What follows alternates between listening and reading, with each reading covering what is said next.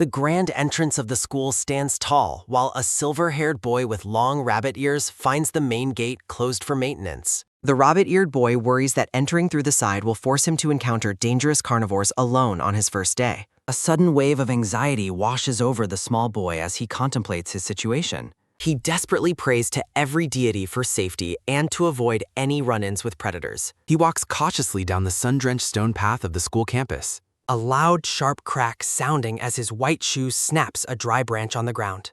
He freezes in terror as he realizes his worst fear has come true. 3 predatory students are watching him. Hoping to remain unnoticed, he attempts to sneak past the group, but one of them stops him.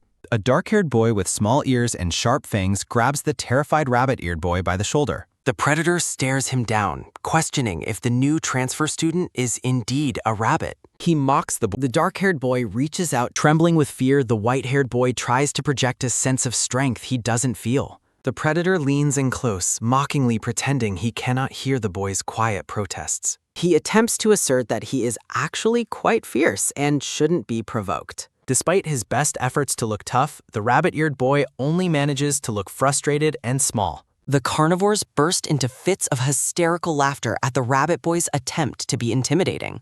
One of the boys casually tosses aside a cigarette, his expression turning cold and menacing. He winds up a powerful punch, intending to show the rabbit-eared student what real force looks like. The other carnivore students watch in stunned silence as the confrontation escalates. A pair of intense, golden eyes narrows as someone new observes the scene. A tall student with blonde hair and lion ears suddenly intervenes, lifting the rabbit boy by his ears. The rabbit-eared boy's eyes well with tears of pain and shock. He realizes with horror that his new captor is a lion, while the blonde boy stares down at him with an unreadable expression. The blonde leader holds the small boy aloft like a prize, pondering the situation. He notices a delicate carrot-shaped earring dangling from the boy's ear. With a sudden motion, the lion-eared leader releases his grip and drops the boy to the pavement. The silver-haired boy clutches his throbbing ears in pain as the leader begins to speak. He looks up, startled by the lion's unexpected attention. The blonde leader looms over him with a predatory grin, asking if he is all right. Overwhelmed by terror, the rabbit-eared boy lets out a deafening scream and bolts away. He flees in a blind panic, lamenting the terrifying nature of both carnivores and lions. A panel contrasts the leader's actual appearance with the rabbit's distorted, monstrous perception of him. He sprints down the walkway as fast as his legs can carry him, his cries echoing through the trees. The other carnivores are dumbfounded that the little herbivore managed to escape from their powerful leader. A smaller student named Sun Rong praises the leader's incredible and intimidating presence. The blonde lion boy looks away, seemingly annoyed by the praise or deep in thought. Sun Rong continues to gush, comparing the leader's aura to that of a king looking down on his rivals. A wave of regret hits the blonde boy as he realizes he likely terrified the newcomer. To hide his embarrassment, the leader orders his followers to run 50 laps as punishment for being late. The carnivore students cry out in despair at the harsh punishment. Safe inside the classroom, the rabbit-eared boy sits at his desk, still shaken by the ordeal. He catches his breath, relieved that he wasn't eaten by the predators outside. Looking out the window, he hopes to never cross paths with the lion again. Unaware, the lion is thinking the exact opposite. Standing in the courtyard below, the blonde leader confirms he has finally found the person he was searching for. Later on campus, the silver-haired boy is surprised to find someone has been looking for him. A handsome, long-haired boy with curved horns arrives, drawing the adoring attention of several female students. The horned student named Lu Wei offers a warm and radiant smile. He approaches the rabbit-eared boy with a friendly morning greeting. The brown-haired student introduces himself as Lu Wei, the class monitor, to the bewildered rabbit boy. The silver-haired boy realizes that the student who greeted him is the class monitor. Lu Wei offers his help with schoolwork while the boy asks about the carnivore area. The monitor explains that there is currently only one road through the school. He looks at the new student with a mysterious and knowing smile. The boy trembles while mentioning the terrifying lion with the scar on his forehead. Lu Wei reassures him that the lion leader, Mu Wei, is actually quite harmless. He questions why the monitor is so certain while they walk through the halls. A sudden, solid bump sounds as the boy walks directly into a large student's back. They find themselves in a dense crowd of students gathered in the hallway. The boy peers over the heads of the other students toward the notice board. He stands on tiptoe, struggling to see what has captured everyone's attention. His attention is taken by a sudden, quick pickup sounding as he is grabbed. Lu Wei lifts the boy high into the air so he can see the posted announcement. They see a sanction notice for the 3 bullies who cornered the boy earlier. The monitor explains that the lion leader frequently patrols the road to prevent bullying. The boy is stunned to realize he completely misunderstood the predator's intentions. He recalls the moment the lion held him while others cheered, feeling a sudden surge of regret. He feels terrible for judging the lion leader based on his species alone. A heavy sense of repentance washes over him as he stands beside the monitor. Lu Wei finds the boy's sudden change of heart to be very entertaining. The scene shifts to the basketball court where students cheer for their leader's skills. Mu Wei dribbles the ball with intense focus, his tail twitching as he moves. He executes a powerful dunk while the silver-haired boy watches from behind a tree. Hiding behind a trunk, the boy wonders how to thank the predator for saving him. A quick lift-up sounds as the blonde leader wipes his face with his jersey. The girls in the crowd squealed in delight at the sight of the athlete's muscles. Feeling intimidated by the crowd, the boy decides to give up on his mission. He takes a final peep as the lion prepares for another shot on the court. A student nearby is startled as he notices a rabbit peeking out from the trees. He lets out a surprise sound as he recognizes the visitor. The student shouts to his leader that the rabbit boy has finally arrived. The blonde lion leader pauses mid-shot as he hears the news. He turns quickly, his jersey fluttering as he looks toward the trees. The silver-haired boy lets out a terrified gasp as his hiding spot is compromised. The two athletes stand in a comical, frozen state of surprise on the court. The basketball falls and a rhythmic bounce sounds as it rolls away. The basketball team stares in awe at the adorable student who has appeared. Mu Wei stands tall and gazes directly at the boy with a stunned expression. The rabbit boy stammers nervously as the powerful predator approaches him. The lion leader is overjoyed to realize that the boy came specifically to see him. He looks down at the boy's tiny hands clutching a large gift bottle. He is struck by how small and delicate the rabbit boy's hands appear. The powerful lion blushes deeply as he studies the boy's fearful face. A firm grip sounds as the leader finally reaches out to take the bottle. His teammates cheer loudly while the rabbit boy stands frozen in the leader's presence. Lu Wei watches the interaction from a distance with a satisfied and knowing look. He offers a simple, quiet confirmation of the interesting turn of events. The lion leader begins to address the trembling student standing before him. He looks down at the drink bottle for carnivores with a look of pure shock. Mu Wei stares at the boy with a gaze full of intense and focused affection. Chibi Bai Ling watches a nature program where a rabbit news anchor explains that herbivores must flee as fast as possible when targeted by predators. Chibi Bai Ling is suddenly approached by a blonde lion boy and quickly scrambles away while apologizing for his sudden and frantic departure. The blonde lion boy stands on a basketball court, being cheered by his followers for his impressive ability to drive other students away. Looking down at his sports jersey, the blonde boy wonders if he has unintentionally scared the little rabbit once again. An off-screen voice invites him to play again under a vast and cloudless blue sky. His teammates urge their boss to continue the game while the blonde boy stares off into the distance with a thoughtful expression. Reaching into his pocket, the blonde boy pulls out a white handkerchief featuring a small, hand-embroidered rabbit design. Transitioning to a childhood memory, a group of cat-eared bullies confronts a younger version of the blonde boy in a suburban alleyway. The bullies demand the young lion boy hand over his valuables while he sits trapped against a red brick wall. The young blonde boy wipes his mouth and defiantly insults his attackers until his attention is taken by a sudden, sharp "ah" sounding.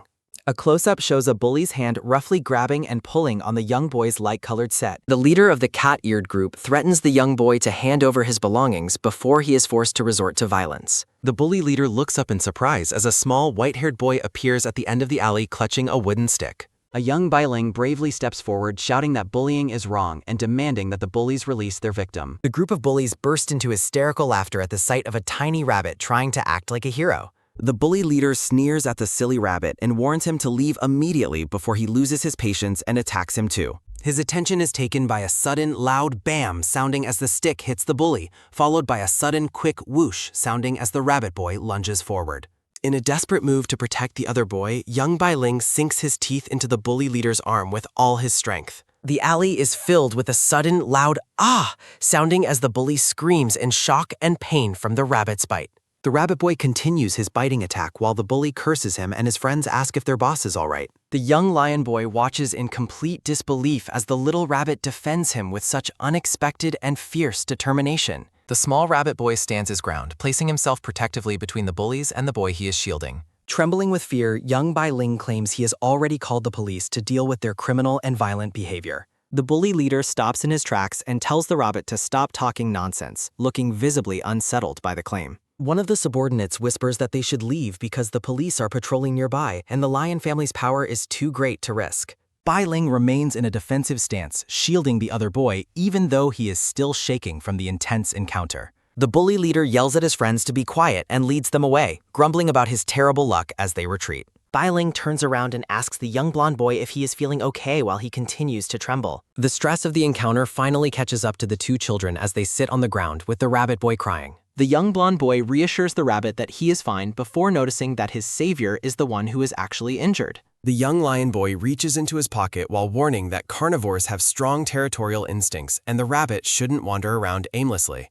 The two children look at each other with wide, shimmering eyes, sharing a quiet and profound moment of mutual recognition. As the blonde boy wraps a bandage around the rabbit's hand, Bai Ling points out that he is also just a child himself. Seeing that the blonde boy is also hurt, Bai Ling reaches out to help, but the lion boy suddenly jerks his hand back. Looking flustered, the young blonde boy stammeringly denies that he was trying to withdraw from the little rabbit's touch. Bai Ling tells the other boy to return home safely and quickly runs away down the brick-walled alley. The young blonde boy watches the rabbit disappear, stunned that he was actually rescued by such a small and brave herbivore. His attention is taken by a sudden, heavy whack, sounding as a punch lands forcefully on an opponent. In the present, the blonde boy stands amidst defeated thugs, while his horned companion, Mu Wei, advises him to stop provoking gangsters. Mu Wei remarks on the boy's gentlemanly persona at school, to which the blonde boy asks if he is still not used to his true nature. The two walk side by side in silence as a gentle breeze blows through the nearby trees and garden. The blonde boy mentions hearing about a new transfer student in his class, prompting a curious response from his horned friend. With a slight blush, the blonde boy asks if Mu Wei knows what rabbits like to eat, or if they simply consume grass. Mu Wei explains the variety of food for herbivores and asks if the boy is changing his diet, but a sudden shout interrupts them. A boy with a large raccoon tail hangs upside down from a tree branch, greeting his friends with a cheerful laugh. The raccoon-tailed boy mentions seeing them rush over and correctly guesses that they were just involved in a physical fight. The blonde boy indicates his companion as the victim of the thugs while the raccoon boy recognizes the horned student, Mu Wei. Mu Wei smiles as he credits the blonde boy for saving him from being assaulted by the group of bad guys. Mu Wei expresses his sincere gratitude and apologizes for the frequent trouble he seems to bring upon his friend. The horned boy rubs his head, looking weary and slightly overwhelmed by the day's stressful and chaotic events. Lu Wei tells the silver-haired boy to be careful as he carries him on his back, while a sudden close-get-close sound in confirms their proximity. The monitor mentions that the lion leader saves the boy from bullies every time and offers to cover for him in the future as well. The silver-haired boy expresses his gratitude and thinks that the monitor is extremely reliable. A cute, rhythmic hug-hug sounding follows as the chibi monitor keeps the boy close. As they walk away, a sudden, clumsy stagger sounding occurs while the lion leader irritably calls them bastards. Mu Wei reflects on how he hasn't seen the monitor look that happy in an entire year. He realizes that if he uses the monitor's methods, he might be able to win over the little rabbit soon. A sudden, sharp achoo sounding erupts as the boy sneezes while sitting at his desk. The boy rubs his nose tiredly. He wonders who could possibly have been talking about him all day long. Students gather in the bustling cafeteria. The boy enjoys his burger, noting a safe 3-meter distance from carnivores, while a sudden, quiet put-down sounding marks him finishing his meal. Mu Wei is startled to see the herbivore student sitting in the mixed restaurant area. A sudden, heavy stun sounding marks the leader's shock as his companion asks if something is wrong. The two predators sit in silence. Mu Wei praises the boy's courage for coming to the mixed restaurant, but notices something concerning on his body. He watches from behind and thinks that the boy's behavior is very typical of his style. The lion leader watches with interest. A group of students laughs hysterically while a sudden booming talking loudly sounding fills the room. One student playfully flips a knife, boasting about his skills to his friend and offering to show him a trick. A sudden, sharp whoosh sounding is followed by a surprised what sounding as a thrown knife stabs directly into the boy's burger. The boy freezes in terror. The bullies joke about stabbing the wrong target and mocking the rabbit boy for being scared enough to cry. The student laughs it off as a simple mistake and prepares to show the boy another trick. He is suddenly paralyzed with fear as the lion boss looms over him with a terrifying expression. Mu Wei grabs the student by his collar and sternly asks if he knows the true purpose of this restaurant. A sudden, quick sneak sounding as the boy tries to flee while the leader tells the troublemakers to get out if they aren't eating. A heavy, forceful bam sounding echoes as the offenders are tossed out of the building. The silver-haired boy weeps over the loss of the limited edition burger he worked so hard to obtain. He tearfully considers if it is still possible to remove the knife and save his meal. He looks up in absolute bewilderment as a tall figure approaches him. A soft reach sounding accompanies the lion leader stretching his hand toward the trembling student. A sudden, quick avoid sounding as the boy winces and pulls back in fear. A sudden, quiet open eye sounding marks the moment he realizes the leader isn't attacking him. Mu Wei studies him with a serious gaze and points out that the boy has been injured. A sudden, gentle lick sounding as the lion tastes the blood from the small cut on the boy's finger. The boy is Mu Wei studies him with intensity. He takes the boy's hand gently. The boy's face turns bright red.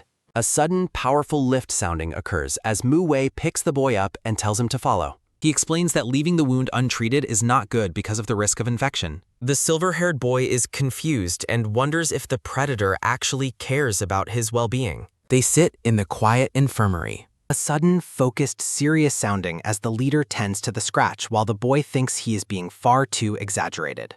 Mu Wei finishes the task with a satisfied declaration that he is done. He smiles warmly and reassures the boy that there is no longer any need to worry about the injury becoming infected. The boy stares at classmate Mu Wei with a look of stunned disbelief. A sudden, soft wipe sounding as the lion leader dries the tears and sweat from the boy's face. Silence falls between the two students. The rabbit boy notices the lion's sudden, jumpy reaction. Bai Li asks what is wrong while looking confused. The lion leader blushes while proudly gesturing to himself. Mu Wei leaves the silver-haired boy alone in the room. He wonders why a notebook just fell onto the floor. His hand reaches out as a sudden, quick pickup sounding occurs. The rabbit boy studies the contents of the dropped notebook. The notebook contains a detailed hunting plan for Bai Li. He stares in horror at the drawings of a rabbit and care. Mu Wei tells the doctor to pull him slowly. Mu Wei watches as a sudden, fearful trembling sounding comes from the bed. The doctor examines the shivering patient and notes the risk of future infection. Mu Wei focuses intensely as a sudden, sharp clatter echoes. A piece of carrot snaps off with a sudden, sharp crack sounding. Mu Wei blushes while thinking that the carving still resembles the boy despite the flaw. He carefully arranges the figures as a sudden, quick pickup sounding occurs. Mu Wei admires his handiwork and notes his improving carving skills. Chibi Mu Wei encourages himself to continue his creative project. He straightens his clothes while a sudden, careful fixing sounding marks his preparation. The lion leader studies his reflection with a focused gaze. Mu Wei stands before his father in a quiet moment. Mu Wei practices a greeting for Bai Li with a fierce expression. Mu Wei washes his face and rejects his previous intimidating expression.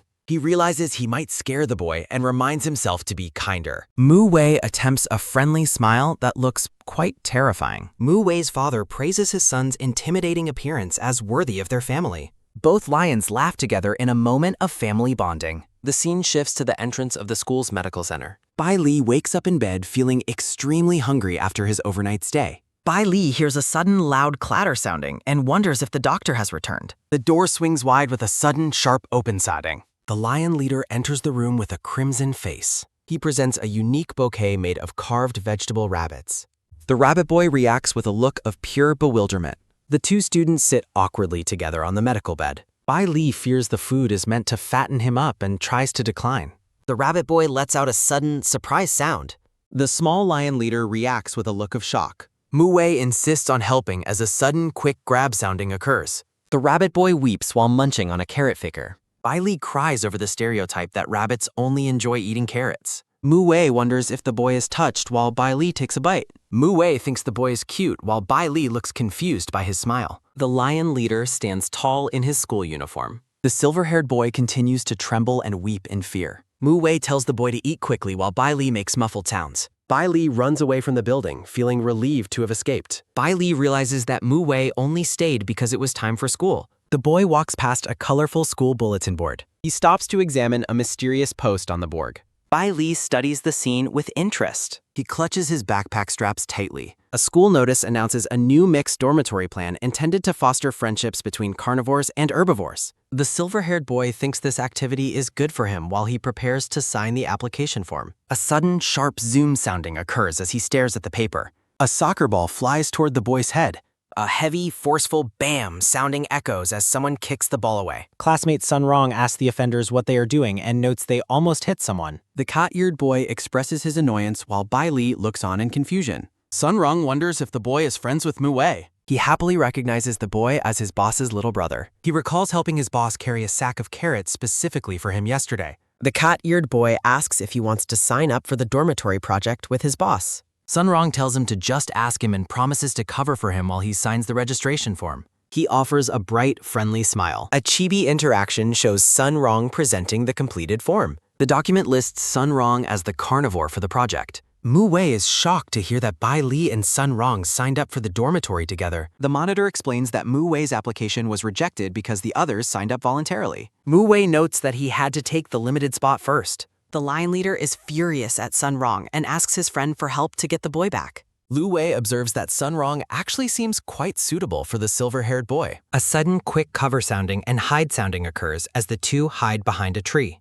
A sudden, quiet shh sounding follows as Mu Wei notes that the target is there. A sudden, quiet, great sounding marks the moment Mu Wei spots the pair at the court. Bai Li cheers for Sunrong and praises his performance. A sudden, loud hey hey sounding echoes as Sunrong waves back from the game. The cat-eared student gives a comment. Mu Wei feels like his toy has been robbed while the boy offers Sunrong a drink. He notes Sunrong never smiled at him that way and asks his friend for help. Bai Li notes that his companion is very handsome and amazing despite his height.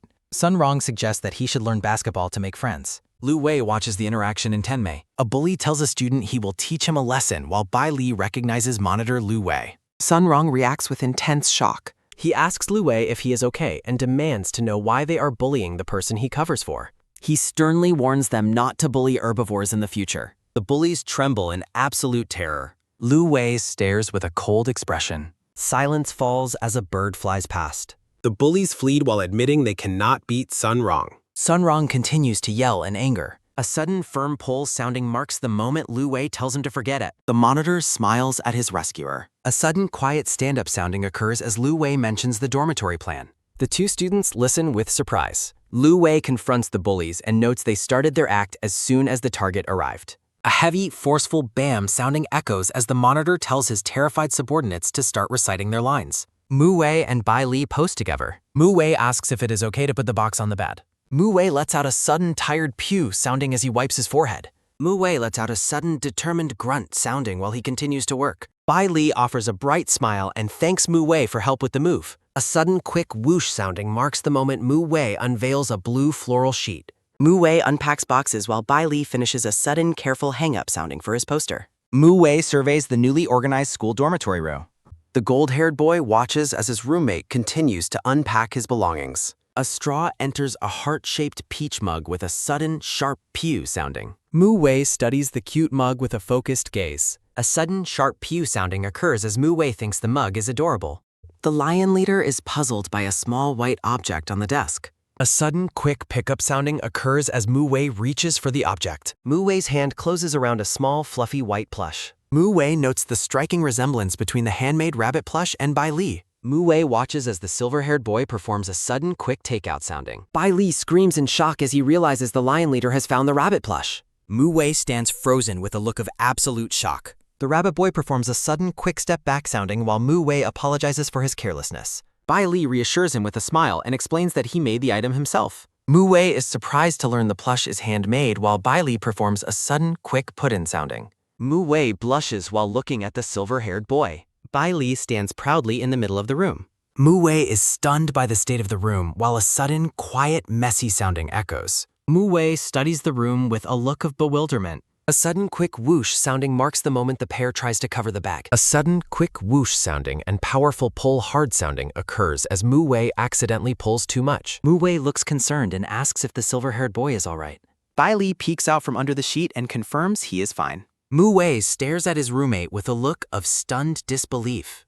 A sudden, quiet clean sounding marks the completion of their cleaning task. A sudden, heavy pull sounding occurs as Mu Wei prepares to move in with the boy. Mu Wei struggles with the weight of a heavy black training bag. A heavy, forceful bam sounding echoes as Bai Li trips and Mu Wei warns him to be careful. Mu Wei studies the scene with a worried expression. Bai Li steadies himself against the tall lion leader.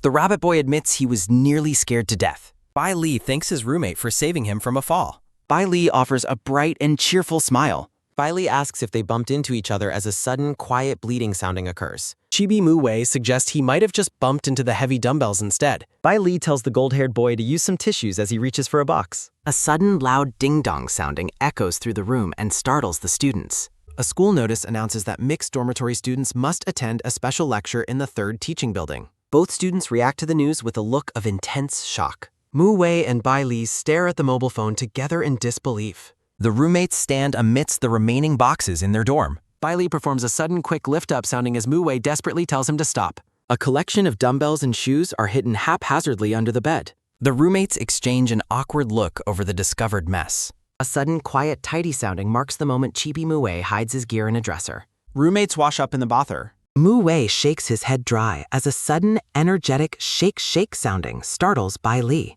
The lion leader lets out a sudden, weary pew sounding while looking refreshed. The drenched rabbit boy looks stung. Mu Wei roughly dries his roommate's hat. Mu Wei urges his roommate to hurry while Bai Li struggles with the dormitory door lock. A sudden, surprised "huh" sounding occurs as they find monitor Lu Wei carrying Sun Hong. Bai Li wonders if the pair hasn't left for class yet. Lu Wei explains that his companion is being uncooperative while he carries him. Sun Rong naps on the monitor's back. Students gather in the mixed classroom. The horned teacher announces a test and tells everyone to pass their papers forward.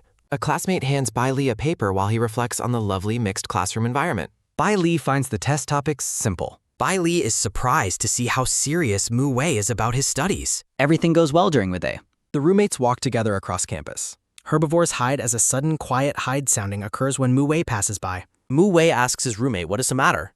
Bai Li reassures him that everything is fine. Bai Li wonders if his roommate is simply used to being avoided by others. Students avoid the pair in the cafeteria. Mu Wei serves food at the table. Mu Wei notes the quiet atmosphere while Bai Li mentions he used to come here to practice courage. Mu Wei sets down the mean tray. Bai Li apologizes for avoiding and misunderstanding the lion leader in the past. Mu Wei insists that such reactions are normal and it is okay. Bai Li feels that the discrimination is unfair because Mu Wei is clearly a good person.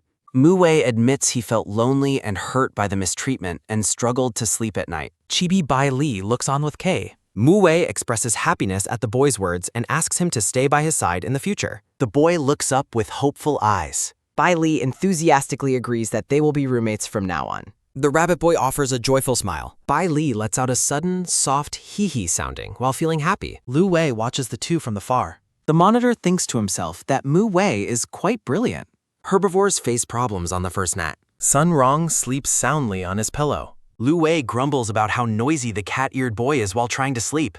The focus shifts to the next room. Mu Wei and Bai Li sleep peacefully. The little rabbit rests without any bother. Sun Rong cheers for break time and suggests eating out instead of going to the cafeteria. Sun Rong is excited for lunch. Mu Wei smirks and mentions that they brought their own food today. Sun Rong falls backward in shock. Sun Rong is stunned by the boss's cooking skills, while Lu Wei asks if Bai Li made the meal. The roommates show off their loach back. Sun Rong is eager for the food. Two beautifully prepared bento boxes featuring animal-shaped rice and varied sides are displayed. The cat-eared student looks at the food with wide, shimmering eyes and exclaims at the sight of meat. The silver-haired boy clarifies that it is actually artificial meat and mentions that Mu Wei refused his offer to make some for him. Bai Li looks slightly dejected while admitting he feels embarrassed for making the lion leader eat food he likes. Mu Wei explains that eating less meat is a small price to pay for their two groups to eliminate estrangement and live in harmony. A sudden, loud shout for the boss echoes as Chibi Mu Wei eats his meal.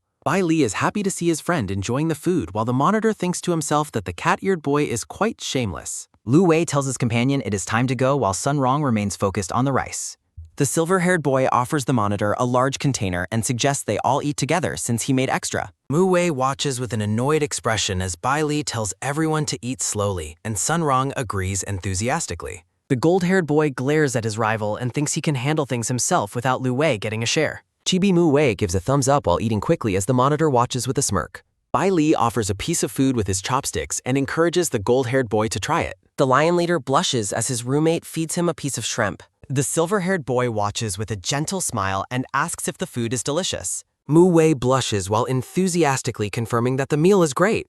The roommates share a sweet moment while Sun Rong continues to stuff his face with food. Lu Wei watches the scene with a serious and contemplative gaze. The monitor watches as the cat-eared boy happily eats a piece of meat. Lu Wei smiles playfully and claims he twisted his finger and cannot eat by himself. Sun Rong looks up in surprise while holding a meatball on the stick. The cat-eared boy happily feeds the monitor a piece of food. Chibi Lu Wei looks satisfied while his companion continues to eat noisily. A sudden heavy bam sounding echoes as Mu Wei punches a blue heavy bag during a late-night workout. A sudden, sharp clatter sounding occurs as someone enters the room. Mu Wei looks back in surprise as the silver-haired boy emerges from the bathroom and says he can use it now. Mu Wei reacts with shock while his roommate looks on with a questioning expression. A sudden loud bang sounding marks the moment the cat-eared student bursts into the room shouting for Bai Li. Sun Rong looks terrified and screams for Alt. The cat-eared boy begs his boss to hurry up and save him. Mu Wei holds the frantic boy back by the head while Bai Li looks on in confusion. Sun Rong cries out that the antelope is forcing him to study, and he refuses to do it. Lu Wei appears at the door and tells his companion to return to his studies and stop disturbing others. Sun Rong protests that it is late and he wants to sleep instead of learning. Bai Li tries to intervene while the monitor shows off a test paper and says the boy can sleep once he earns 10 more points. Floating scorecards compare the students' grades with Bai Li at the top. Sun Rong asks what is happening while looking at a friend. Chibi Sun Rong is dragged away while Mu Wei watches with a stoic expression. The cat-eared boy continues to complain as he is pulled out of the rear. A sudden firm pull sounding occurs as Lu Wei drags Sun Rong away while wishing the roommates a quiet night in their own world. The roommates look confused as the monitor tells them goodnight. Bai Li looks at his roommate with a bright smile. The gold-haired boy announces he is going to take a bath as night falls over the campus. A sudden quick whoosh sounding marks the moment Bai Li sits on the back. Bai Li sits behind his shirtless roommate and begins to blow-dry his golden hair. The silver-haired boy gently runs his fingers through the lion leader's damp hair. Bai Li turns the dryer off and asks if it feels more comfortable than doing it alone. A sudden soft touch sounding occurs as Chibi Bai Li continues to pet Mu Wei's head and receives a happy confirmation. Mu Wei blushes deeply and offers to help his roommate in return. Bai Li looks surprised by the sudden offer. Mu Wei asks for clarification. The gold-haired boy expresses his concerns. Mu Wei helps dry his mick hair. A sudden, gentle touch sounding occurs. The roommates sit on the bed pipetter. Chibi Bai Li reflects on his progress. Mu Wei runs on the school track. The official announces the runner's fast time. Mu Wei looks ahead with intense focus. A sudden, rhythmic pant sounding occurs. The official announces the next fast time. Mu Wei praises his roommate's running. Bai Li laughs while catching his breath. The rabbit boy rests after his run. The lion leader blushes while scaring. Chibi Bai Li suggests a game together. Lu Wei watches the pair playing together. 3 cat-eared students discuss their boss. A cat-eared student plots a lesson. Sun Rong struggles on the track. A caption identifies the slowest runner. Bai Li looks on with great concern. Lu Wei explains his companion's athletic struggles. A sign labels the mixed bathroom entrance. Bai Li asks why his roommate hesitates. Mu Wei stares ahead in deep shock. The lion leader holds his bath bucket. Bai Li warns his friend about catch and hold. Mu Wei tells his roommate to proceed. A sudden, quiet drop sounding occurs. The roommates shower in adjacent stalls. A sudden, quiet sneak sounding occurs. A soft sounding echoes softly. Chibi Mu Wei has a massive nosebleed. Mu Wei makes an excuse while collapsed. Sun Rong enjoys his shower alone. A sudden, surprising sound occurs. The cat-eared student looks completely stunned. Chibi Sun Rong orders the monitor out. Mu Wei tells his roommate to leak. A sudden, heavy bam sounding with hers. A sudden, powerful, strong sounding occurs. A sudden, weary pant sounding occurs. A sudden, fast run sounding occurs. The roommates play basketball on campus. Bai Li tries to guard his roommate. A sudden, quick avoid sounding occurs. Mu Wei reaches out during the game. Narrative text dismisses any lingering concerns. Bai Li sits with a Tom shirt. Chibi Mu Wei sits with torn clothes. Bai Li touches his roommate's back and reassures him that it didn't hurt and was simply a shock to have his clothes torn.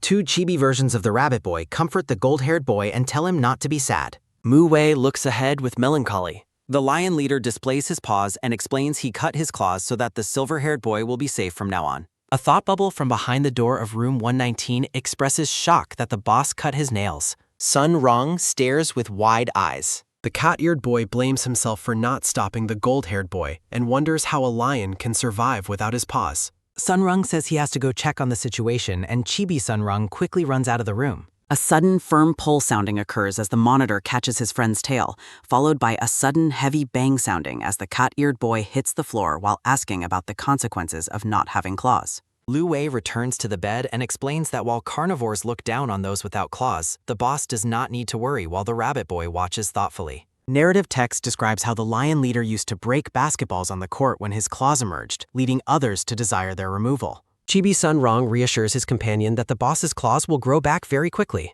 A sudden, firm press sounding occurs as the monitor pins the cat-eared boy to the bed, causing him to cry out in surprise. Lu Wei smiles playfully and asks if the cat-eared student is also afraid of hurting the rabbit boy since the boss cut his claws. Sun Rong reacts with a deep blush as a sudden, sharp stun sounding marks his shock at the monitor's insinuation. Mu Wei watches the interaction between his two friends from the doorway. Bai Li calls out to the gold-haired boy with a hopeful smile. Chibi Sun Rong pushes his friend away. A sudden, loud shout sounding occurs as the cat-eared boy embraces the monitor while the roommates watch. Lu Wei thinks to himself that the boy is stupid before Mu Wei announces that the lights are going out and they must return to their room. The roommates enter room 120 together. Mu Wei looks back with a confused expression. The rabbit boy takes his friend's hands and vows to be responsible for protecting him until his claws return. Bai Li looks on with determination. Mu Wei blushes deeply and remains silent. The chibi roommates hold hands affectionately. Mu Wei practices boxing in the mirror. A sudden heavy bam sounding occurs as the gold-haired boy punches the doorframe. Chibi Mu Wei exercises carefully in the background while the silver-haired boy sketches at the desk. A sudden quiet move sounding occurs as Mu Wei approaches his roommate. The gold-haired boy leans over and asks what his friend is painting. A sudden quick hide sounding occurs as Chibi Bai Li covers his drawing in a panic. The silver-haired boy offers a sweet smile. Mu Wei blushes up a fight. A sudden quick whoosh sounding occurs as Mu Wei runs toward room 120 thinking he will not disturb anyone while exercising. The cat-eared boy shouts for his boss's help while being pinned to the bed by the monitor. Mu Wei enters room 119 and questions what is happening to the bed. Lu Wei pins his companion and asks for his boss's opinion on the arrangement. The monitor explains that because the cat-eared boy has poor sleeping habits and rolls under the bed, he decided to put the two beds together. Chibi Lu Wei teases his friend as Mu Wei notices the cat-eared boy's unsheathed claws poking out from the duvet. A sudden, loud slam sounding occurs as the gold-haired boy closes the door with a serious expression. A sudden, fast run sounding occurs as Mu Wei retreats down the holler. Bai Li welcomes his roommate back as Chibi Mu Wei explains the combined bed situation in the next room. The rabbit boy wonders if that implies they are sharing a single good. Mu Wei worries about scaring his roommate before explaining that the others are trying to overcome their territorial instincts to live in harmony, leading Bai Li to ask if they can do the same. Mu Wei considers the request and admits it's not impossible. The lion leader announces he is going to take a bath first. Chibi Bai Li wonders if he is the only one feeling embarrassed by the suggestion. Mu Wei enters the tiled bathroom alone. Mu Wei blushes deeply and announces that they're going to sleep together. Night falls over the campus while Sun Rong looks awkwardly at the monitor as they share a bed. Mu Wei lies awake in his own bed and thinks to himself that he is too nervous to sleep at all. A sudden, quiet sneak sounding occurs as the gold-haired boy watches his roommate. Bai Li sleeps soundly on his flory pillow. A sudden, quiet, get-close sounding occurs as the lion leader leans toward the other bed. A sudden, quiet sleep sounding occurs as Mu Wei smiles and thinks about how sweet his roommate smells. A sudden, quiet, open eyes sounding occurs as Bai Li wakes up and thinks that his friend is acting like a cat while chibi versions of the roommates cuddle. A sudden, quiet, get-close sounding occurs as the silver-haired boy wonders if his friend is fond of his scent. A sudden, soft sniff sounding occurs as Bai Li catches a familiar yet different scent from Mu Wei while he rests. The rabbit boy focuses on crafting a snail-shaped cot scratcher toy with a pair of scissors. Chibi Bai Li sits in the bathroom and announces that his project is finally finished. The silver-haired boy thinks to himself that he will give the gift tomorrow night and hopes his friend's claws grow back soon. A sudden, sharp clatter sounding occurs as a hand flips the light switch. A sudden, quiet search sounding occurs as Mu Wei wakes up in confusion and looks for his roommate. Mu Wei finds the bad key. A sudden, quiet sleep, deeply sounding, occurs as the roommates fall asleep together, while Chibi Bai Li hopes his friend will like the gift. A sudden, loud ring-ring sounding occurs at the court, and the official announces that class is over while one student tells the other to go back first. Mu Wei looks around and grunts. Mu Wei holds several heavy basketballs. Bai Li laughs cheerfully while resting. Bai Li raises a single hand. Chibi Mu Wei helps the trembling cat-eared student with the equipment while Sun Rong insists he is fine. The gold-haired boy thinks to himself that the load is too heavy and tells his companion to go take a shower first. Bai Li explains to himself that he needs to get used to the bathing arrangement for a while. Bai Li smiles brightly at himself. Bai Li thinks about going back to the dorm to shower and wait for his friend, deciding it would be more polite to present his gift there instead of the bathroom. Two cat-eared students approach and demand that the little rabbit help them retrieve their volleyball. Bai Li reacts with sudden shock. The volleyball rolls toward the boy. Bai Li stares at the ball. A sudden, firm point sounding occurs as the other students order the silver-haired boy to put the ball in the basket. Bai Li hesitantly agrees to the request. The rabbit boy thinks to himself that he is making progress in dealing with others thanks to his roommate's influence. Bai Li reacts with terror as he realizes he has been net-apped. The silver-haired boy shouts through the door that he hasn't left yet, while a bully laughs outside about locking him in deliberately. The cat-eared students complain that a rabbit has taken their boss and changed him, warning Bai Li to stay away from Mu Wei. The silver-haired boy raises his hands in panic as he remains trapped inside. Bai Li shouts through the door and asks if there is a misunderstanding so they can talk it out. Bai Li looks very disgusted. Bai Li worries to himself about what to do since he didn't bring his phone to physical education class. The silver-haired boy calls the bullies rude and begs for someone to help him open the door. Chibi Mu Wei peers into room. Mu Wei finishes his quiet shower. Mu Wei reveals his toned torso. Mu Wei returns to his room. The gold-haired boy thinks to himself and wonders why his roommate is not there. Chibi Mu Wei bursts into the neighboring room and calls out for Bai Li. Sun Rong looks up from his phone in surprise while the monitor continues reading. Mu Wei looks ahead with concern. The brown-haired monitor commands his companion to sit up. Mu Wei asks his friends if they have seen his roommate as the silver-haired boy was missing from the bath. Panic sets in for the gold-haired boy as he fears he has lost his friend. Bai Li stands alone in a dim storage room surrounded by stacked boxes. A sudden quiet step sounding marks a cautious movement. Chibi Bai Li makes a sudden high jump sounding toward a bright light above. A sudden heavy fall down sounding occurs as the boy's hands slip from the ledge. The little rabbit tumbles to the floor next to a tipped box. Bai Li cries over his repeated failure and realizes he needs more height to reach his goal. Narrative text instructs anyone who sees the rabbit boy to notify the student union or Mu Wei immediately. Bai Li worries about how much his roommate must be panicking. The sun begins to set over the campus dormitories. A desperate voice asks nearby students if they have seen the little rabbit. Mu Wei aggressively grabs a passerby, demanding information about his missing friend. Sun Rong tries to calm the boss, reporting that they have searched nearly every corner of the school without success.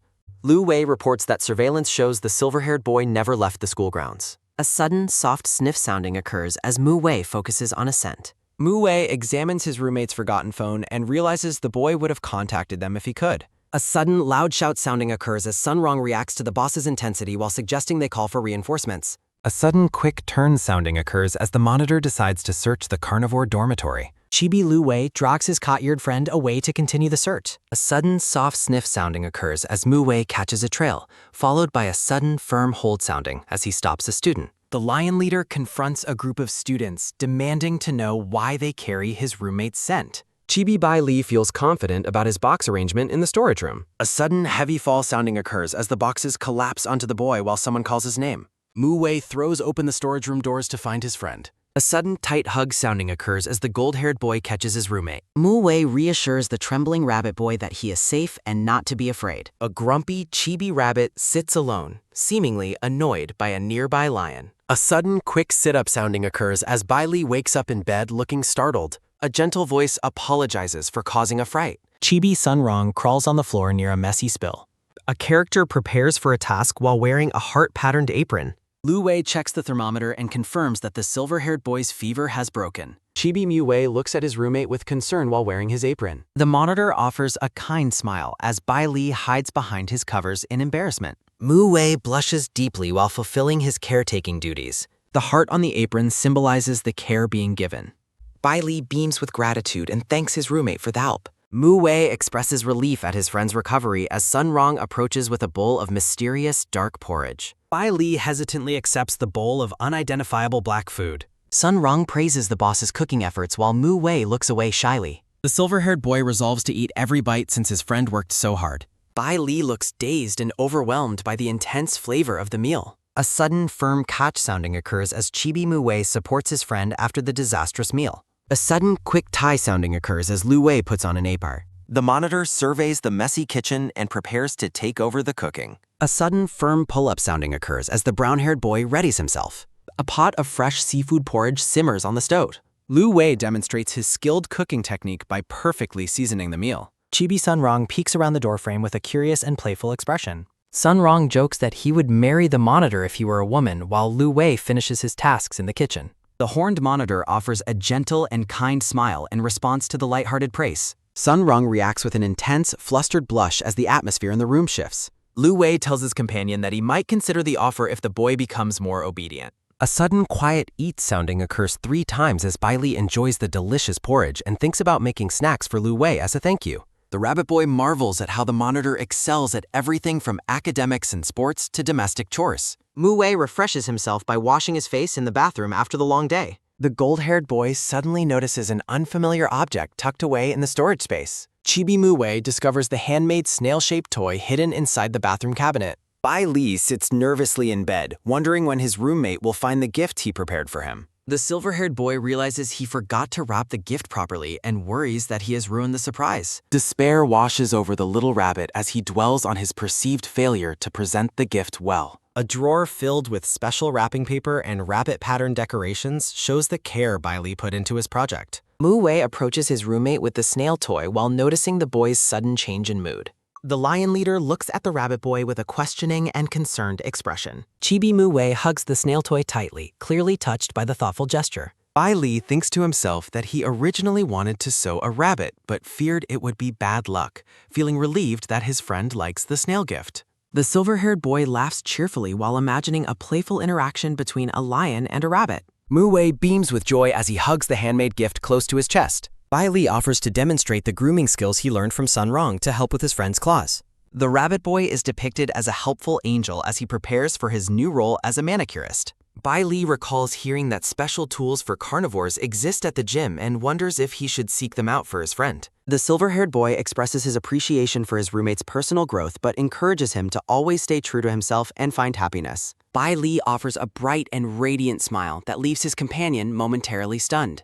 Chibi Mu-wei reacts with shock and a heavy blush at the rabbit boy's overwhelming cuteness. The silver-haired boy's pure and sounding occurs as Mu-wei becomes completely overwhelmed by his roommate's charm. Night falls over the dormitories as a sudden, soft whoosh sounding occurs twice while Sun Rong works on the floor near Lu Wei. The horned monitor looks down at his friend with a serious and weary expression. Sun Rong explains that he was working on the floor to keep the bed clean and prevent his roommate from having to do extra laundry. Lu Wei responds with a deadpan thanks for the strange and unnecessary effort. Sun Rong tells the monitor that he saw a completely different side of their boss while visiting next door. The cat-eared boy describes how intense the lion leader became during the search for Bai Li yesterday. A flashback shows Mu-wei focused on a scent with a sudden, soft sniff sounding occurring twice. An idea strikes Sun Rong as he discusses the developing relationship between the lion and the rabbit. The brown-haired monitor asks for clarification on the point his friend is trying to make. Sun Rong pauses to think deeply about the bond between their roommates.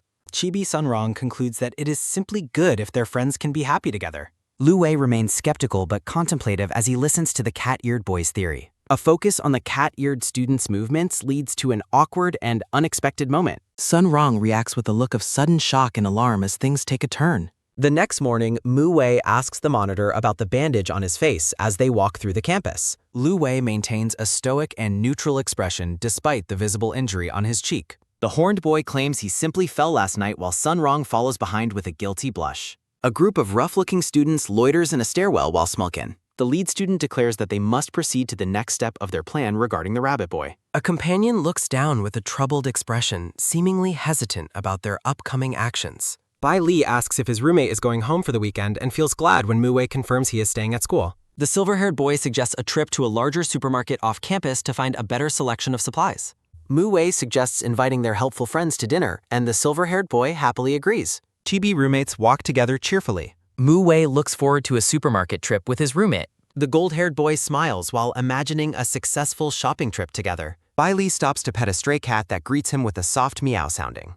The rabbit boy gently strokes the small cat's neck. A sudden, sharp gasp sounding occurs as Bai Li realizes he's lost sight of his friend. Mu-wei runs into the horned monitor and asks why he is alone without his usual companion.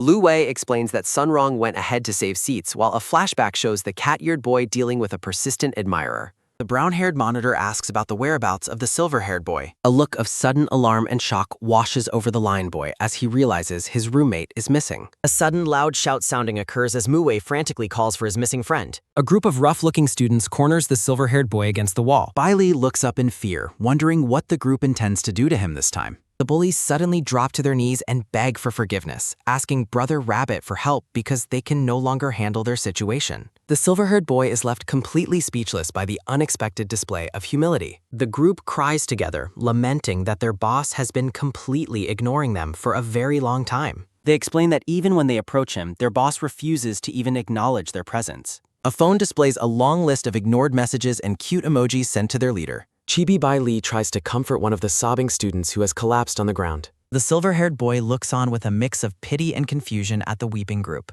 Bai Li gently pats the crying boy's head to calm him down. A huge hand reaches down toward the back of the crying student's head. A sudden, angry shout sounding occurs as Mu Wei looms over the scene, demanding to know if they are threatening his roommate again. The three students immediately cling to their leader's legs, crying out in desperate relief. Bai Li watches the chaotic reunion with a look of mild disbelief. Mu Wei admits he ignored them intentionally as a profound lesson for their past behavior toward his classmates. The group promises to never misbehave again and guarantees their future obedience to the lion boy. The students bow deeply to the silver-haired boy in a formal apology. Chibi Bai Li beams with a pure and forgiven smile. Mu Wei reassures his roommate that he will always prioritize his care, fearing that the boy might feel disappointed otherwise. The gold-haired boy takes his friend's hands and offers a sincere look of appreciation. The roommates share a tender moment while the other students watch from a distance. The Chibi duo says goodbye and encourages the group to avoid any future quarrels. The remaining students discuss how the rabbit boy is actually a good person and worthy of their boss. Mu Wei stands outside a dormitory door and gives a sudden, quick knock sounding. The lion leader invites his friends to join them for a meal in the cafeteria. Lu Wei stops him at the doorway, warning him that the floor is still wet and he must wait. Chibi Sun Rong sits grumpily on a counter, complaining about how hungry he has become while waiting all morning. Mu Wei stands by as the monitor prepares a bag of trash to be taken out. The gold-haired boy suggests eating immediately, but his friend accuses him of playing dumb to avoid chores. Bai Li arrives at the door and is greeted by the horned monitor asking if he is ready for lunch. Lu Wei gives a kind smile and asks the rabbit boy if he wouldn't mind helping with the rubbish. A sudden, quick wave sounding occurs as the silver-haired boy agrees and heads off with his roommate. Lu Wei notes that Mu Wei's obvious feelings show he has low standards, while a hungry Sun Rong continues to complain. The monitor scolds his companion for being lazy all morning despite his loud complaints. A shot of the campus shifts to a phone screen showing a reminder about the limited snack bar products. Mu Wei looks at the massive crowd gathered at the snack stall. The gold-haired boy decides to skip the purchase because the line is simply too long. The scene fades as the sun continues to shine over the school buildings. The horned monitor stands quietly in a room. Looking at his phone, Lu Wei complains that his friend cannot even be bothered to line up. Bai Li watches the massive line at the snack stall and laments that he cannot eat any red bean cakes today. Mu Wei suddenly appears and offers to buy the limited edition treat for his friend. The silver-haired boy insists it is no need because it would be too much trouble. Sun Rong arrives and announces to the group that he has finally found them. The four friends sit down for wedge. Bai Li looks at the tray and asks why his roommate brought a fruit box. The cat-eared boy looks on with an annoyed expression while imagining a girl giving a gift to the monitor. Mu Wei places his hand over the small box. Sun Rong continues to glare suspiciously. The gold-haired boy tells his friend that he will throw the food away if he does not eat, citing his misophobia. Sun Rong is shocked to see the red bean cakes and realizes Mu Wei actually bought them. Chibi roommates share the snacks together. A close-up shows the round kick. Mu Wei feeds the treat to his friend. The gold-haired boy looks at his fingers. Mu Wei blushes deeply and thinks to himself that he will never wash his hands again. A sudden, quiet tsk sounding occurs as Chibi Lu Wei looks away. A sudden, rhythmic bite sounding occurs as the monitor eats the last piece of fried tofu, while Sun Rong cries out in protest, leading Lu Wei to think that he feels much better now. Bai Li wonders to himself if his friend really suffers from misophobia. The roommates arrive at the supermarket entrance. As they shop, Mu Wei thinks to himself that he is starting to know his friend a little better. The gold-haired boy offers a gentle smile. Bai Li reaches for the shelves and mentions that their friends agreed to have hot pot for dinner. The silver-haired boy beams with joy. The pair continues browsing yaos. A couple is seen being affectionate. Chibi Mu Wei observes how intimate everyone around them seems to be. Another couple walks by the Proteus. Two friends are seen laughing together. The gold-haired boy pushes the cart quickly and tells himself that the other friends do not count. The roommates walk through the store. A hand is placed on handle. A sudden heavy gulp sounding occurs as Mu Wei becomes extremely flustered by their proximity. The gold-haired boy looks away nervously. Chibi Bai Li reaches for a bag of sacks. The silver-haired boy excitedly points out the vanilla potato chips. Chibi Bai Li grabs his friend's sleeve. The rabbit boy offers a sparkling look. A sudden rhythmic but dump sounding occurs as Mu Wei feels a metaphorical stab to the heart from his roommate's cuteness. A close-up of the chip bag. Mu Wei asks if his friend likes that flavor and wonders if one bag is enough. Bai Li explains that he never tried them because they were too high on the shelf and is happy to finally have a chance. The gold-haired boy vows that he will help him reach them from now on. A sudden soft thud sounding occurs twice as Bai Li smiles purely at the gesture. Chibi Bai Li points to a lie bat. The rabbit boy asks for cucumber-flavored biscuits. A poster advertises a vegetable fail. Chaos erupts in the vegetable section as customers fight over produce while Mu Wei and Bai Li frantically call out to find each other in the crowd. Mu Wei takes Bai Ling's hand and asks him to come closer. The lion-eared boy pulls his companion close, warning him to be careful. Their attention is taken by a sudden, soft hug sounding as the two embrace tightly. In the middle of the crowd, the two friends share an accidental and surprising kiss. Both boys blush intensely following the incident while a small chibi cat screams in the background. His attention is taken by a sudden, quick roll sounding as the rabbit boy flees in embarrassment. Mu Wei reflects on his encounter with the cute rabbit boy while his mother shops nearby. A profile introduces Wei Lin, the energetic mother of Mu Wei. Wei Lin is delighted to find her son and his adorable friend in the grocery store. Her attention is taken by a sudden, sharp whoosh sounding as the mother warns her son to be careful with the heavy bag. A graceful hand reaches out to catch the slipping bag of rice. Wei Lin effortlessly holds the heavy load, leaving her son in a state of shock. Mu Wei thanks his mother while she continues to remind him to be mindful of his surroundings. Chibi versions of the crowd look on as the lively mother takes charge. The group finally finds a quiet area of the store to continue their shopping. Bai Ling is surprised by a sudden movement while he and Mu Wei push the shopping cart. Their hands accidentally touch while sharing the handle of the metal cart. The rabbit boy reacts with a wave of intense blushing at the physical contact. Mu Wei tells his friend that it isn't a big deal and they should just head to the checkout. The lion-eared boy is puzzled by why his companion has suddenly stopped moving.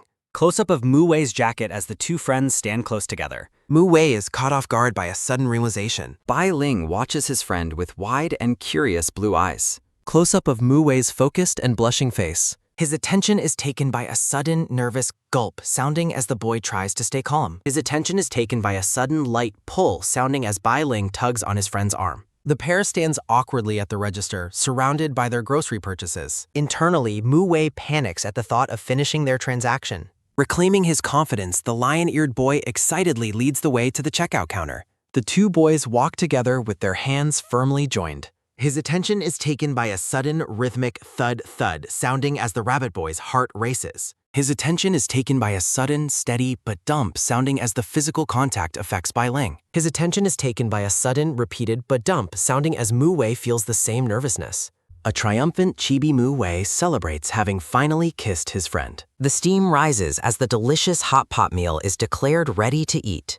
The group gathers for dinner, including a gray-haired girl with horns. Two sets of chopsticks collide while trying to grab a single piece of meat. Mu Wei offers a choice morsel of food to a grateful Bai Ling. The two friends share a pleasant meal while their companion watches with an annoyed expression. His attention is taken by a sudden, quick snatch sounding as the horned girl takes the food. The girl enjoys the food she took from the pot with a satisfied hum. Their attention is taken by a sudden, noisy clatter sounding as everyone fights for the last bites. Bai Ling reacts with pure delight at the amazing flavor of the meal. The rabbit boy looks on with an expression of absolute culinary bliss. Mu Wei and Sun Rung stare each other down across the table. Their attention is taken by a sudden, fierce roar sounding as the battle for the sausage begins. Sun Rung grumbles about Mu Wei ignoring her in favor of his new friend. A bold demand for the return of a stolen corn sausage. Mu Wei pins the girl down and demands a kiss as compensation for the food he swallowed.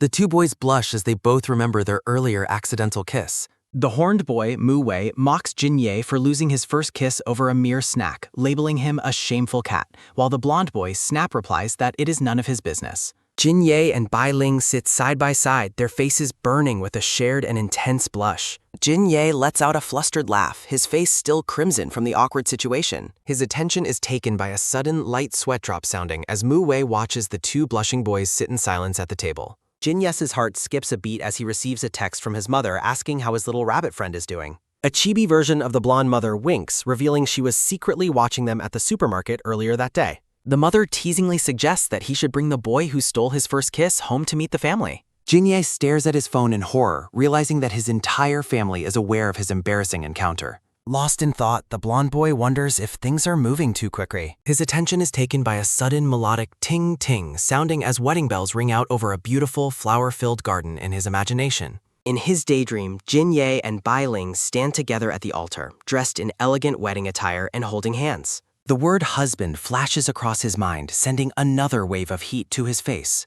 His attention is taken by a sudden, heavy thud, sounding as Jin Ye's heart races, and he thinks it is far too early for such fantasies, while Mu Wei offers to help clean up. His attention is taken by a sudden, loud bam, bam, sounding as the blonde boy slams his hands over his ears in a desperate attempt to drown out his own thoughts. The other boys wave goodbye as they leave the kitchen, leaving the two friends alone. Bai Ling insists that Jin Ye should relax while he takes care of the dirty dishes. A chibi Bai Ling happily scrubs the dishes at the sink while Jin Ye watches him from behind. Jin Ye smiles and notes that his family shares a similar dynamic where one parent cooks and the other cleans. The rabbit boy beams with joy, clearly touched by the comparison. Bai Ling flusteredly clarifies that even as friends they can help each other, and he suggests they do the chores together. A close-up shows Bai Ling's hands trembling slightly as he reaches for a dish. The two boys stand awkwardly in the kitchen, both blushing as they prepare to wash the dishes together. Bai Ling tells himself to stay calm, worried that his racing heart will make him seem strange to his friend. As they work side by side, the rabbit boy can't help but feel that they truly look like a couple. He quickly shakes his head, scolding himself for letting his imagination run wild. His attention is taken by a sudden quick slip, sounding as a wet plate begins to slide from his grasp. His attention is taken by a sudden loud clang, sounding as the plate hits the floor and shatters into pieces. Bai Ling apologizes for his clumsiness, but Jin Ye immediately kneels down to make sure his friend hasn't been cut by the shards. Close-up of Jin Ye's focused and concerned face as he gazes at Bai Ling. The rabbit boy's mind races as he worries about what his parents would think of this intimate moment. Bai Ling clenches his fist against his chest, feeling the frantic rhythm of his heartbeat. The scene transitions to the exterior of an apartment complex under a vast and starry night sky. Mu Wei lies awake in bed, grumbling to himself that he has nothing to hold on to as he tries to sleep. His attention is taken by a sudden, sharp sit-up, sounding as the horned boy reacts to something moving under his covers. Mu Wei yells in surprise as he discovers the cat-eared boy has sneakily crawled into his bed. Meanwhile, Jin Ye and Bai Ling lie in their own beds, both staring at the ceiling and unable to find sleep. Jin Ye gazes out the window, fearing that his friend would be frightened if he knew the true depth of his feelings.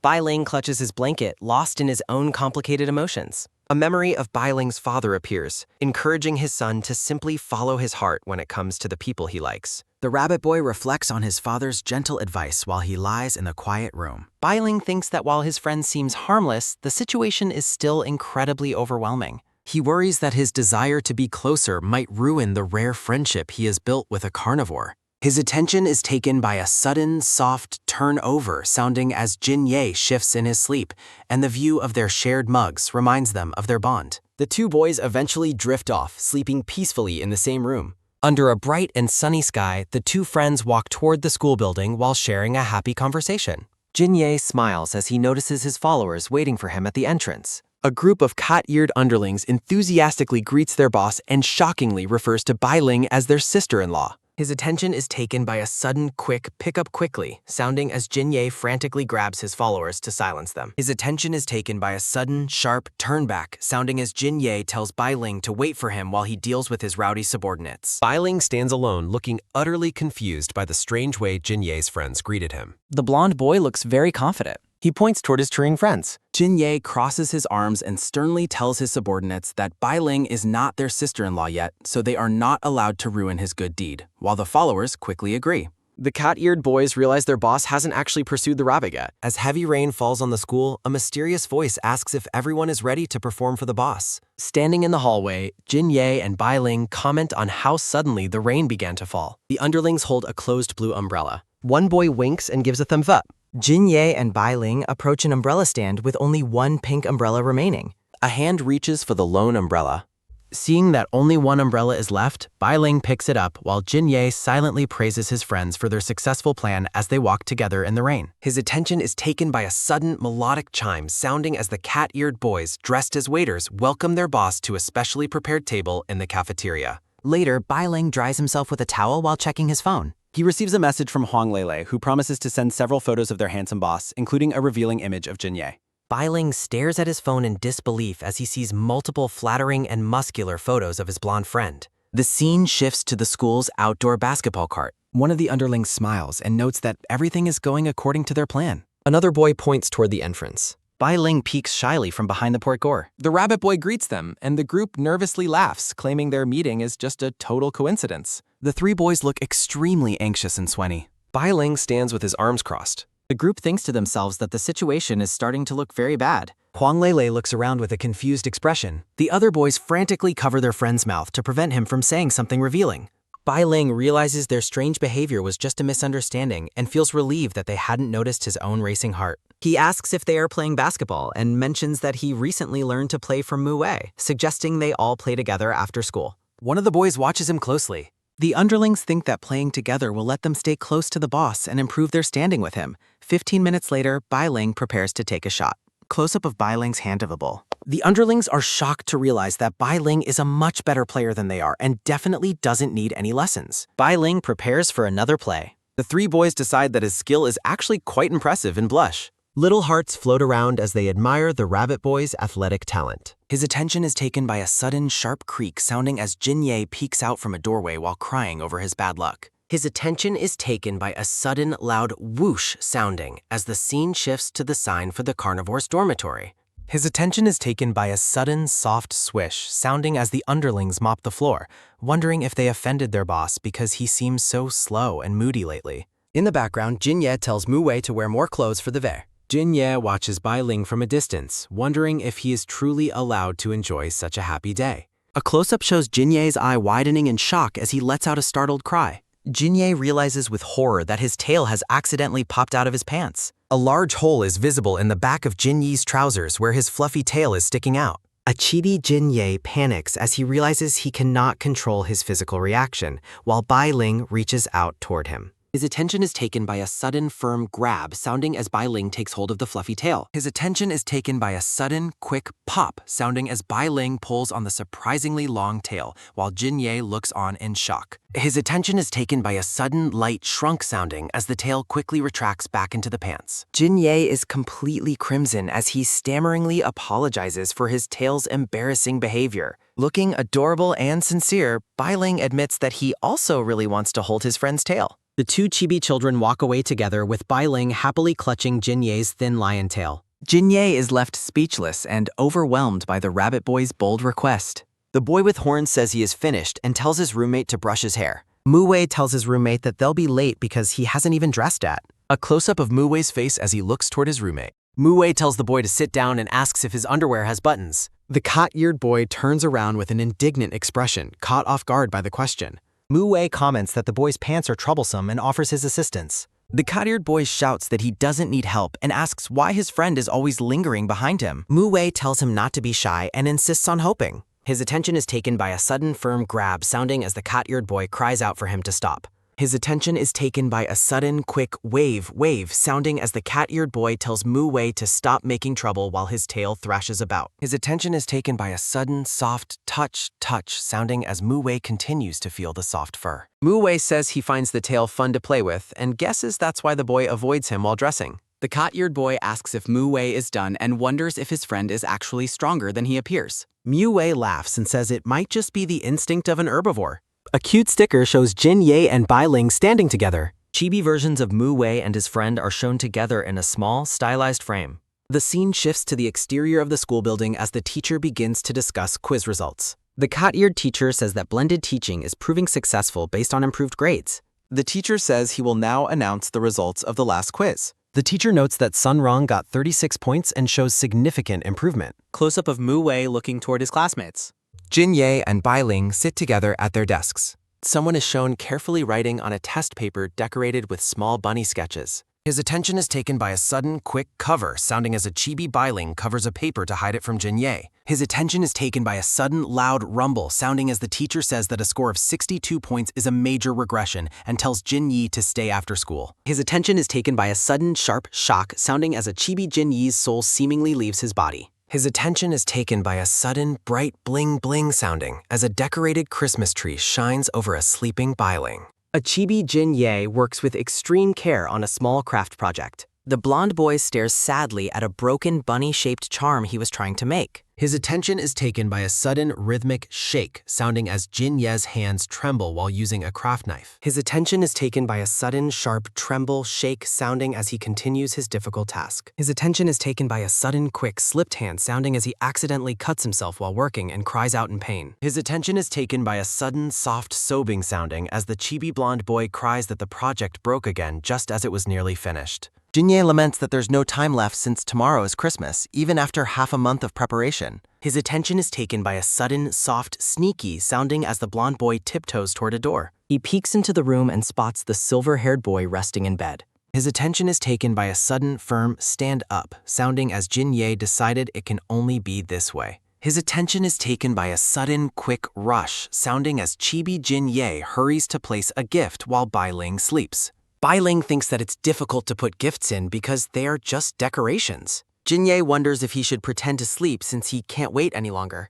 Bai Ling lets out a soft sigh in his sleep, unaware of his friend's presence. His attention is taken by a sudden, sharp woke up, sounding as Jin Yi is startled, thinking his friend has woken up. He notes that his friend still seems to be asleep. Jin Ye gazes at his sleeping friend with a gentle expression before tucking him in. The two boys eventually sleep peacefully as Christmas decorations frame the scene. A rabbit-themed clock hangs on the wall, marking the passage of time. Bai Ling wakes up on Christmas morning, rubbing his eyes and yawning. Jin Ye wishes Bai Ling a Merry Christmas. The blonde boy tells his friend to look at the headboard. His attention is taken by a sudden, sharp help sounding as Bai Ling asks what is on his headboard. The rabbit boy reacts with surprise to the sudden announcement of a Christmas gift. Inside the gift box, two animal-themed charms lie side by side on a soft pink cushion. Blushing deeply, the blonde boy looks away from his friend with a shy expression. He gently offers one of the charms, a small lion head, to his friend. The silver-haired boy feels extremely shy as he accepts the thoughtful present. Chibi Jinye asks if he can touch the rabbit ears, and Bai Ling shyly agrees. The blonde boy gently attaches the charm to his friend's long, soft rabbit ear. Presenting his own gift, the rabbit boy watches as his friend admires the red scarf and enjoys the scent it carries.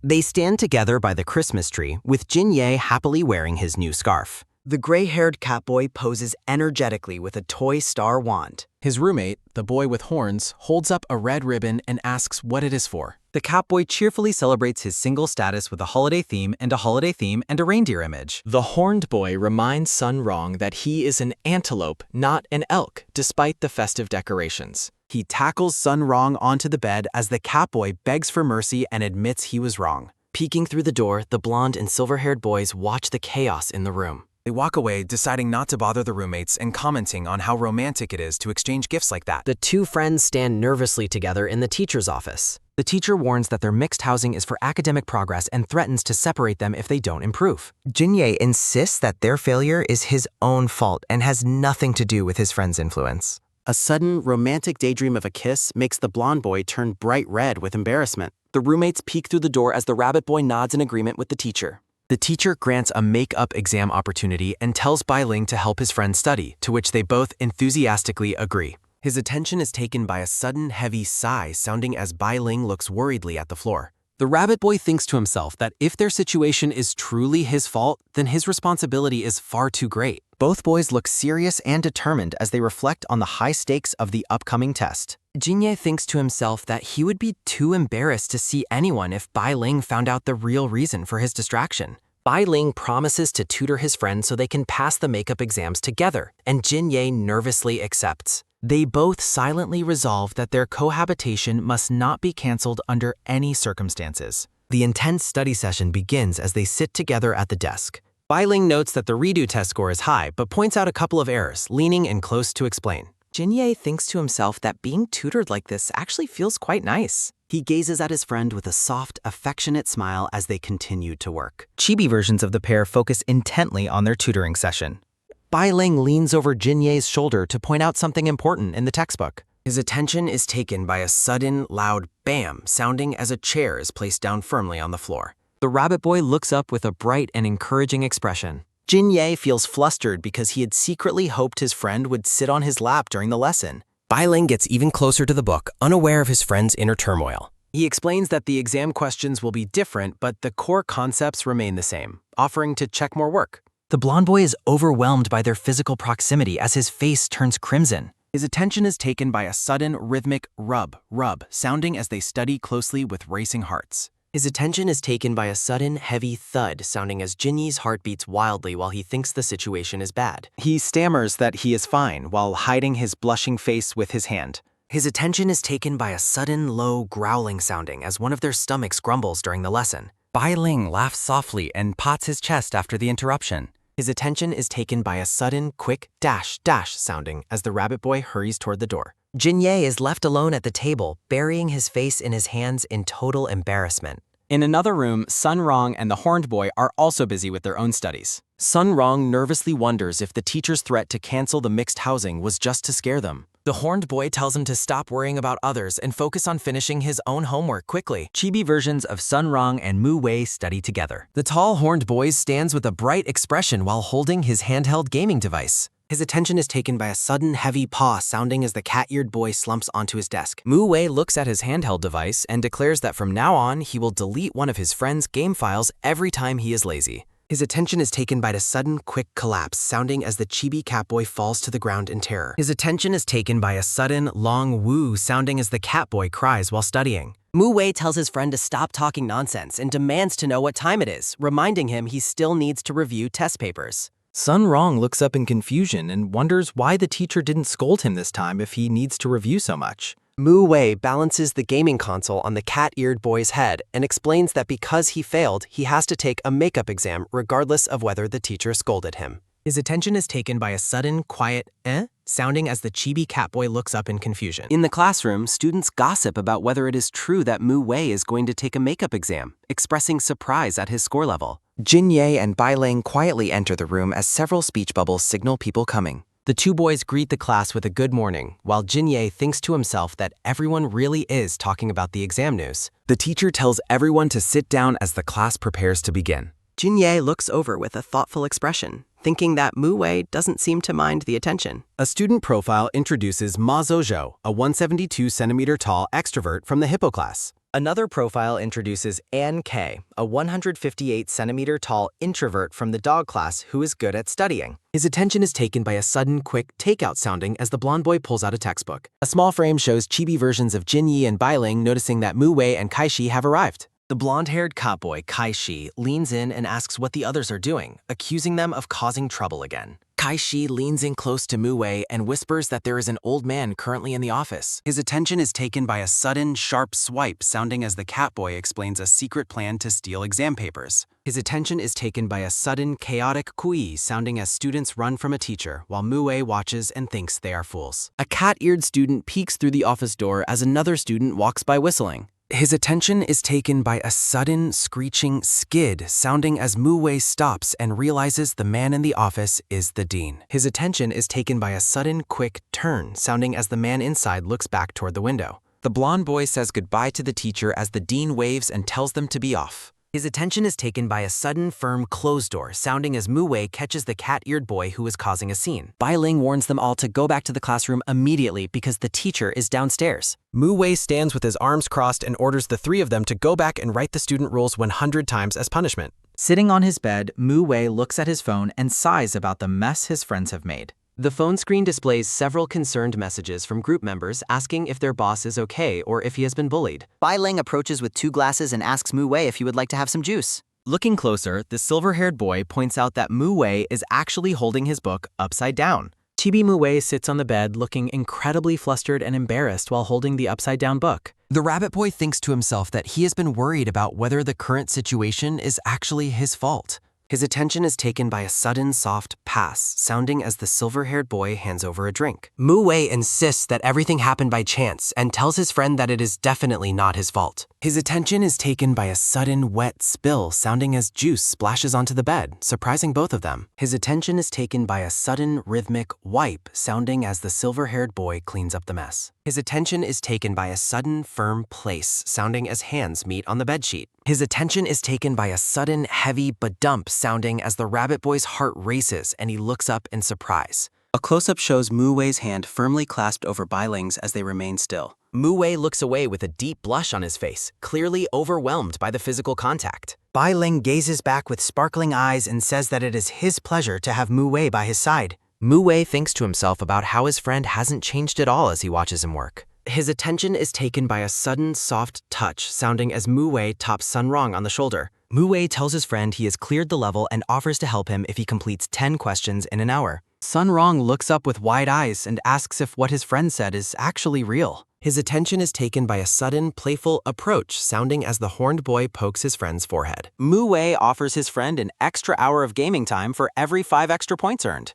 The cat-eared boy celebrates the generous offer with a bright and joyful expression. Mu Wei feels a bit ignored as he watches his friend prioritize the game's reward over his own company. The teacher announces the start of the makeup exam and orders everyone to put away irrelevant items. Mu Wei and Bai Ling head to the cafeteria, remarking on how long it has been since they were alone together. Bai Ling wonders about his roommate's study progress while a voice off-screen asks if Mu Wei arrived today. A student profile introduces Peng Fei, a clever 172-centimeter athlete from the cat class. The orange-haired cat boy approaches the table and looks down at the rabbit boy. His attention is taken by a sudden, quick takeout sounding as Peng Fei reveals a pink love letter. His attention is taken by a sudden, firm bam sounding as the rabbit boy slaps the letter onto the table. Peng Fei is left blushing and stunned by the blunt reaction to his gesture. His attention is taken by a sudden, firm block sounding as Mu Wei puts his foot up to stop the boy from leaving. Mu Wei asks why the boy is in such a hurry when the letter hasn't even been accepted yet. Bai Ling hands the letter back and flatly refuses to help the cat boy with his request. The rabbit boy reflects on his refusal while Mu Wei insists that he is actually not scary at all. A close-up shows the pink love envelope being held firmly by the orange-haired boy. Mu Wei asks Peng Fei to confirm that he isn't intimidating to others. The orange-haired cat boy looks back with a nervous and sweat-dropped expression. A large speech bubble dismisses the conversation, stating that nobody cares if help is given or not. Chibi Peng Fei reflects on the rabbit boy's surprisingly firm refusal while noting how rabbits are rarely seen alone. Mu Wei asks if they know each other while the orange-haired boy scurries away in the background. His attention is taken by a sudden, quick feed sounding as the rabbit boy enjoys a mouthful of lunch. Mu Wei explains they attended the same junior high and suggests just ignoring the persistent letter giver. Bai Ling looks up with wide, surprised eyes as he listens to his friend's explanation. Mu Wei leans back comfortably, appearing completely unbothered by the previous interruption. A chibi flashback depicts a harsh rejection where a student is told to just give up. Mu Wei explains that he has a reputation for being cruel to those who chase after him. The rabbit boy looks on in shock, admitting he had no idea about Mu Wei's notorious past. Chibi versions of the two boys continue their meal as they talk about the rejection. Bai Ling smiles through tears, unsure if he should feel happy or sad about Mu Wei's past behavior. The rabbit boy wonders if his friend is simply embarrassed to have a lover around his roommate. Mu Wei reassures his friend that he has been rejecting girls' advances since he was very young. A flashback shows a long-haired child carrying a backpack after moving into a new home. Young Mu Wei greets a blonde neighbor boy who is sitting outside because he forgot his key. Mu Wei explains his parents are working late and invites the young lion boy into his house. The long-haired child reflects on a rare chance for friendship, but the blonde boy stands up and refuses. Young Mu Wei looks back with a questioning and confused expression. The blonde boy tells him never to come near his house again as the word girl fills his thoughts. A close-up shows young Mu Wei's face as he prepares to speak to his neighbor. His attention is taken by a sudden, quick grab, sounding as the blonde boy seizes Mu Wei's collar. The blonde boy yells that he is a neighbor and a boy and definitely not a girl. Back in the present, Bai Ling laughs at the realization of what Mu Wei was like as a child. Mu Wei smiles slightly and admits. Mu Wei suggests having a celebratory supper, while Bai Ling requests the same lava cake they made before. Mu Wei smiles warmly, while Peng Fei notes his unusual expression and waits for rescue in his thoughts. A flashback to 3 years ago reveals a girl confessing to an indifferent younger Mu Wei under a tree. Younger Mu Wei ignores the girl's pleas. Mu Wei coldly rejects the student's confession. A student profile identifies Mu Wei as a 14-year-old student in Class 7B. The girl flees in tears as a younger Peng Fei watches the harsh rejection from behind a tree. Mu Wei spots the orange-haired boy in the tree and orders him to come down immediately. His attention is taken by a sudden, quick whoosh sounding as Peng Fei jumps down to the ground. Mu Wei recognizes the boy as a regular companion of a student he calls a silly lynx. Peng Fei stammers out Mu Wei Fiem. In a chibi memory, Peng Fei invites Mu Wei to play ball, claiming they simply need more players. Mu Wei agrees to join the game. When Mu Wei asks for his name, Peng Fei is offended and thinks that keeping a distance is safer. Peng Fei reflects on how Mu Wei used to be so cold, yet everything seems different now. 1 week ago, Peng Fei watched with jealousy as Bai Ling asked Mu Wei to wait for him. Mu Wei happily agrees to wait for Bai Ling. Seeing Mu Wei alone, Peng Fei considers it a rare opportunity to finally approach him. The orange-haired boy imagines a romantic encounter. Mu Wei looks back with a questioning glance as the boy steps out from his hiding spot. Peng Fei struggles to speak to Mu Wei. The orange-haired boy sweats nervously while Mu Wei stares at him in complete silence. Peng Fei awkwardly attempts to strike up a conversation by pretending their meeting is just a coincidence. Mu Wei acknowledges his junior's presence briefly. Mu Wei suddenly remembers him as the friend of the silly lynx from their old school. Peng Fei is stunned by recognition. The moment is interrupted when Bai Ling calls out that he has finished his task. Mu Wei brightly shouts back that he is coming, leaving the orange-haired boy behind. Peng Fei watches in defeat as the two friends walk away together in a joyful mood. A phone rings in a student's pocket while Mu Wei and Bai Ling continue their walk. Peng Fei answers a call from Xiao Peng, who announces that his school suspension is nearly over. A silver-haired delinquent on the other end of the line laughs about his imminent return to school. His attention is taken by a sudden, sharp tit sounding as Peng Fei ends the phone call. Peng Fei realizes that his plan to reach Mu Wei will only work through the rabbit boy's help. Peng Fei tosses his letter into the trash, only to be stopped by a desperate cry for help. Two thugs corner a group of girls in a dark alleyway, demanding they lead the way. Peng Fei watches the harassmentmen shop. Stepping into the light, Peng Fei boldly offers to guide the two thugs through the area himself. From across the street, Sun Rong notices the orange-haired boy confronting the suspicious group of men. One of the thugs aggressively grabs Peng Fei by the collar to intimidate him. The two men mock Peng Fei's heroic gesture, laughing at his weak and small physique. As the thugs threaten him, Peng Fei asks them to be more gentle with their grip. Peng Fei looks up with feigned concern. Peng Fei offers a charming, fake smile. Peng Fei signals for a sukaneing. The two men are left blushing. His attention is taken by a sudden, intense approach sounding as the thug leans in closer. Peng Fei maintains a sly smile as the thug remains inches away from his face. His attention is taken by a sudden, pained ah sounding as Peng Fei slams the thug against the wall. The thug shouts in disbelief while the orange-haired cat boy stares back with an indifferent expression. A brown-haired boy with cot ears reveals his sharp claws with a menacing and playful grin. Peng Fei delivers a powerful kick that sends the boy flying backward in a massive blur. The orange-haired boy adjusts his clothes with a satisfied smile. His attention is taken by a sudden, mournful woo sounding as the defeated boy cries over his broken heart. Peng Fei laughs while browsing social media comments about the two brothers' amusing encounter. The brown-haired boy glares with intense anger and curses the orange-haired student. Peng Fei casually explains that stealing his phone won't stop the email he already sent. Peng Fei threatens to leak the information online while the defeated boy wallows in despair. His attention is taken by a sudden, high-pitched kia sounding as Peng Fei tells the boy to go check on his friend. Peng Fei strolls away cheerfully while the defeated thugs huddle together in a pool of lead. Peng Fei meets with the horned boy, who looks at him with a neutral expression. Peng Fei playfully chides Mu Wei for simply watching the fight instead of helping his classmates. Mu Wei jokes about being a peaceful herbivore and threatens to share high school fight photos with their current peers. Peng Fei questions if their classmates know about Mu Wei's past while remembering his friend's deceptive, obedient persona. Mu Wei retorts that they both hide their true natures and wonders why he is being judged. The horned boy suggests that the orange-haired student focus on catching up with his target. A red-haired girl and a blonde girl express their intense relief after the confrontation ends. The girls are starstruck as they recognize the horned boy standing right in front of them. The girls ask for a photo with the boys, though the horned boy flatly refuses to join. Peng Fei dismisses his friend's cold attitude to take a selfie but realizes he cannot get the app to work. The orange-haired boy stares at his pink phone in complete confusion. The blonde girl shows Peng Fei how to use the photo app, and he is impressed by the results. The group shares a joyful moment while posing for their final photo. The horned boy interrupts Peng Fei to mention one last important detail. Mu Wei leans in close to deliver a private instruction to the orange-haired boy. Peng Fei is left speechless as he watches the horned boy walk away into the distance. Chibi Peng Fei rants to himself about meeting his target despite his friend's intimidating presence. Peng Fei peeks into the classroom, deciding it is best not to approach the rabbit boy while he is with his friend. The blonde lion boy and the rabbit-eared student focus on their studies together.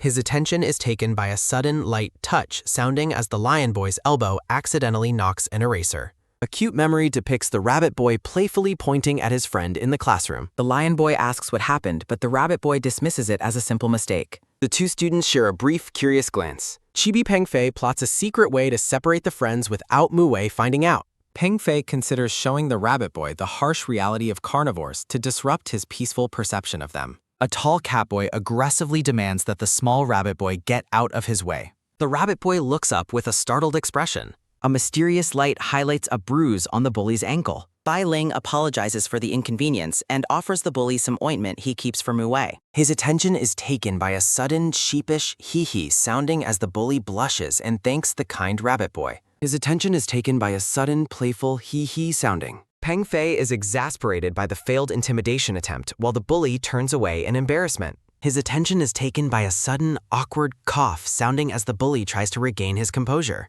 His attention is taken by a sudden, loud bang sounding as the bully slams his hand down. The boys watch the bully's erratic behavior. The bully is terrified of making another blunder. Peng Fei is left frustrated and disappointed after his plan to use the bully results in an utter failure. Students engage in a basketball game. The orange-haired boy asks the group if they are currently playing basketball. The cat-eared boys greet Peng Fei warmly and invite him to join their basketball game. Peng Fei asks the group if they are familiar with the rabbit boy who stays near Mued. The orange-haired boy asks if they would be interested in calling the boy out for a meeting. The group excitedly confirms they know him and praises the rabbit boy's impressive basketball skills. Peng Fei is left sweating and frustrated after his attempt to stir up trouble fails completely. As Peng Fei walks away, he is suddenly accosted and cornered by a group of menacing carnivore students. Hoping to avoid trouble, Peng Fei claims he doesn't know the person they are looking for and pleads to be released. The orange-haired boy puts on a pitiful and fragile expression to win the thug's sympathy. His attention is taken by a sudden, heavy badum sounding as the thugs find themselves temporarily charmed by the boy's appearance. The tiger-eared boy suddenly remembers how Peng Fei used a phone alarm to disrupt their previous fight. A memory shows Peng Fei successfully scaring the thugs away by mimicking a police siren with his phone. The tiger-eared boy angrily identifies Peng Fei as the culprit and aggressively grabs him by the collar. Bai Ling suddenly appears and demands they release his friend, while Peng Fei worries about the rabbit boy's safety. The thugs dismiss the small rabbit boy and begin to drag Peng Fei away with him. The silver-haired rabbit boy looks on with determination, refusing to let his friend be taken. His attention is taken by a sudden, heavy bam sounding as Bai Ling drops his groceries to prepare for a fight. In an unexpected display of force, the rabbit boy punches the tiger-eared thug to save Peng Fei. Bai Ling grabs the orange-haired boy's hand and urgently tells him they need to run. The two boys make their escape while the thugs discover a phone ringing on the ground where they were standing. One of the thugs examines the vibrating phone and finds the caller's name to be strangely familiar. The phone screen displays an incoming call from Mu Wei. The tiger-eared boy recalls their leader's warning to never provoke anyone associated with that particular name. The cut-eared thug suggests they get rid of the phone immediately to avoid any further trouble. His attention is taken by a sudden, sharp beep sounding as the incoming call is answered. The three thugs are paralyzed with fear as they realize the person on the other end is listening. The tiger-eared boy panics and tries to end the call as quickly as he can. The group is left in a state of utter shock and dread following the brief connection. The thugs discuss what they should do with the device to avoid being hot. The tiger-eared boy decides that the safest course of action is to return the phone properly. The thugs nervously hand over the phone and the dropped cabbage to a school security guard at the Lost and Found. Exhausted from their escape, Bai Ling stops to catch his breath while Peng Fei looks at him in silence. Peng Fei is amazed to find himself alone with the rabbit boy after such a chaotic turn of events. Bai Ling winces in pain but sincerely thanks Peng Fei for saving him from the bullies. The orange-haired boy is taken aback by the rabbit boy's genuine and misplaced gratitude. Bai Ling notes that carnivores have dangerous claws and encourages Peng Fei to be more careful in the future. Peng Fei offers a gentle smile, his initial schemes forgotten in the face of the rabbit boy's kindness. The orange-haired boy reflects on how strange yet wonderful the rabbit-eared student truly is. Sensing another potential conflict, Peng Fei suggests making a call to get help. Peng Fei considers calling Mu Wei to facilitate a meeting, while Bai Ling eagerly suggests calling the police. Peng Fei shouts a warning for others to step back but secretly fears getting in trouble with the law himself. The orange-haired boy suggests calling Mu Wei for protection, but the rabbit boy immediately rejects the idea. Bai Ling explains that he doesn't want to involve Mu Wei in anything that might be dangerous. The rabbit boy joyfully takes Peng Fei's hands, grateful for the support and the successful escape. The two boys walk away together in a much more peaceful and friendly mood. Mu Wei enters a room and is immediately hit with the realization that Bai Ling is nowhere to be found. His attention is taken by a sudden, loud bam bam sounding as Mu Wei knocks urgently on a door. The room stands empty with only some baseball equipment and a desk illuminated by the sunlight. Mu Wei looks increasingly annoyed and worried that Bai Ling has not yet returned to his side. The scene shifts to the entrance of a building where someone loudly complains about losing another game. A box of gold coins overflows as someone wonders if the kid will play until the end. Peng Fei intensely plays a VR sniper game while the horned student grows increasingly anxious. The orange-haired boy loses his match as a large game over message fills the screen. His attention is taken by a sudden metallic clatter sounding as he inserts another gold coin. The horned student worries about his depleting wallet while checking a transaction notification on his phone. Peng Fei asks for help, claiming his opponent in the game is performing like a ghost. The long-haired horned student reaches out and takes the toy rifle from the boy's hands. The horned student equips the VR goggles and prepares to handle the gaming challenge himself. His attention is taken by a sudden vibrating burr sounding from a phone tucked inside a pocket. The horned student answers the call and is surprised to hear from Mu Wei. He clarifies his current location while Peng Fei shouts at a fleeing opponent in the background. His attention is taken by a sudden electronic beep sounding as the caller abruptly ends the connection. The horned student suspects that the orange-haired boy might have taken the rabbit boy away. Peng Fei reacts with intense frustration as his gaming session continues to go poorly. A silver-haired student named Sinks appears and questions why the arcade has become so noisy. The two cat-eared rivals face off with their toy rifles in a tense standoff. His attention is taken by a sudden, sharp bark sounding as the horned student orders them to school. The horned student drags the complaining orange-haired boy away while the silver-haired rival watches them leave. He explains that Bai Li is missing and warns that Mu Wei is acting erratically again. The blonde lion boy walks through the school gate carrying a bag of groceries. The horned student approaches Mu Wei to ask if the rabbit boy has been found yet. The lion boy explains the desperate situation while surrounded by a dark, gloomy aura. Chibi Mu Wei looks completely distraught over his missing friend.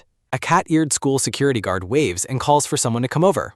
The blonde lion boy addresses the guard as Uncle Zhao while mentioning an urgent matter. The security guard asks if the frantic student is looking for a specific item. Uncle Zhou presents a pink phone featuring a picture of the lion boy on its screen. Peng Fei notes that Bai Li would never abandon his phone, deepening Mu Wei's visible concern. Mu Wei confirms the dropped bag belongs to Bai Li after recognizing his scent on it. The lion boy vows to check surveillance cameras or follow the scent to find clues. Mu Wei wonders where a person could be hidden and suddenly encounters the silver-haired student. The silver-haired boy stands confidently in his dark, stylish school jacket. Mu Wei laments his bad luck at Sinks returning to the school at this moment. Sinks considers Mu Wei his fated opponent and notes their long history of competition. A memory of 5th grade shows Mu Wei beating the silver-haired boy in a race. Flashbacks depict their ongoing rivalry throughout middle school and into the present day. Mu Wei scolds his rival for failing to wear the proper school uniform on a Monday. Sinks poses with a smirk while the blonde lion boy looks away in annoyance. Chibi Sinks is left wondering where his audience disappeared to after his dramatic entrance. His attention is taken by a sudden, loud shout sounding as people call for Bai Li. The silver-haired rabbit boy returns and hugs a relieved Mu Wei, while Sun Rong looks jealous. Bai Li apologizes for the worry and thanks his friend for retrieving his lost back. The pair shares a joyful reunion while the red-haired girl sulks and eats a snack. Sinks scratches his head in total confusion as he watches the affectionate scene. The silver-haired boy tells the horned student that the once cold Mu Wei is now in love. Mu Wei pulls the rabbit boy close and demands to know exactly what transpired. Sun Rong dabs her eyes with a handkerchief, feeling completely ignored by her friends. The group bickers playfully while the happy rabbit boy is squeezed between the two lion boys. Bai Li reassures Mu Wei that Peng Fei was only joking and that the others were kind. The rabbit boy promises to stay by his friend's side while Chibi Mu Wei cries with relief. The orange-haired boy smiles and assures everyone they won't look for the rabbit again. He secretly thinks that the other party is searching for Shenglong anyway, while Sinks looks confused in the background. A thought bubble shows a fierce Chibi Shenglong ready to dive headfirst into a fight. Peng Fei shakes his head vigorously to dispel his own box. The orange-haired boy pulls Sinks along, deciding it's better not to tell Shenglong since he just resumed classes. The horned student tells his friend to be careful and offers to accompany him wherever he goes. His attention is taken by a sudden metallic clatter sounding as the horned student smiles and agrees to the plan. His attention is taken by a sudden breezy whoosh sounding as a lid is lifted from a steaming pan. The rabbit boy cooks a meal while Mu Wei coughs from peeling pungent garlic. Bai Li beams with happiness as he prepares the food in the bright kitchen. The blonde lion boy insists on staying by his friend's side despite the irritation. Mu Wei coughs again but persists in helping, even as his eyes begin to water. Bai Li notes that Mu Wei has been sticking close to him since his return and asks him to peel one more clove. The rabbit boy decides to just go with it, as he doesn't truly mind the extra company. His attention is taken by a sudden, rapid knock knock knock sounding at the door of room 119. Bai Li presents a tray of vegetable balls and meatballs to his friends as Mu Wei stands behind him. The cat-eared boy is absolutely dazzled by the sight of the delicious food. The horned student observes the scene with a pensive look. Xianglong wonders what kind of strange trauma is making Mu Wei act so differently. The two pairs of friends bid each other farewell as they head their separate ways. His attention is taken by a sudden, soft sha sounding as Mu Wei worries about not always having eyes on Bai Li. Mu Wei briefly considers getting a locator watch for his friend, but immediately begins second-guessing the idea. He shakes his head, realizing that a watch could be lost just as easily as a phone.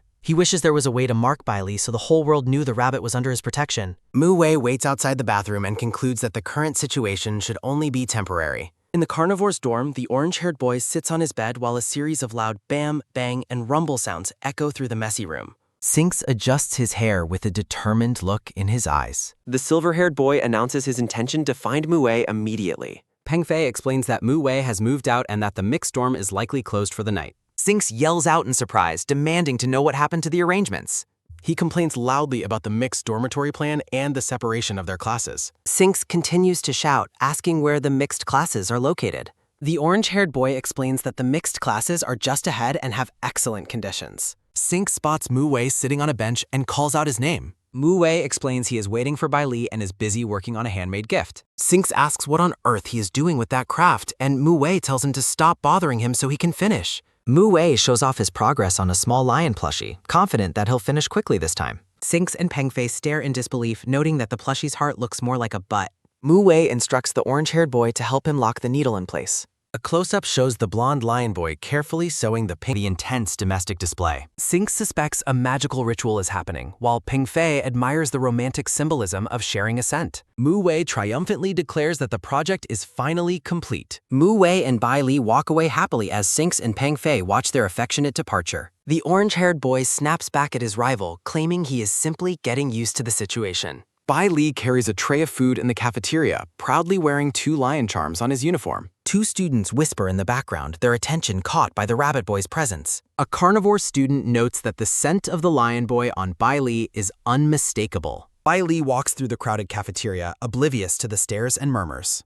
His attention is taken by a sudden, soft whisper sounding as the rabbit boy wonders why everyone is looking at his pendant. Bai Li sniffs his small lion pendant and wonders if it has a special smell. The group sits in the cafeteria, and the silver-haired rabbit boy looks completely confused by the situation. Lu Wei explains that certain scents can only be recognized by carnivores and suggests asking the person who gave him the pendant. The gray-haired boy, Peng Fei, eats a snack while noting that Big Brother's scent is incredibly strong. A close-up shows Peng Fei realizing exactly what kind of message is hidden within the pendant's scent. Chibi Mu Wei dismisses the group's concerns, claiming that carnivores are simply too timid and sensitive. Bai Li continues eating his meal and thinks that although his friend did something sneaky, he doesn't mind at all. Sun Rong watches the pair with a jealous expression while the happy rabbit boy enjoys his lunch. Peng Fei excitedly suggests to the horned student that they should try doing something similar. The gray-haired boy gestures enthusiastically while Lu Wei looks on with a drop of sweat and a skeptical expression. Lu Wei wonders if the blonde lion still feels the need to protect him and asks if his friend truly understands the meaning of the smell. Chibi Peng Fei scolds his friend, telling him that his name alone isn't enough to scare people away if he needed help.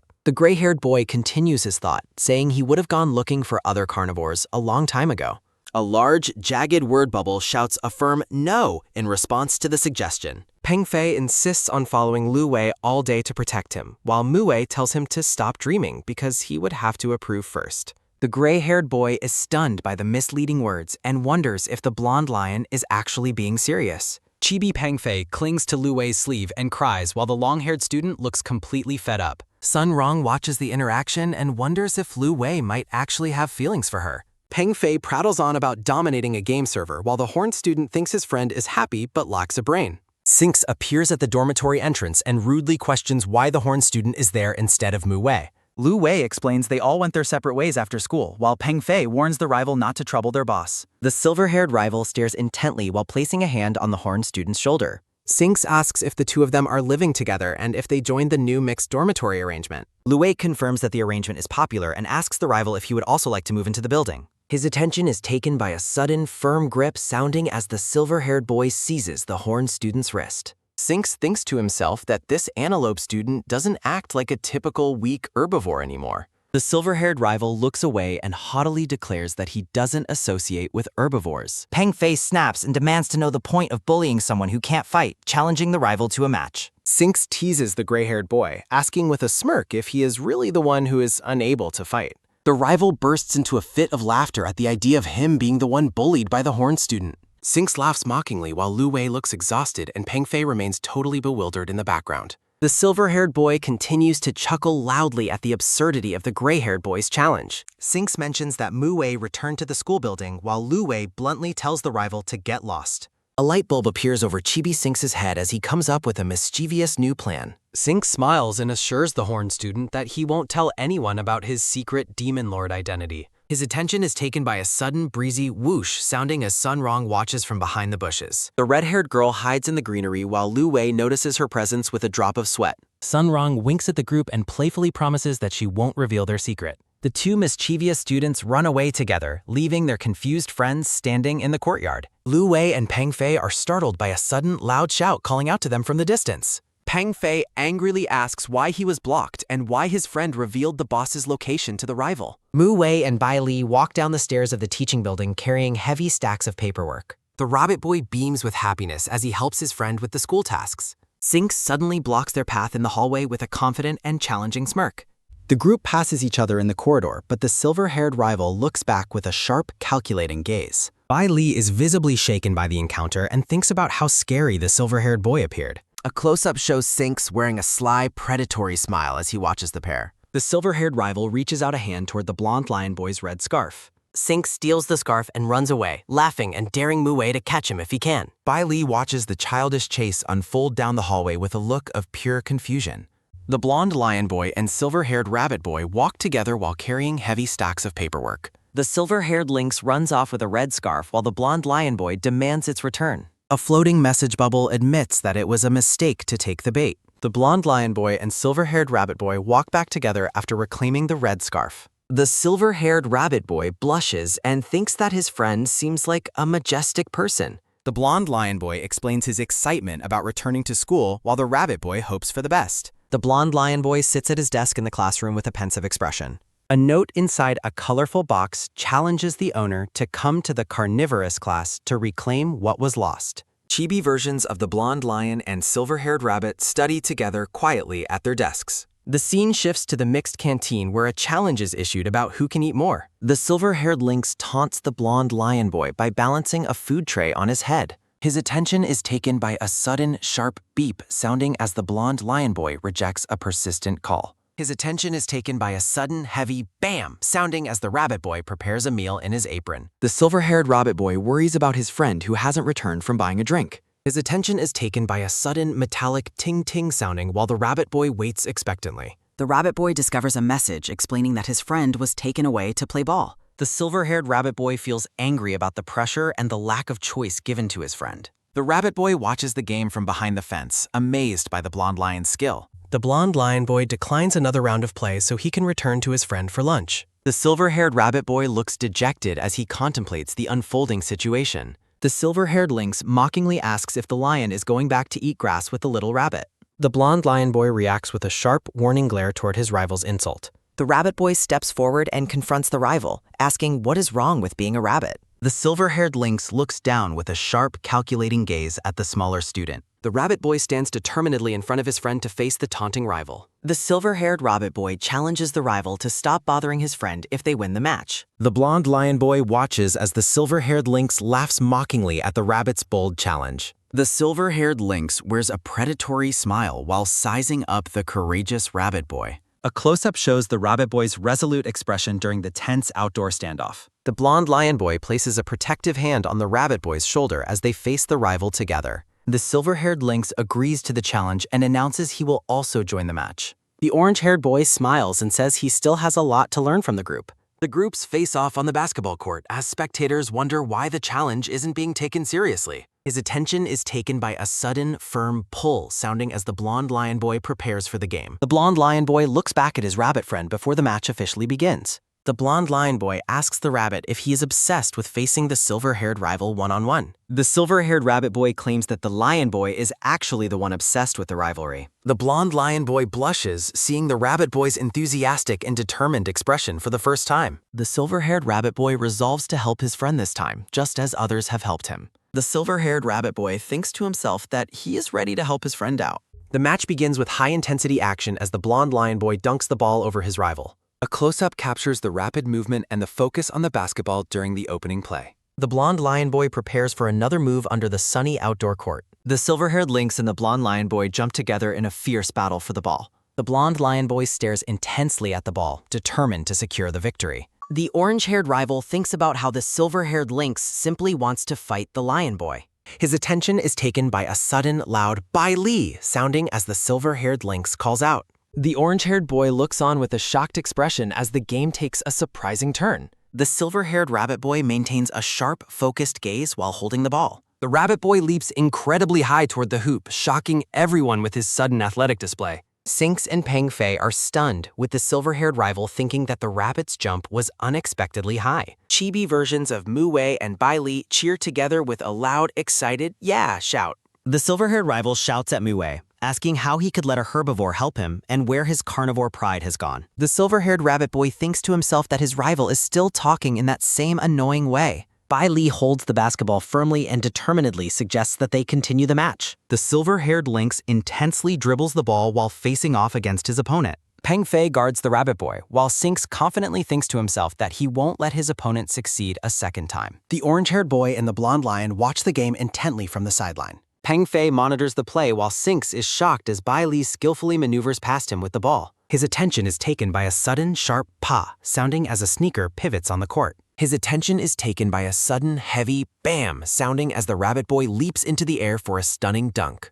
The group observes that they no longer need to play the third game of the series. Mu Wei smiles and asks the rival if he is simply afraid of a direct head-to-head confrontation. The silver-haired lynx stands panting on the court while facing his two victorious opponents. The silver-haired rabbit boy clears his throat with a smug and satisfied expression. Bai Li mocks the rival by saying he couldn't even beat a rabbit, so he has no chance against a lion, thinking to himself how much he wanted to try saying that sentence. The silver-haired rival is left speechless and humiliated by the rabbit boy's sharp remark. Peng Fei realizes Mu Wei wanted the rabbit to vent his anger and admires his boss's planning as the two friends reconcile in the background. The orange-haired boy watches as the silver-haired rival sulks and chuckles mockingly to himself. Sinks pumps his fist and insists he will be more serious in the next game while laughing nervously. His attention is taken by a sudden, firm pull sounding as one student seizes the arm of another. Chibi versions of the orange-haired fox and the silver-haired lynx interact awkwardly on the court. The silver-haired rival yells in frustration about underestimating his enemies and losing the match. Peng Fei hugs a struggling Sinks who loudly protests that he hates the orange-haired boy. His attention is taken by a sudden, shrill "kya" sounding as a small cat is squeezed in a tight hug. Mu Wei tells his rabbit friend they should go home because he has already prepared a special dinner for them. The blonde lion boy and the silver-haired rabbit boy walk home together hand in hand. Mu Wei smiles warmly at his friend as the scene shifts to the dormitory building under a crescent moon. The blonde lion boy finishes his task and tells his friend to go wash up, while Bai Li happily agrees. While showering, Mu Wei notices and thinks about the pleasant scent of his friend's body wash. The blonde lion boy washes his hair and complains to himself about the annoying amount of molting hair. Chibi Mu Wei worries if he is losing too much hair before the older lion dries himself with a towel. Mu Wei calls out to his friend, and Bai Li turns around with a soft and curious expression. The blonde lion boy's heart races as he thinks to himself how cute his friend looks. Bai Li offers to help dry his friend's hair, and a blushing Mu Wei apologizes for the bother. His attention is taken by a sudden breezy whoosh whoosh sounding as the tail is dried. While sitting together on the bed, Mu Wei wonders if this moment marks a historic development in their relationship. The blonde lion boy looks down and softly agrees with a gentle expression. Chibi versions of the pair share a blushing, awkward moment in the bedroom. The blonde lion boy blushes intensely while giving a quiet, affirmative response. The two students stand together in the room, both visibly flustered and blushing. A hand reaches out tentatively to touch a soft, white tuft of hair. His attention is taken by a sudden, sharp "ah" sounding as static shocks the air, followed by a concerned question. Chibi Bai Li recoils from a sudden static shock while his friend tries to help him. The silver-haired rabbit boy looks pained and exhausted by the recurring issue. He admits that while winter is really annoying, he is always like this. A close-up shows a bathroom sink filled with white, shed hair. The entire bathroom floor and sink are covered in a thick layer of molted hair. The gray-haired horned student looks on with a look of pure annoyance and disbelief. A piece of soft star-patterned fabric is shown in a close-up detail. Tan-haired student watches hair shed. The horned student scolds the rabbit boy for his constant hair shedding, while Bai Li insists that he simply wants to play his game. Horned student cleans up hair combs. His attention is taken by a sudden breezy whoosh sounding, followed by a heavy dwong as hair hits the bed. The rabbit boy shouts, "Ah," sudden way. His attention is taken by a sudden shrill kya sounding as a sleeping student snoozes with a soft zzz. Chibi Bai Li yells at his roommate to look at the mess he have caused. The tan-haired horned student facepalms under a bright lightning effect while Bai Li wakes up and asks why he was hit. The next day, the tan-haired student asks Mu Wei if he still has any electrostatic spray available. Bai Li smiles and admits that he used up the entire bottle while saying, A teacher calls for silence as pink flowers bloom in the background. The cat-eared teacher tells the class they are going to talk about the upcoming winter festival. The Chibi students listen very intently. Bai Li thinks to himself that a relay race or a two-legged trip with Mu Wei would be a lot of fun. The teacher explains how the carnivores and herbivores departments historically competed against each other. The teacher mentions that the class will likely be split and inserted into both sides this year. Mu Wei and Bai Li are shocked by the news of being split up. The students realize they cannot be lazy and that the split is intended to reduce trouble. Bai Li is distressed by the thought of becoming Mu Wei's opponent instead of his teammate.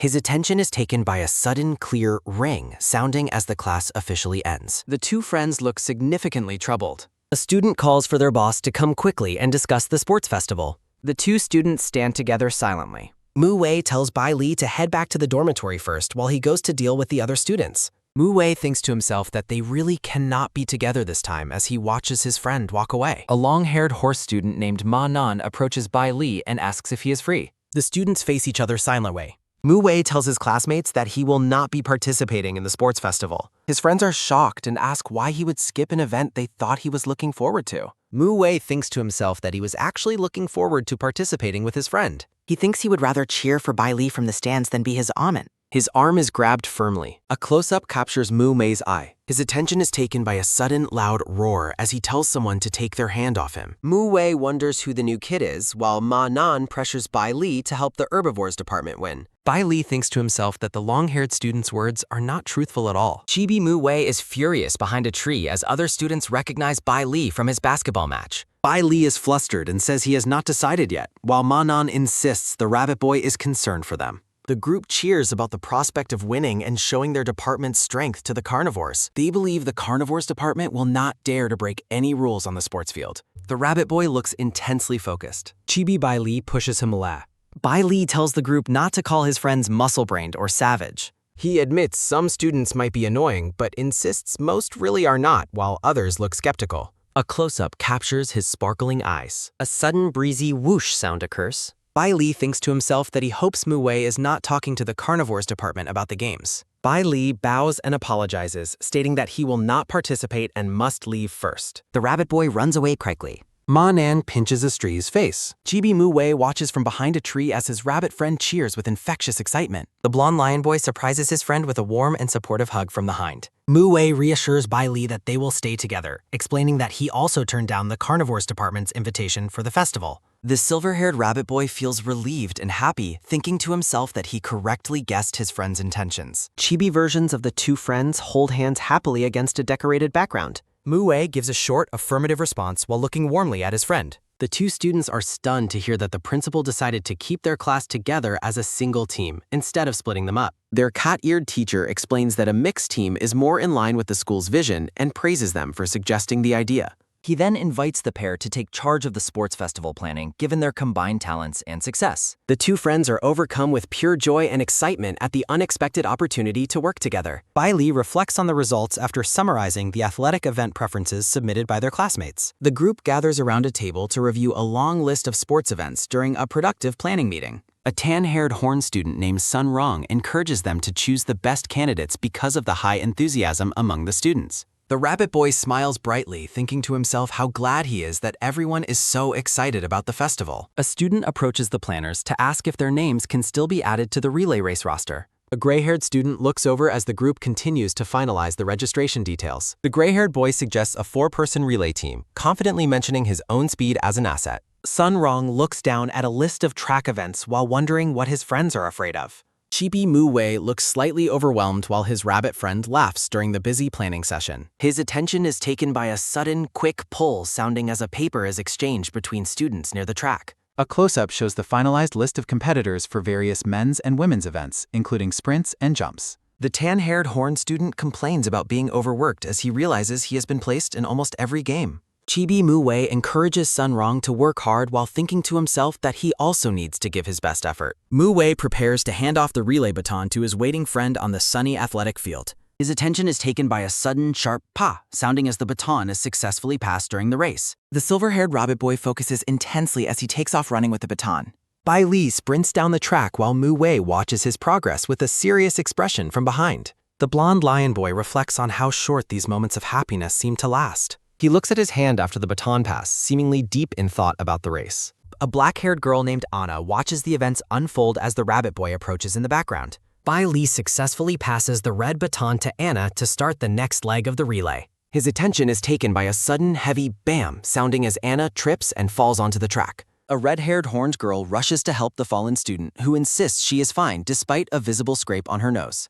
Mu Wei panics at the sight of blood and checks on his friend, only to be told that Anna is the one who is actually injured. Bai Li reaches into his friend's pocket to find a tissue, causing the blonde lion boy to blush intensely and feel flustered. The rabbit boy offers a tissue to help Anna clean up her scrape after the fall. Despite the injury, the black-haired girl looks fired up and insists that there is no problem at all. Bai Li suggests they might want to switch their attention to the long jump event taking place nearby. Sun Rong searches the area while holding the relay baton and wondering where another student has gone. He discovers a student hiding in a bush and announces his presence with a triumphant call. The horn student pulls out a cowardly squirrel boy named Mao Tu, who claims he was just looking for a dumbbell. A gray-haired student named Lu Wei observes the rough handling and warns his classmate that his behavior is inappropriate. A tall snake student named Shi Han is introduced as a brilliant logistics team member who then apologizes for a misunderstanding.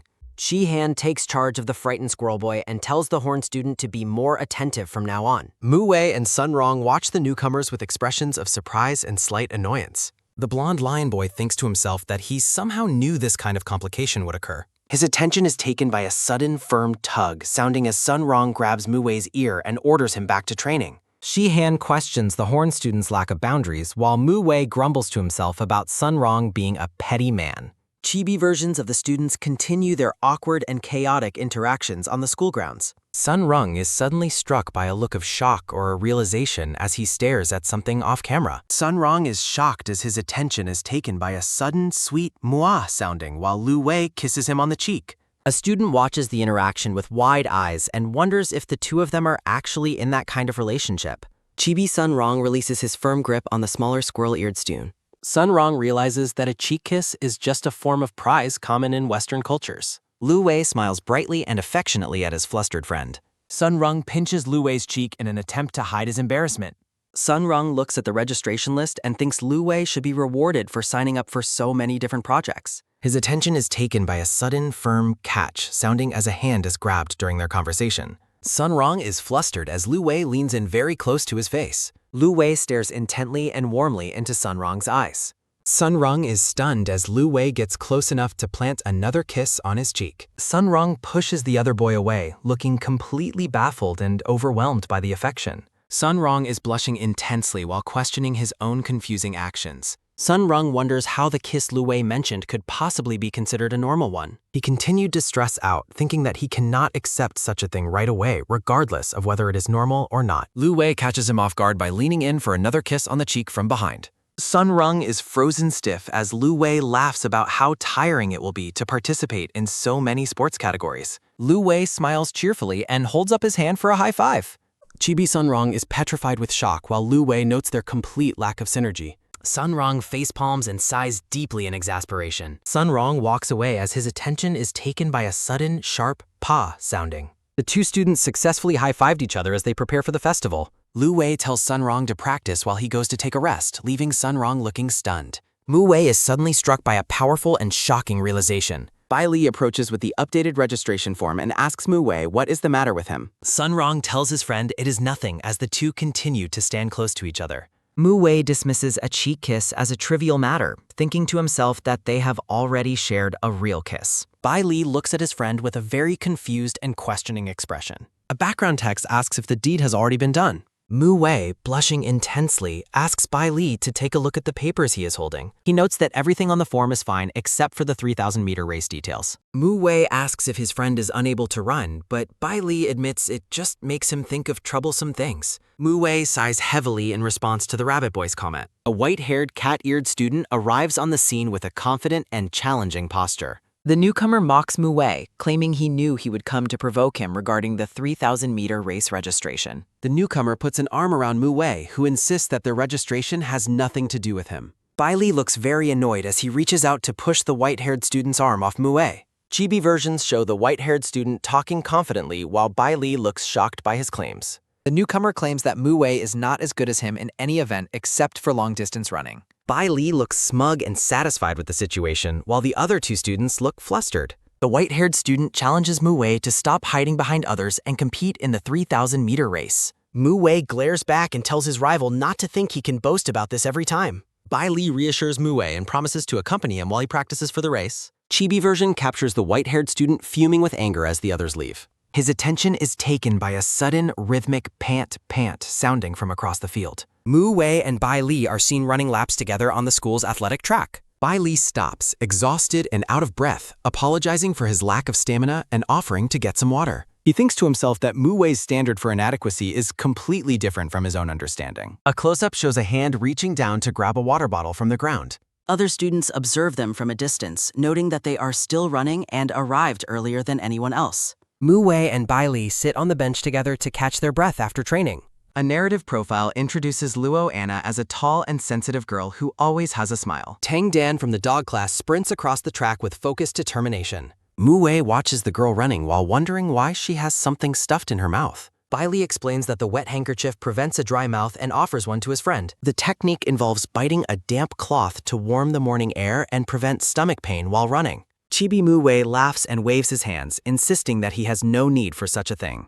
Ignoring the rejection, Bai Li reaches out and shoves the folded pink cloth into Mu Wei's mouth. Mu Wei blushes at the scent of his friend on the cloth before Bai Li encourages him to start running.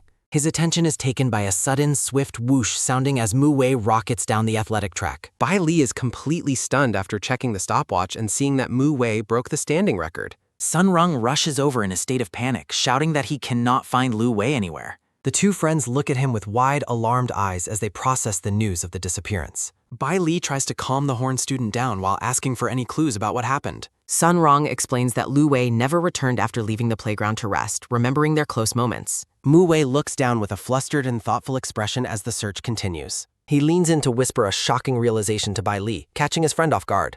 Mu Wei suggests that the sudden disappearance might be linked to some deep-seated emotional issues. Sun Rong becomes increasingly distressed, pacing back and forth with his hands over his head. Mu Wei suspects that the other boy might actually be out looking for someone to cause trouble with. They decide to search the campus themselves since the police will not investigate a disappearance under 24 hours. Sun Rong worries that Lu Wei has been bullied by students from the carnivore department in his absence. His attention is taken by a sudden, sharp ouch sounding from a nearby dark alley. The scene shifts as a sudden, desperate, help sounding echoes between the tall city buildings. Lu Wei stands coolly over two defeated students while smoking a cigarette in the shadows. The two bullies grovel on the ground, tearfully apologizing for failing to recognize their superior. Lu Wei stares at them with cold indifference as he tells them to get lost immediately. He watches them flee while his attention is taken by a sudden, hasty run sounding. He reflects on his complicated feelings for Sun Rong with a look of quiet resignation. Lu Wei walks alone toward the exit of the alley, questioning why he even likes the other student. Sun Rong continues his desperate search, making his way up a staircase with a determined expression. A close-up captures the intense focus and beads of sweat on the tan-haired student's face. He arrives at the school gate and realizes that Lu Wei's phone has indeed been turned off. A digital screen displays a long list of missed calls from Sun Rong and several from Bai Li. Lu Wei checks his phone and sighs about Sun Rong's persistence before being confronted at his doorstep. Sun Rong finds a shirtless, white-haired student outside a building and begins to struggle against him. The white-haired student is furious, demanding to know why Sun Rong is looking for Lu Wei at his home. Sun Rong refuses to let go, shouting that the other student must know Lu Wei's whereabouts. Chibi diagrams illustrate Sun Rong's messy train of thought regarding the carnivore department and the Lynx Master. His attention is taken by a sudden, violent, torn-off sounding as fabric is ripped during their fight. The white-haired student insists he has no idea where Lu Wei is and questions why anyone would worry. He thinks to himself about how terrifying the Demon Lord can be when he is truly angry. The white-haired student's head is suddenly hit by a small flying object thrown from the side. Lu Wei appears behind them, casually greeting Sun Rong and calling the encounter a total coincidence. The white-haired student is skeptical, suspecting that the two of them planned this to prank him.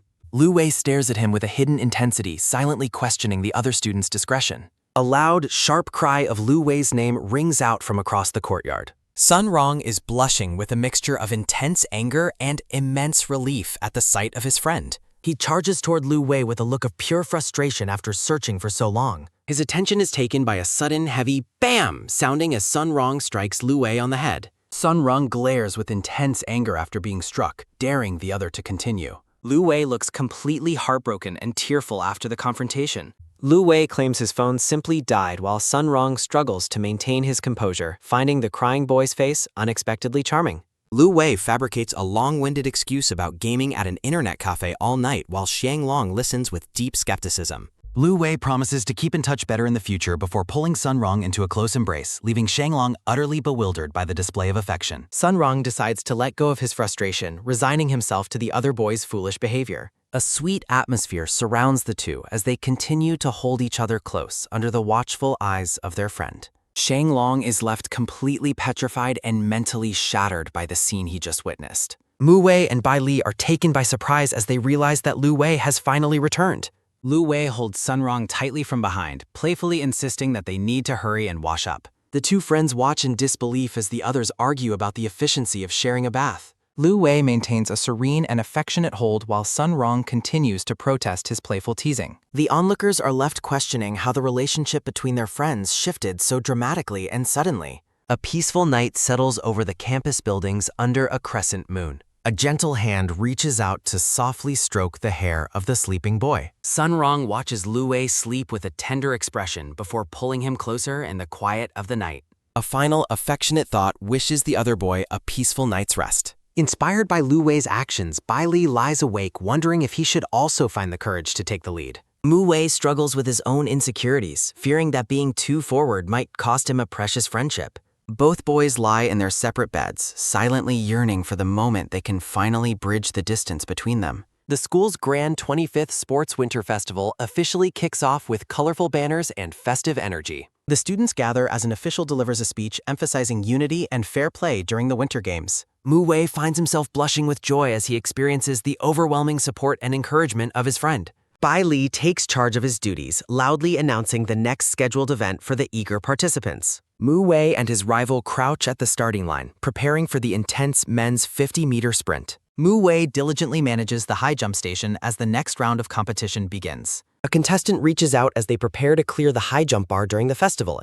Despite the excitement of the games, Mu Wei feels a pang of loneliness as he wishes he could spend more time with Bai Li. Mu Wei is lost in his own somber thoughts while his rival watches him with a silent, observant gaze. Mu Wei discreetly pulls out the pink handkerchief, battling the urge to scent it while worrying about what others might think of him. His attention is taken by a sudden heavy BAM sounding that echoes across the stadium. Xianglong playfully strikes Mu Wei on the head, causing him to accidentally drop the precious pink cloth onto the ground. Mu Wei lets out a loud, frustrated shout as he reacts to the sudden and unwelcome interruption. Xianglong mocks the importance of the handkerchief and promises to replace it with a car, further infuriating Mu Wei before the long-distance race. The two rivals continue their heated exchange across the athletic field, with Mu Wei rejecting the absurd offer of a car.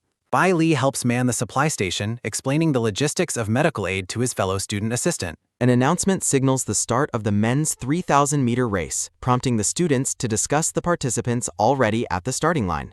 Bai Li gazes into the distance with a look of quiet concern as he thinks about Mu Wei's upcoming performance. Bai Li quickly hands over his responsibilities to his teammate, eager to go and support Mu Wei during his long-distance run. Bai Li rushes toward the track in a hurry, accidentally leaving behind one of his tools as his friend tries to call him back. His attention is taken by a sudden, sharp clang sounding as Bai Li accidentally runs headfirst into a metal pole. Despite his dizzying collision, Bai Li insists he is fine, just as his attention is taken by a sudden, loud bang sounding that signals the start of the race. The red-haired student looks completely overwhelmed and tearful, deciding that the situation is far too much to handle. Bai Li pushes forward with determination, sprinting toward the track to witness the main event. The bright blue sky reflects the high stakes and energy of the ongoing sports festival. The 3,000-meter race begins in earnest, with Mu Wei fuming as he tries to keep pace with the crowd's favorite, Shang Long. A supporter holds a cheer sign while reflecting on how Shang Long's unique lynx heritage gives him a natural advantage in long-distance running. Mu Wei grows increasingly paranoid during the race, convinced that his rival intentionally sabotaged his focus by taking the handkerchief. Mu Wei grits his teeth in sheer determination, pushing his body to the limit as the race continues. Shang Long maintains a powerful lead on the track while Mu Wei struggles to bridge the growing gap between them. Mu Wei jumps into the air with a cry of pure excitement and joy. He declares that he feels completely revitalized and full of power while sprinting ahead of his friend.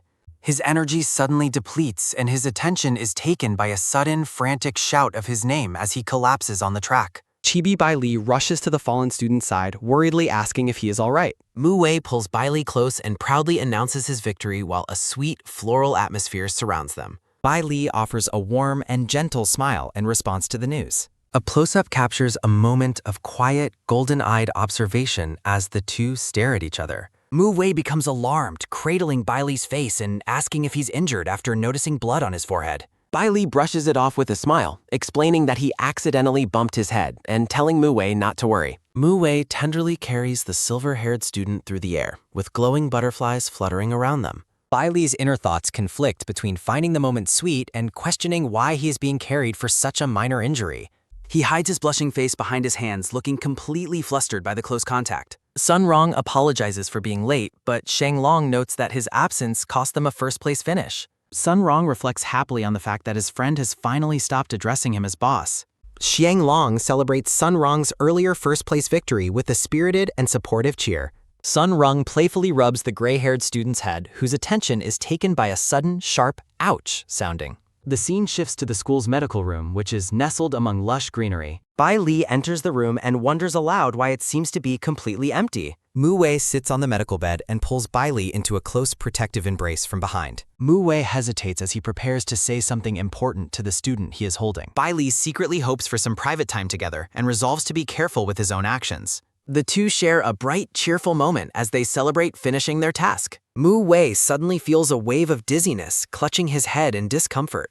He suggests that they sit down for a while before trying to head back out to the festival. Bai Li views the break as a perfect opportunity to get closer and create a special moment for himself. He is thrilled by the private time, while Mu Wei struggles with his internal conflict about the boundaries of their friendship. Mu Wei decides he must find the courage to take action given this rare chance to be alone. He suddenly grabs Bai Li's hands, his mind racing with the urge to do something bold. Mu Wei trembles with nerves as he holds on tight, leaving Bai Li looking quite surprised. He reaches up and offers to wipe the sweat from the silver-haired student's face. A carnivore student yells at Shang Long, demanding to know how he could lose a long-distance race to Mu Wei. Sun Rong calmly explains that he doesn't mind the loss since their mixed class still earns points. The gray-haired student fumes, vowing to make Mu Wei regret joining the mixed class by winning the next race. Sun Rong dismisses the threat, suggesting that the carnivores will have to deal with the herbivores first. He introduces a small, deer-eared student as his teammate while his friend looks on in disbelief. A profile reveals Li Qi, a simple deer-type student who stands 174 centimeters tall and loves sports. The gray-haired student questions the newcomer's identity with a skeptical and confused look. The orange-haired girl wonders if the silly-looking deer is really part of the herbivore department. The runners take their positions at the starting line, with the carnivores worrying about their class standing. The race begins in earnest as the participants dash forward from the starting blocks. Sun worries that they might lose the lead and wonders where his other friend has gone. Lu Wei cheers at the top of his lungs, playfully questioning the runner's pride if they fail to win. Sun Rong is incensed by the loud distraction, vowing to deal with Lu Wei after the race is over. Li Qi charges ahead on the track while Lu Wei continues his loud and boisterous support from the sidelines. His attention is taken by a sudden, sharp stop sounding as a runner's foot reaches the red line. Li Qi looks back in confusion, wondering who just called out to him during the race. The three runners cross the finish line together, with their attention taken by a sudden, heavy, torn-off sounding. Lu Wei and his friend discuss the race results with the cat-eared boys skeptical about the power of love excuse. Sun Rong suggests taking a break since their next match is an hour away, but Lu Wei quickly dismisses his own thoughts. Sun Rong asks about returning to class, but Lu Wei declines, preferring to avoid the large crowds for now. Lu Wei confirms a correct answer as Mu Wei questions his presence in the infirmary while secretly hoping for some private time. Both boys look on with wide-eyed surprise at a sudden and unexpected sight. They witness Sun Rong tenderly checking on a tearful Bai Li as a bead of sweat rolls down Lu Wei's face. Mu Wei watches in shock as Bai Li assures Sun Rong that his forehead injury didn't hinder his performance in the competition. A boisterous declaration about being lazy echoes through the bright and airy medical room. Sun Rong reacts with intense anger when Lu Wei asks about his romantic progress, reminding him of a sudden disappearance after a kiss. The two boys lock eyes in a tense and silent confrontation following Sun Rong's heated outburst. Their attention is taken by a sudden melodic ring ring ring, sounding as an alert for the relay race forces the boys to depart.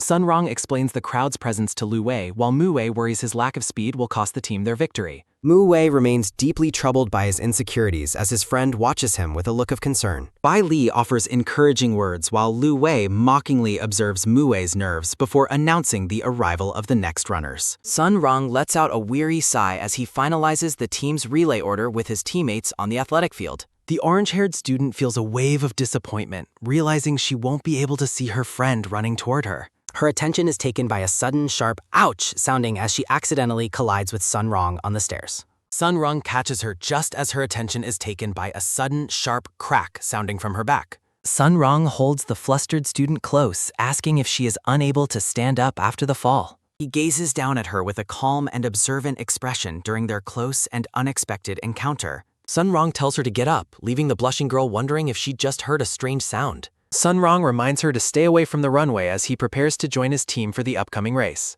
The student is left completely starstruck and overjoyed by the brief interaction with her classmate. A sudden, booming run sounding signals the official start of the relay race as the participants dash forward. Bai Li sprints with intense focus, tightly gripping the baton as he races down the track. Mu Wei prepares to receive the baton, determined not to waste the advantage his friend created, despite a rival's mocking laughter. A teammate calls out to Sun Rong during the critical moment of the relay's baton exchange. Mu Wei charges forward with the baton, pushing himself to maintain the team's lead in the miss. Lu Wei watches with a skeptical look, privately questioning the other runner's performance from the sidelines. Lu Wei asks about any discomfort, but Mu Wei insists he feels much better after completing his portion of the race. Sun Rong commands his teammates to take third place, while Mu Wei reacts with comedic despair. His attention is taken by a sudden, sharp stroke, sounding as Sun Rong pours all his energy into a powerful sprint. Sun Rong's legs blur with speed as he pushes himself to the limit on the track. Her attention is taken by a sudden, high-pitched kya sounding as the orange-haired student cheers for the approaching runner.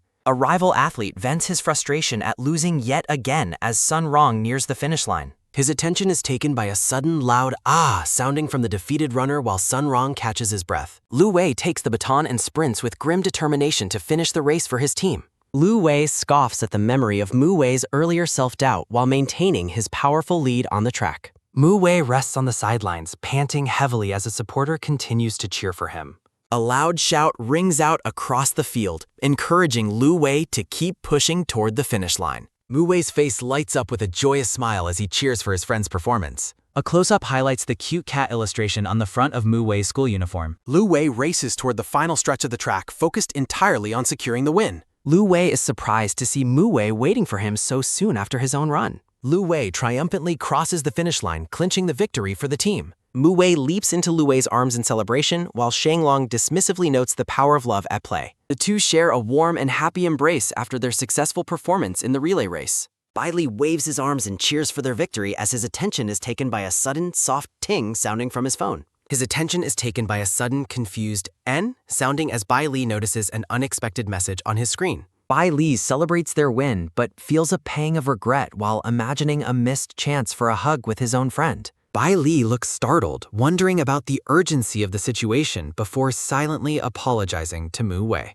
Tears stream down Bai Li's face as he becomes overwhelmed by his own conflicting emotions. Someone notes that the current situation seems really twisted as they look out toward the greenery of the school grounds. Mu Wei stares calm. He thinks happily about the possibility of returning to the medical room for more private time with his friend. Mu Wei's heart sinks when he receives a message from Bai Li explaining that a class emergency requires his immediate attention. Lu Wei runs up and notices Mu Wei's injury, enthusiastically offering to help him bandage it up. He dismisses the concern and declines the trip to the infirmary, leaving the girl looking slightly surprised. Lu Wei maintains her cheerful smile. Sunlight filters through the green leaves. The two walk together through the park as someone identifies Mu Wei from a distance. A group of students led by Lu Bai, a hot-tempered deer-type student, confronts them with accusations of foul play during a previous race. The group insists that Mu Wei's team cheated, while a confused student wonders who was shouting for him. Lu Wei uses a megaphone to mock the stupid deer, while the newcomer looks on with a mixture of shock and confusion. She complains about the pettiness of the accusations as Mu Wei remains stoic and silent beside her. A brown-haired student blames the herbivore department for their loss, drawing a stern and serious look from Mu Wei. Mu Wei agrees that an apology is necessary if a mistake was made, but he firmly refuses to settle matters with violence. He challenges the group to settle their grievances through competition on the athletic field rather than through threats. Lu Wei gazes at him with complete and utter infatuation. Mu Wei dismisses the threat to their ranking and warns the others that he is indifferent to their plans for revenge outside of school. A student reminds the group that the upcoming athletic events are mandatory and cannot be skipped. Lu Wei bursts into tears, feeling rejected and believing she will never receive any special attention from Mu Wei. She sits beside him on a bench, thinking that even his cold and indifferent side is incredibly handsome. She feels like she is in a losing battle, sweating nervously as she considers the overwhelming intensity of the situation. Lu Wei suggests using a handkerchief to protect the medicine on his hand from getting wet, prompting Mu Wei to pull one from his pocket. Lu Wei is startled by the scent of the handkerchief, realizing it is quite dirty and smells like someone else. Mu Wei quickly snatches the cloth back, realizing he grabbed the wrong one by mistake. Lu Wei realizes the handkerchief carries the scent of Bai Li, while Mu Wei searches frantically for his own lost item. She offers her own handkerchief instead, playfully teasing him about whether his rabbit-eared friend would be jealous. Mu Wei rejects the offer because he dislikes other people's scents, though Lu Wei knows he already smells like his friend. Lu Wei looks annoyable tired. Mu Wei worries about the complications of a carnivore and herbivore being together, specifically citing his mother's intense and unpredictable personality. Lu Wei is left in tears, devastated by his cold rejection of her assistance. Bai Li encounters a mysterious blonde woman in sunglasses and tries to direct her away from the student area toward the parent section. A close-up reveals Bai Li's reflection in the woman's eye as she stares at him with intense focus. She suddenly reaches out and grabs his hands, catching the silver-haired boy off guard. The woman is struck by how adorable he is, glowing with excitement as she holds on to him. She bombards the confused student with questions about his romantic life and when they might finally meet his parents. The blonde woman boldly invites the startled silver-haired boy to come home with her. Bai Li is startled and shocked. A loud shout calls for Mu Wei. Bai Li waves his arm frantically to get Mu Wei's attention across the field. The mysterious woman breaks into a cold sweat as she realizes Mu Wei is approaching. Mu Wei charges forward with an angry and determined expression. The blonde woman vanishes instantly, leaving the silver-haired boy looking around in complete bewilderment. Mu Wei is furious that his mother disregarded his warnings to stay away, while she hides nearby, crying over his rebellious attitude. Bai Li notes that something feels suspicious and notices that Mu Wei appears to be injured. Mu Wei suggests they head to the infirmary together, but Bai Li points out that the wound is already bandaged. Mu Wei feels a wave of disappointment at the missed chance for private time, but they decide to watch the long jump next. The scene shifts to a snowy day 3 days after the festival as the two boys walk side by side. Mu Wei decides to stay at school and keep his friend company since his own home is empty for the time being. Mu Wei offers a warm and genuine smile to his companion as the snow continues to fall. Bai Li laughs with pure joy. The winter landscape is covered in white as someone remarks on how much it's snowing. Bai Li and Mu Wei stand together at the top of a snow-covered staircase. Mu Wei gazes up at the falling snow with a thoughtful expression. A sudden sharp achoo sounding breaks the silence as Mu Wei sneezes in the cold. Bai Li realizes how much his friend loves the snow as Mu Wei suddenly dashes away. His attention is taken by a sudden, quick slip sounding as Mu Wei's foot loses traction on the ice. A sudden, firm pull sounding occurs as one boy catches the other by the hand. Bai Li holds Mu Wei's hand tightly to prevent him from falling. Bai Li notes that Mu Wei's hands are freezing as they hold on to each other. A close-up shows the two students' fingers intertwined in the winter air. Bai Li asks if the contact helps warm him up while Mu Wei stares at him intently. Sunlight glints off the pattern of the blue-checked scarf. Bai Li blushes slightly as he exhales a breath of cold air. The two boys walk together toward a snow-dusted park bench. A large mass of snow suddenly collides with Mu Wei, catching him completely off guard. Lu Wei laughs and teases them for not waiting, while Sun Rong stands nearby holding snow. A sudden sharp ka sounding rings out as Mu Wei reacts with intense annoyance toward Lu Wei. A playful battle erupts as the students pelt each other with snowballs. Sun Rong accepts a drink and questions the appeal of staying out in the freezing cold. Bai Li agrees quietly while clutching his drink as a warm mist rises from the cup. Someone laughs, noting that the duo's excitement over the snow makes them look like children. Sun Rong and Bai Li sit side by side on the bench, enjoying their warm beverages. Mu Wei pours all his energy into rolling an enormous snowball to use against Lu Wei. Sun Rong explains his father restricted his outdoor time to prevent rowdy behavior, just as Lu Wei is struck. Lu Wei retaliates by pinning Mu Wei down and burying him in the deep snow. Two figures sit motionless, looking like literal snowmen as the winter storm continues. A sudden, high-pitched achoo sounding comes from Bai Li while Sun Rong remarks on the other's hidden strength. Bai Li thinks to himself that while Sun Rong is simple, Lu Wei might be even simpler. A sudden muffled grunt sounding repeats as Sun Rong focuses on drinking his beverage. Sun Rong warns that they shouldn't play so roughly as his attention is taken by a sudden, swift dodges sounding. A sudden, booming bam sounding echoes across the park. Sun Rong and Bai Li watch in shock, hoping the incoming projectile won't hit them. Mu Wei shouts for Bai Li as Lu Wei looms behind him with a determined look. A sudden, whistling whoosh sounding occurs as Sun Rong laughs at the unfolding chaos while shouting for Lu Wei.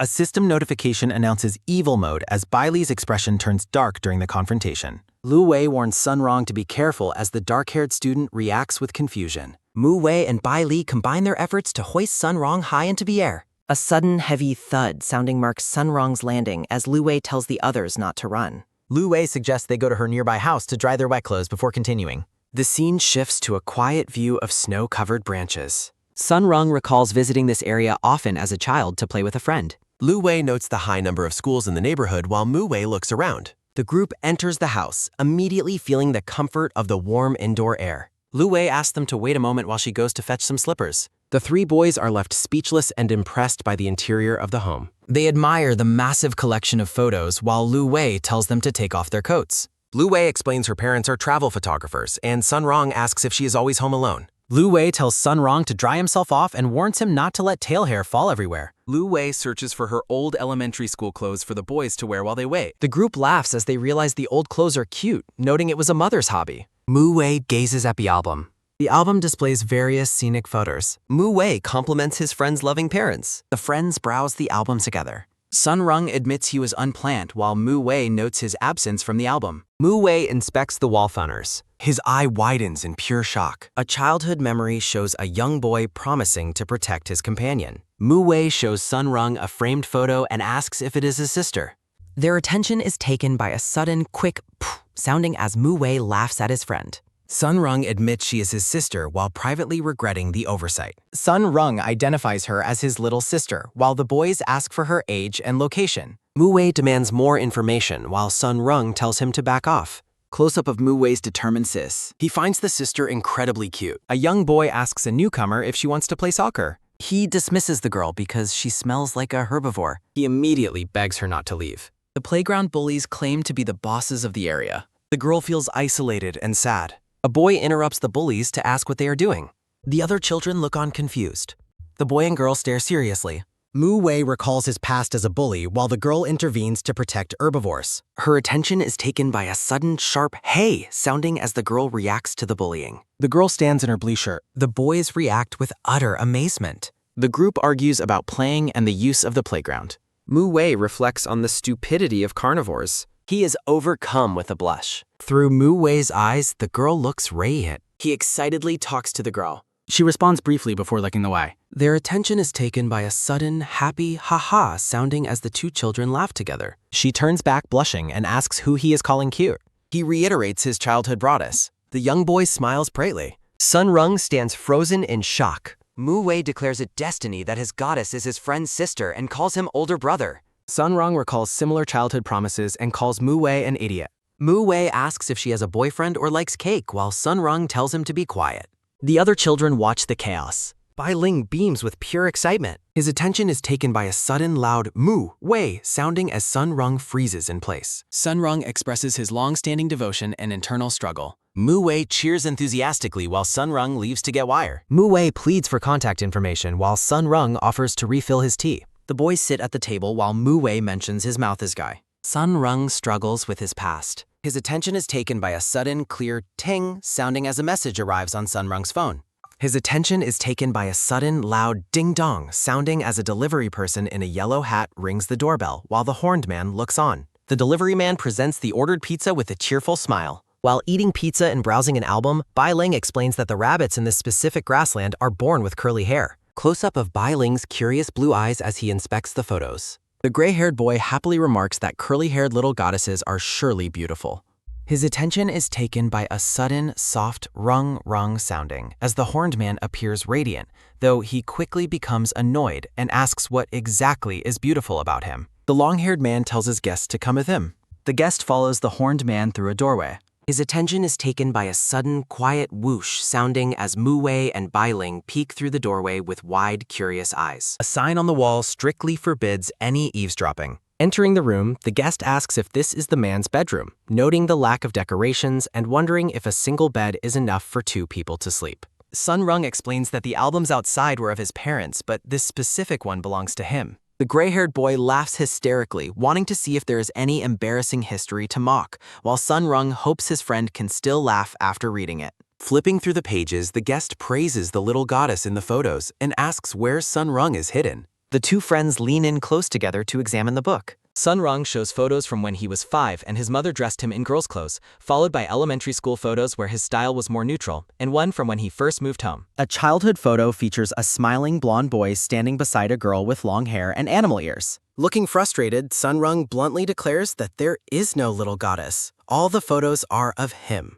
His attention is taken by a sudden, confused sounding as the gray-haired boy processes this revelation with a series of question marks. His attention is taken by a sudden, sharp crack, sounding as Sun Rung apologizes for the long misunderstanding, explaining he was too embarrassed to admit people often mistook him for a girl when he was a child. The guest refuses to believe it, arguing that antelopes only have hornless females, and the goddess in the photo clearly has no horns. Flushed with anger, Sun Rung points at the photo and demands to know who said he didn't have horns. A close-up of the old photo reveals tiny, budding nubs on the head of the child dressed as a girl. Sun Rung scolds his friend, explaining that his horns are still growing and will continue to change shape, questioning if he even paid attention in elementary school. The guest stares at the photo in silence as Sun Rung watches him with crossed arms. The gray-haired boy looks completely shell-shocked by the realization that his goddess is actually his friend. Sun Rung tells the boy that if he doesn't believe him, he should just go outside and ask Mu Wei. Bai Ling and Mu Wei chat happily about how cute the photos are, with Mu Wei promising to show more at his house next time. His attention is taken by a sudden loud bang, sounding as the guest bursts through the door, clutching the album and shouting for his boss. The guest holds up the book to show Mu Wei, asking if the person in the photos is really him. Mu Wei and Bai Ling look on with cheerful expressions. His attention is taken by a sudden, sharp crack, sounding as the gray-haired friend is struck by the revelation that the cute child was Mu Wei, leaving him broken-hearted. Bai Ling asks if there are any other childhood pictures of Mu Wei that he can see. Sun Rung tries to comfort his devastated friend by noting their shared fate, but the boy laments that he wanted a goddess, not a man. Mu Wei tries to stifle his laughter behind his hand. Sun Rung grows angry at Mu Wei for daring to laugh at his guest's pain. Mu Wei and Bai Ling eagerly ask to see childhood photos of Mu Wei. Sun Rung smiles mischievously, suggesting they head over to Mu Wei's house next door to find them. Both Bai Ling and the guest are filled with excitement at the prospect. Mu Wei hesitantly mentions that his parents are currently home, making him unsure. His attention is taken by a sudden, sharp stab sounding as Bai Ling puts his hands together pleadingly, a gesture so adorable it strikes Mu Wei's heart. Realizing his mistake, Mu Wei quickly corrects himself, saying his parents are working overtime and they can go. The group is thrilled as they agree to head to the big brother's house, while Mu Wei reflects on how he can't deny the rabbit boy's cuteness. Sun Rung watches the 2 excited friends, wondering why the guest is so hyped up after his recent heartbreak. Mu Wei and Bai Ling enter the house, with Mu Wei asking his guest what he would like to drink. The gray-haired boy is amazed to finally be visiting his big brother's house. Sun Rung is relieved that his friend has finally forgotten about the little goddess. Sun Rung is startled to see the blonde boy already knows exactly where the personal albums are kept. Mu Wei brings a tray of cookies and hot chocolate, and to surprise Bai Ling asks if he made it himself. Blushing and nervous, Mu Wei admits his mother prepared it before leaving, and he simply had to warm it up. Lu Wei explains that the album contains photos from her childhood sports festivals and travels, but she quickly finds a more interesting page as a sudden heavy bam sounding occurs during a quick push sounding to open the book. Mu Wei, Bai Li, and Sun Rung gaze at the book with expressions of total amazement. Lu Wei points out a photo of Mu Wei playing a tree in an elementary school play, prompting Bai Li to find him adorable, while Sun Rong laughs at how reluctant his boss looks. A childhood photo shows Mu Wei looking terrified while ice skating. Lu Wei describes a time when Mu Wei got stuck in a tree and her aunt took an embarrassing photo instead of helping him down. Bai Li and Sun Rong laugh at the idea of Mu Wei having such cute moments, while Mu Wei broods over Lu Wei's betrayal, and Bai Li feels a pang of envy over her shared past with his friend. Bai Li smiles warmly while looking at the photos, even though a flashback reveals he actually participated in those childhood memories alongside Mu Wei. Laughter echoes from behind the bedroom door as the group continues to enjoy the album. A blonde-haired woman with lion ears whispers to a blonde-haired man about how happy the little bunny sounds while laughing. A phone screen displays an angry message from Mu Wei, ordering his parents to hide in the house so they don't scare his guests away. The blonde woman looks incredibly frustrated and annoyed by her son's demands. She bursts toward the door in tears, crying out that she wants to stay and pretend to be a rabbit. Mu Wei watches her with a stoic expression while his mother sulks. The scene shifts to the dormitory at night, where someone gazes at a photo of the group. Sun Rong lies on a bed and tells Lu Wei that it doesn't matter if they don't see each other again, because he will always remember her. A sudden, quick sit-up sounding occurs as Sun Rong claims he is fulfilling their agreement by protecting her now. He flashes a bright and toothy grin. Lu Wei's heart begins to race with a rhythmic ba-dum sounding. She looks down and blushes deeply. Sun Rong skips away happily while Lu Wei watches him with a stunned and silent expression. Lu Wei sits on the bed feeling regretful, thinking she needs to find an opportunity to enlighten him. Sun Rong enjoys a warm and relaxing shower while humming a tune. He looks toward the door with a confused expression. He recalls Lu Wei's face and blushes while still in the shower. Lu Wei suddenly barges into the bathroom, excitedly suggesting that they wash together. A sudden, loud bam sounding occurs as she is struck by a flying object. Sun Rong screams for her to get out of the bathroom immediately. A sudden, sharp bang sounding echoes as the door is slammed shut. Lu Wei rubs her bruised forehead, noting that her attempt at enlightenment was a failure. Back in the bedroom, Bai Li looks at a childhood photo of Mu Wei on his phone. Bai Li thinks about how cute Mu Wei was as a child before wondering if they should turn on the air conditioner because the room is so hot.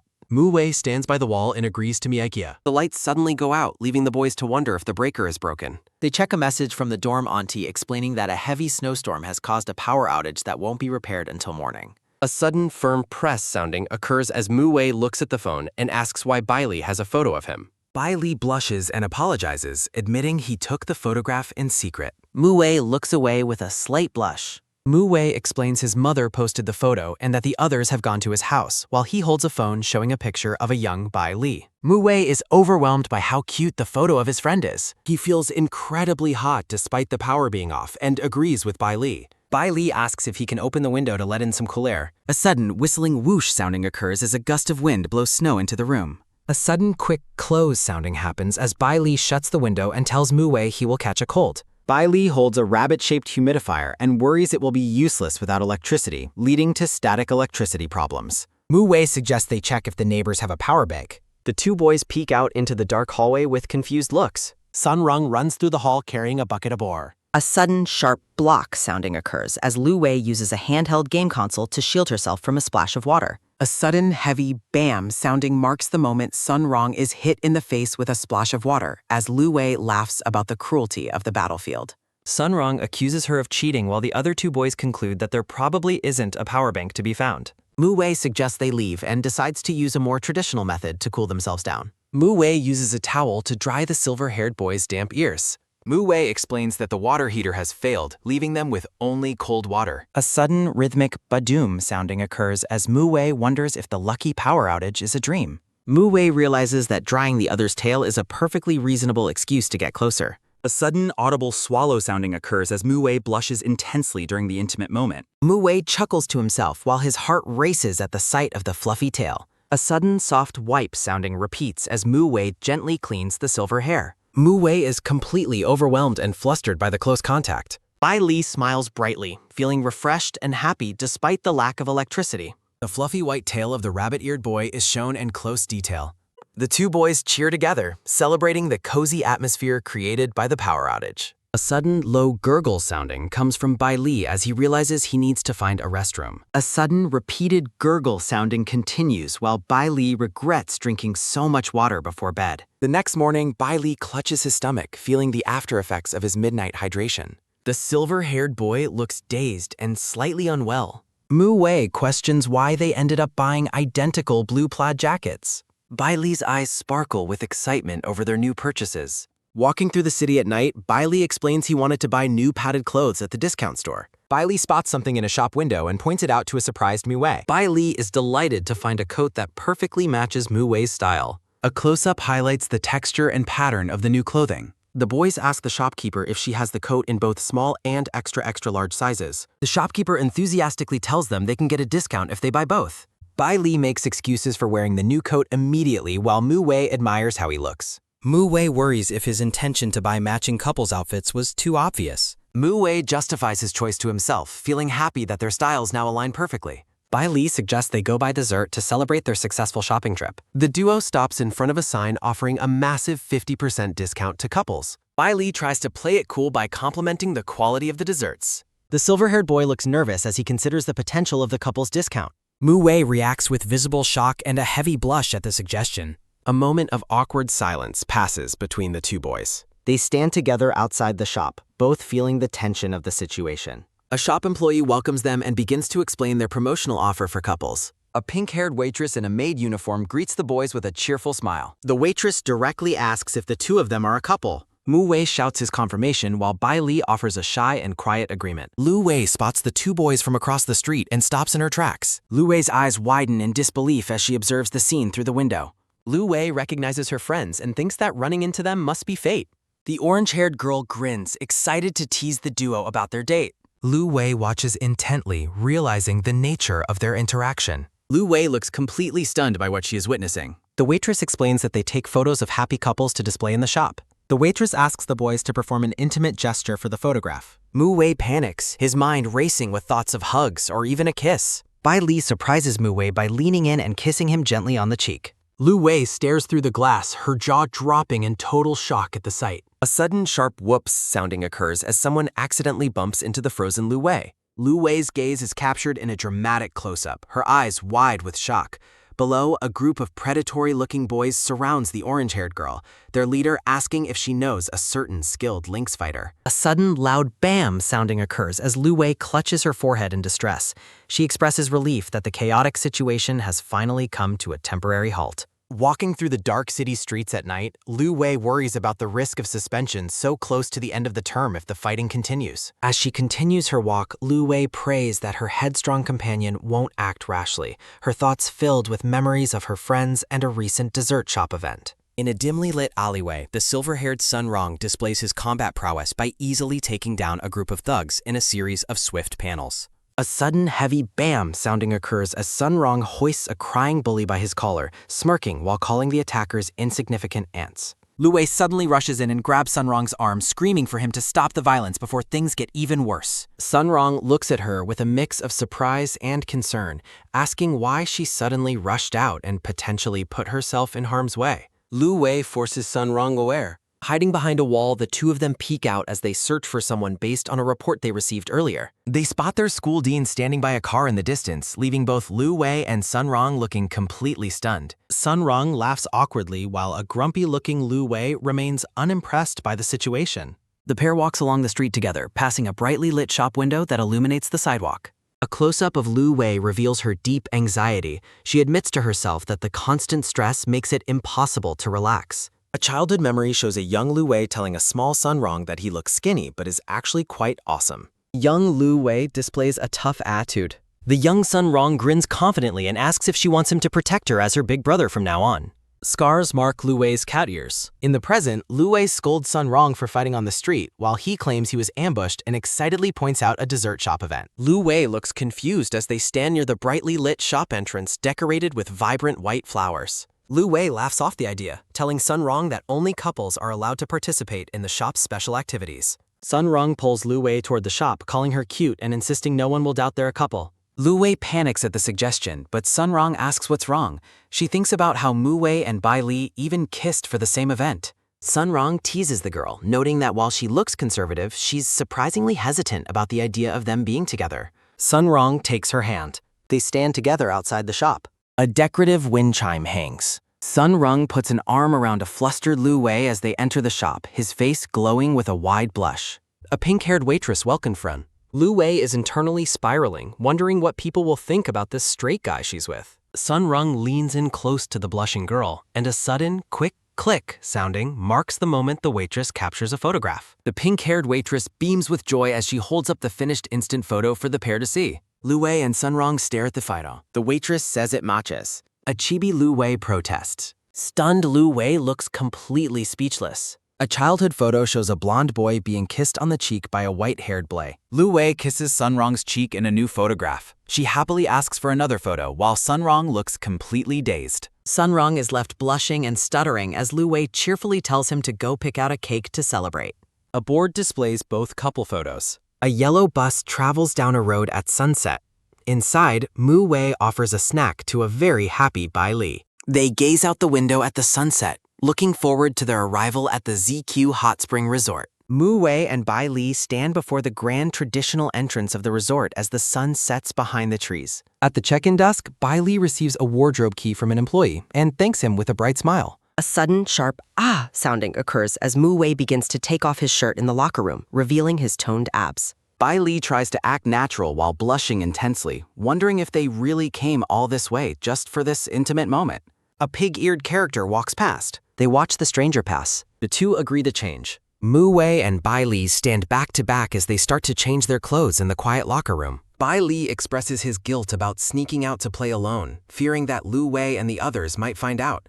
Mu Wei dismisses his concern, noting that the school dean is too preoccupied with Sun Rong to be following them, and they both laugh in agreement. Stepping through the traditional sliding doors, the two boys are struck by the breathtaking beauty of the open-air hot spring resort. A foot gently dips into the steaming, crystal blue water of the hot spring pool. Bai Li laughs with pure delight, thoroughly enjoying the warm and relaxing soak in the tranquil setting.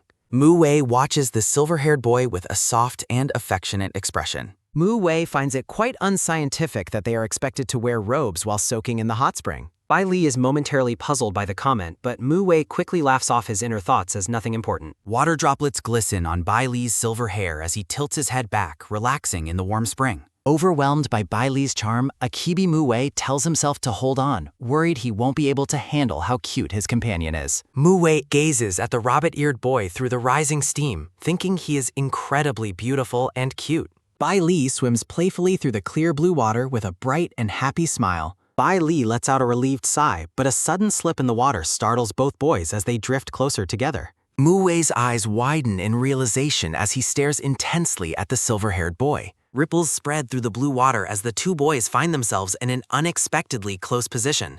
Sitting side by side under a glowing sun, the pair blushes intensely while reflecting on the chaotic moment in the spring. A cat-eared clerk welcomes them to their specialty shop, explaining that they can choose outfits and take professional photos in various scenes. After changing in separate stalls, the boys check in with each other, and Bai Li shyly suggests they emerge together once they are both ready. Bai Li is left completely speechless as he catches sight of Mu Wei's impressive transformation. The two boys stand together in stunning red and white traditional robes decorated with intricate gold dragon patterns. The staff member leads them into a hall filled with cherry blossoms for their photo shoot, where the photographer tells them to stay perfectly still. The photographers urge the pair to move even closer and pretend to share a kiss, leaving both boys flustered and blushing. Bai Li observes the other couples around them and realizes that despite his embarrassment, he truly wants to take these photos with Mu Wei. Sitting together on a bench among the cherry blossoms, the pair is encouraged by the smiling photographer to relax and sit much closer. Mu Wei takes the initiative, pulling a surprised Bai Li into a firm and protective embrace.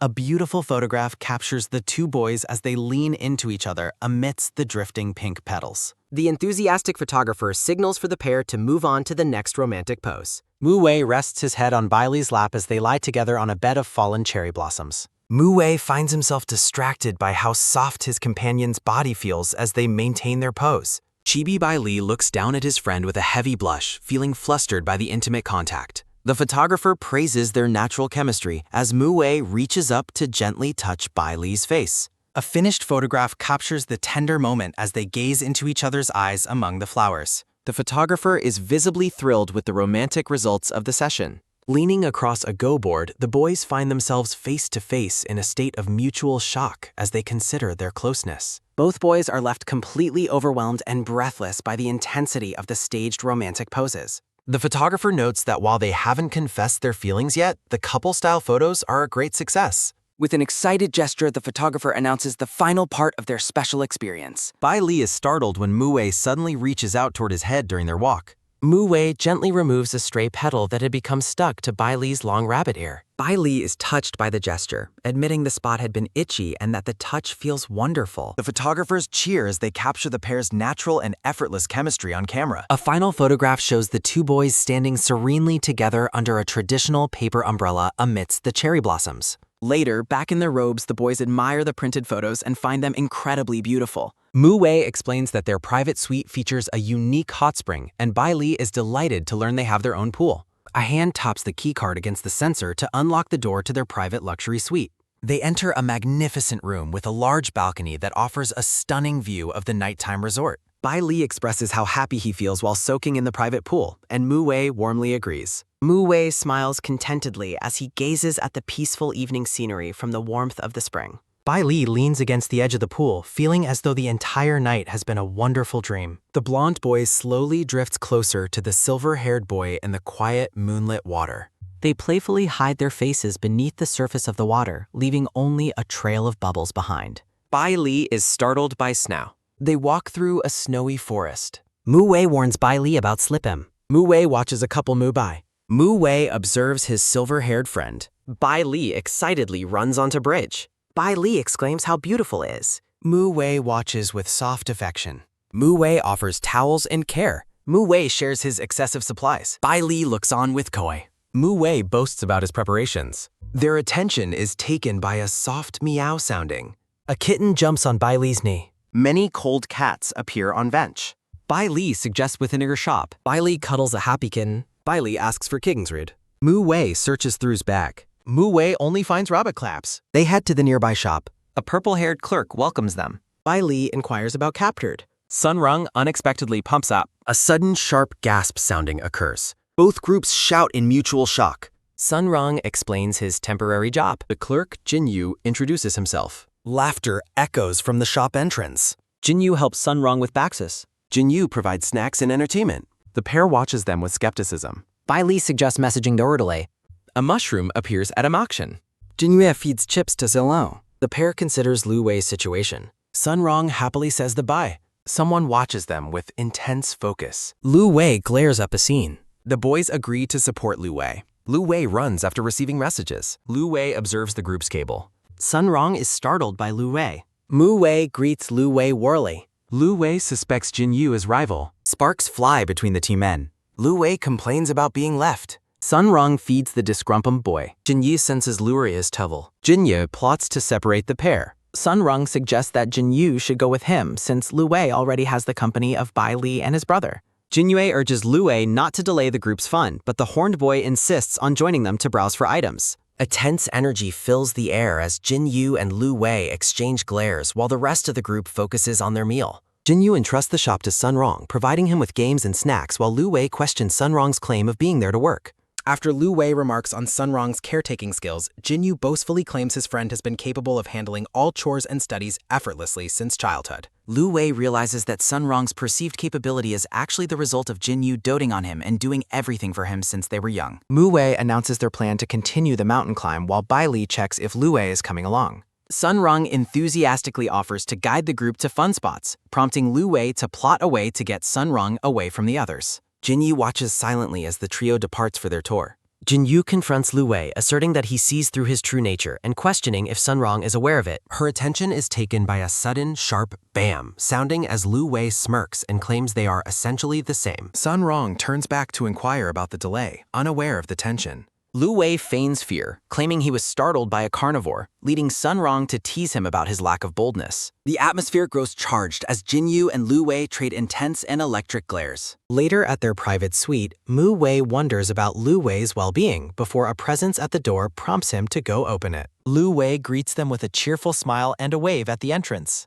An annoyed Mu Wei asks why he's there, causing Lu Wei to offer a sheepish apology for the interruption while Bai Li looks on. Lu Wei laments the chaos he faced outside while the pair enjoyed their private time, teasing them about their intended solitude. The pair remains silent and flustered by the intrusion. Mu Wei questions why Sun Rong didn't accompany him to the room. Lu Wei dejectedly explains that Sun Rong chose to go home instead. Recalling earlier, Jinyue offered to escort Sunrong home, while Lu Wei chose to reunite with his roommates, leaving him feeling left out. Fuming over Jinyue's interference, Lu Wei is teased by Bai Li for seemingly losing the encounter. Lu Wei insists he hasn't lost, though his expression remains bitter. Sunrong sternly warns some strangers about smoking in the non-smoking area, much to Lu Wei's annoyance at Jinyue's calm approval. The strangers confront Sunrong, prompting Lu Wei and Jinyu to step forward defensively. Sunrong tries to protect the pair, but Jinyue and Lu Wei both prepare to handle the situation themselves. Despite Sunrong's skepticism about Jinyue's strength, Bai Li notes that the purple-haired wolf is far from weak.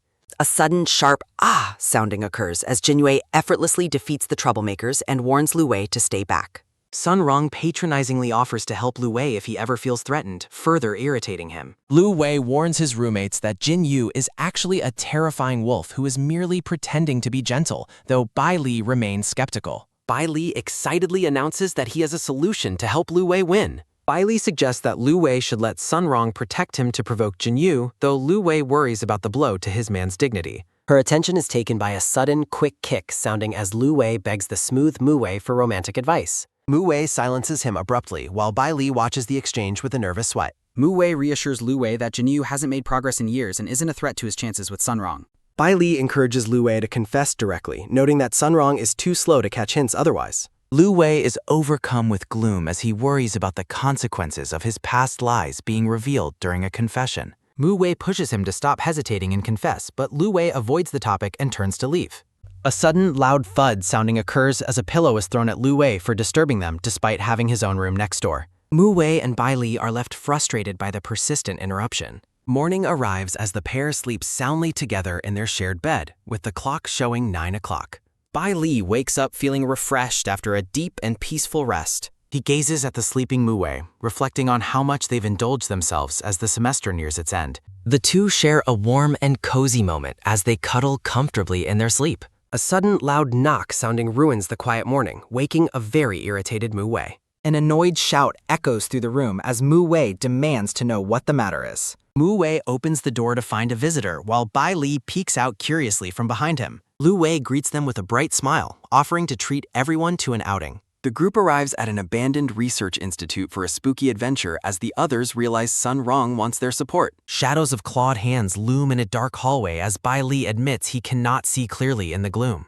A quiet moment passes amidst some leaves as the scene focuses on a boy's collar. Mu Wei takes Bai Li's hand and promises to guide him through the darkness, earning a quick agreement. Her attention is taken by a sudden, quick top sounding as a panel explains that lions and rabbits naturally possess night vision. Chibi versions of the pair run through the haunted hallway while shadowy hands reach for them. Mu Wei reassures his friend, while Bai Li notices the boy's racing heartbeat just as a sheet-clad ghost jumps out with a spooky cry. An angry Mu Wei orders a roaring lion ghost to leave them alone while the ghost character cowers. Her attention is taken by a sudden, deep roar sounding as Mu Wei's protective presence terrifies the ghost into a whimpering retreat. Lu Wei worries about his poor night vision as the group discusses the high-quality scares and diverse characters in the attraction. A heavy silence falls as dark vertical lines emphasize the tense atmosphere. Lu Wei laments being the only one without night vision, but Jinyu apologizes for his lack of foresight while confirming the superior sight of the others. Jinyu offers to act as Lu Wei's guide, leading a surprised Sunrong to watch them closely.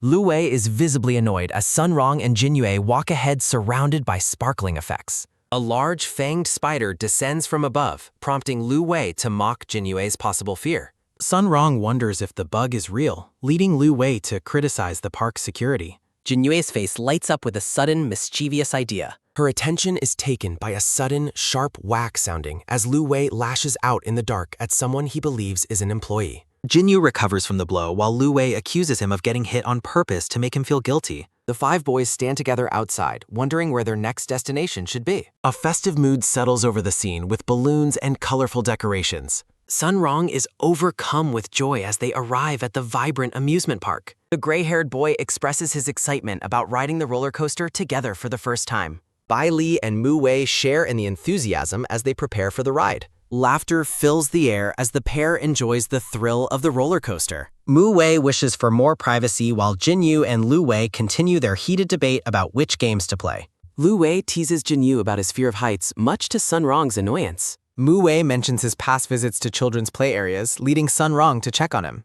The three boys look on with varying degrees of surprise and irritation. A notification announces that only 4 seats remain for the upcoming turn on the ride. Jinyu steps back and urges the others to go ahead without him. Lu Wei refuses to be left behind and offers to stay instead, leading to further bickering.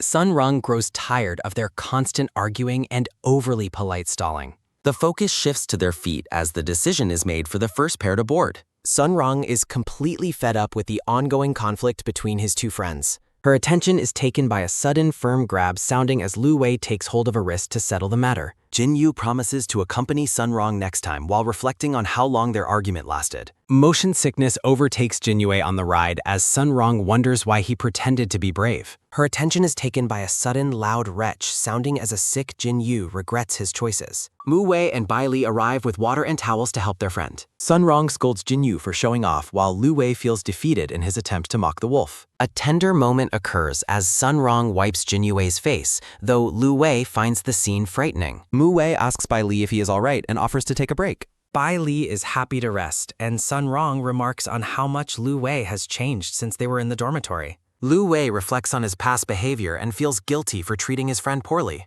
The horned boy wonders if Sun Rong prefers gentle people like the purple-haired wolf. Sun Rong tells Lu Wei to stop daydreaming and clean himself up as well. Sun Rong praises Jinyue's hidden strength while Lu Wei ponders his own character. Lu Wei considers trying to be more gentle in the future as the sun begins to set. The group waves goodbye at the end of their long and eventful day. Bai Li and Mu Wei look forward to a future date with just the 2 of them. The group makes their way home after the long day, with the gray-haired boy laughing about the horned boy's hilarious reactions on the roller coaster, while the latter remains silent and hungry. The horned boy looks down pensively, lost in his own thoughts. A small boy winks beside promotional information for the translation team. Back at the dorms, the horned boy urges Sun Rong to focus on their homework, though the atmosphere remains heavy as the rest of the roommates study quietly. Sun Rong laments the end of vacation and dreams of going to an amusement park, prompting Lu Wei to promise a trip during spring break if they can just pass their final exams. Mu Wei notes the cold evening air and moves to close the window as Bai Li continues to study. In a sweet moment, Mu Wei and Bai Li share a warm smile together while they work. A tail flicks over a speech bubble about failing a past exam, but being determined to pass this one. Lu Wei points out a question that won't be on the test, relieving Mu Wei and Bai Li as Sun Rong watches. Lu Wei leans in close to Sun Rong and sternly repeats his command to focus on the homework. The scene shifts to a complex math test filled with equations and multiple-choice questions. Lu Wei yells in frustration, demanding to know why Sun Rong has made no progress on his paper after so much time. Regretting his outburst, Lu Wei tries to rein in his temper while Sun Rong looks on with teary eyes. Lu Wei clenches his fists and looks determined to change his approach. Attempting to be more gentle, Lu Wei tells Sun Rong he is going to buy milk tea and leaves the room. The roommates call out their drink orders as Lu Wei departs, leaving the room in a moment of quiet relaxation. Sun Rong immediately takes the opportunity to slack off, leaning back and ignoring his studies. In a chibi-style moment, Sun Rong begs Bai Li not to tell on him. The lazy gray-haired boy ignores Bai Li's warnings, pretending he can't hear anything. Outside the door, Lu Wei scolds himself for his lack of gentleness and resolves to act more like his rival for the sake of Sun Rong. A hand reaches out and firmly turns the handle of the door. Her attention is taken by a sudden, quick whoosh sounding as a paper airplane flies through the air just as Lu Wei opens the door to find his friend slacking off. Lu Wei stands frozen with rage at the sight, but he desperately tries to keep his composure by reminding himself that the other boy belongs to him. Forcing a pained smile, Lu Wei pinches his own cheeks and vows to remain as gentle as his rival no matter what. Lu Wei enters the room with a cheerful greeting, startling the roommates who sweat nervously at his uncharacteristically sweet behavior. He hands Bai Li his drink, earning a happy thank you. Mu Wei receives his tea as well and offers a simple thanks to his roommate. With a terrifyingly strained smile, Lu Wei offers a barbecue milk tea to Sun Rong, who is overcome with nervous dread. Lu Wei's forced grin remains fixed as he watches Sun Rong, who is visibly shaken by the strange atmosphere. Terrified by Lu Wei's creepy behavior, Sun Rong frantically apologizes and dives back into his homework. A silver-haired wolf boy opens the door and cheerfully asks if Mu Wei is there to help with his studies, while an orange fox girl stands behind him. The dramatic silver-haired wolf collapses back, claiming that the burden of studying is killing him. He loudly expresses his desire to fight or run instead of reading, much to the fox girl's annoyance. The fox girl warns him that if he doesn't review his work, he will end up losing to his rival, Mu Wei. The silver-haired wolf reacts with shock and immediate determination at the thought of losing. He excitedly decides to find Mu Wei, ignoring the fox girl's protests. The fox girl laments having to witness more of the roommate's affection as they are greeted by an unimpressed Mu Wei. Mu Wei shouts in annoyance as the silver-haired wolf boy makes himself at home with a wide grin. A hand is brought down on the stock of study papers as the tension in the room rises. The silver-haired wolf confidently challenges his rival to a study contest, claiming he will finally win this time, while Mu Wei remains skeptical. The wolf remains undeterred in his confidence as someone announces the arrival of biscuits and tea.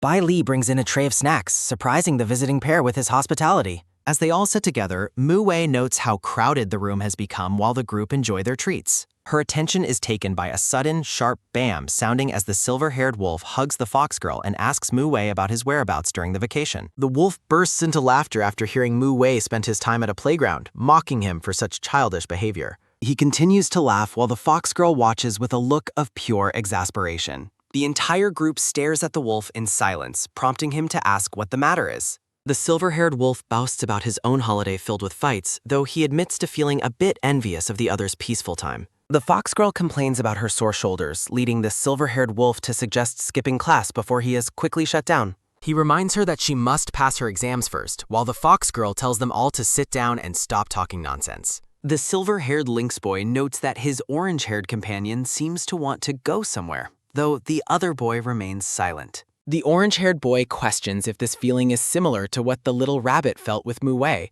while the silver-haired lynx wonders why he cannot accompany him. While they study, Shenglong offers to wipe the sweat from Sunrong's face, making their friends wonder if the big devil is planning some kind of conspiracy. The orange-haired boy forces a cookie into the silver-haired lynx's mouth, telling him to stop and eat. The orange-haired boy remains suspicious of the lynx's tricks, despite the invitation to share the delicious treat. The orange-haired boy questions the sudden feeding, while a chibi Bai Ling watches the interaction with amusement. As the final exams end and students head home for spring break, the blonde cat-eared boy notes the school's quietness, though Bai Ling reminds him they are together. His attention is taken by a sudden, soft thump, sounding as the blonde boy stands silently beside a content Bai Ling's. The blonde boy internally plans a supermarket trip to decorate for the spring festival, hoping to spend a memorable first break with his friend. A massive local supermarket is adorned with bright decorations and advertisements for a big spring festival sale. The blonde boy and Bai Ling arrive at the store and begin their shopping with a large metal cart. The two boys find themselves navigating through a massive sea of people crowded into the store. Bai Ling firmly grabs the blonde boy's arm, telling him not to let them get separated in the dense crowd. The pair continues through the aisles hand in hand, appearing very happy in each other's company. The blonde boy reflects on how their relationship feels like it began long ago, wondering if Bai Ling's feelings mirror his own. He decides that their current level of affection is high enough that a confession shouldn't scare his friend. His attention is taken by a sudden, sharp hiss, sounding as a store clerk offers them chocolate and asks if they are a dating couple. Both boys are left completely speechless and blushing at the clerk's unexpected assumption. Close-up of their shocked and wide-eyed expressions following the question. The blonde boy can only stammer as he tries to process the clerk's words. His attention is taken by a sudden, rhythmic thump, sounding as the two stand in silence while Bai Ling's heart beats rapidly. The shopping cart now contains the bag of chocolates and the 2 crystal cups given to couples. The blonde boy internally scolds himself for being so unnatural and failing to act like himself in the moment. He continues to worry about Bai Ling's reaction and whether his own delusions are clouding his view of their relationship. The blonde boy is stunned when Bai Ling suddenly insists that they are dating and tells him not to deny it. Close-up of Bai Ling's face showing a soft and expectant gaze. The blonde boy is overwhelmed by the seriousness of the situation, but Bai Ling promises to make up for the abruptness of the claim later. Ecstatic and relieved, the blonde boy internally vows to create a truly meaningful confession just for the two of them. The pair is suddenly distracted by the sight of other people they know in the store. Bai Ling points out something in the produce aisle, while the blonde boy's imagination conjures a romantic vision of a kiss. Playful chibi versions of the boys appear, looking around with wide, curious eyes. The blonde boy looks down at his feet, seemingly embarrassed or shy about his own thoughts. A tender focus is placed on the closeness of their hands resting on the cart. His attention is taken by a sudden, loud ah sounding as the blonde boy experiences a comical internal meltdown while Bai Ling looks on. The blonde boy asks why Jinyu and his group are at the supermarket, watching them from a distance. The pair remains hidden as they observe the other group of boys. Close-up of their eyes as they focus intently on the scene across the store. Small chibi versions of the duo watch with great shock and fascination. They decide not to approach, as the blonde boy realizes it might be embarrassing for Lu Wei if they were seen. Xianglong remarks on how long it has been since they shopped together, while Lu Wei expresses his excitement despite the horned boy's warnings. Lu Wei piles junk food into the cart for Sun Rong, much to Xianglong's irritation as he watches the snacks stack up. Lu Wei warmly tells Sun Rong that he should treat himself well since it is his first spring break out. Xianglong reflects on how surprised he was that Sun Rong chose not to return home for the spring break. A flashback shows Xianglong arriving at the dorm in the early morning to pick up Sun Rong, only to find Lu Wei already there. Sun Rong explains that he isn't going home this time and hadn't found the right moment to tell his friend. The announcement leaves both Lu Wei and Xianglong in a state of visible disbelief. Xianglong asks his friend why such a significant decision was made so suddenly.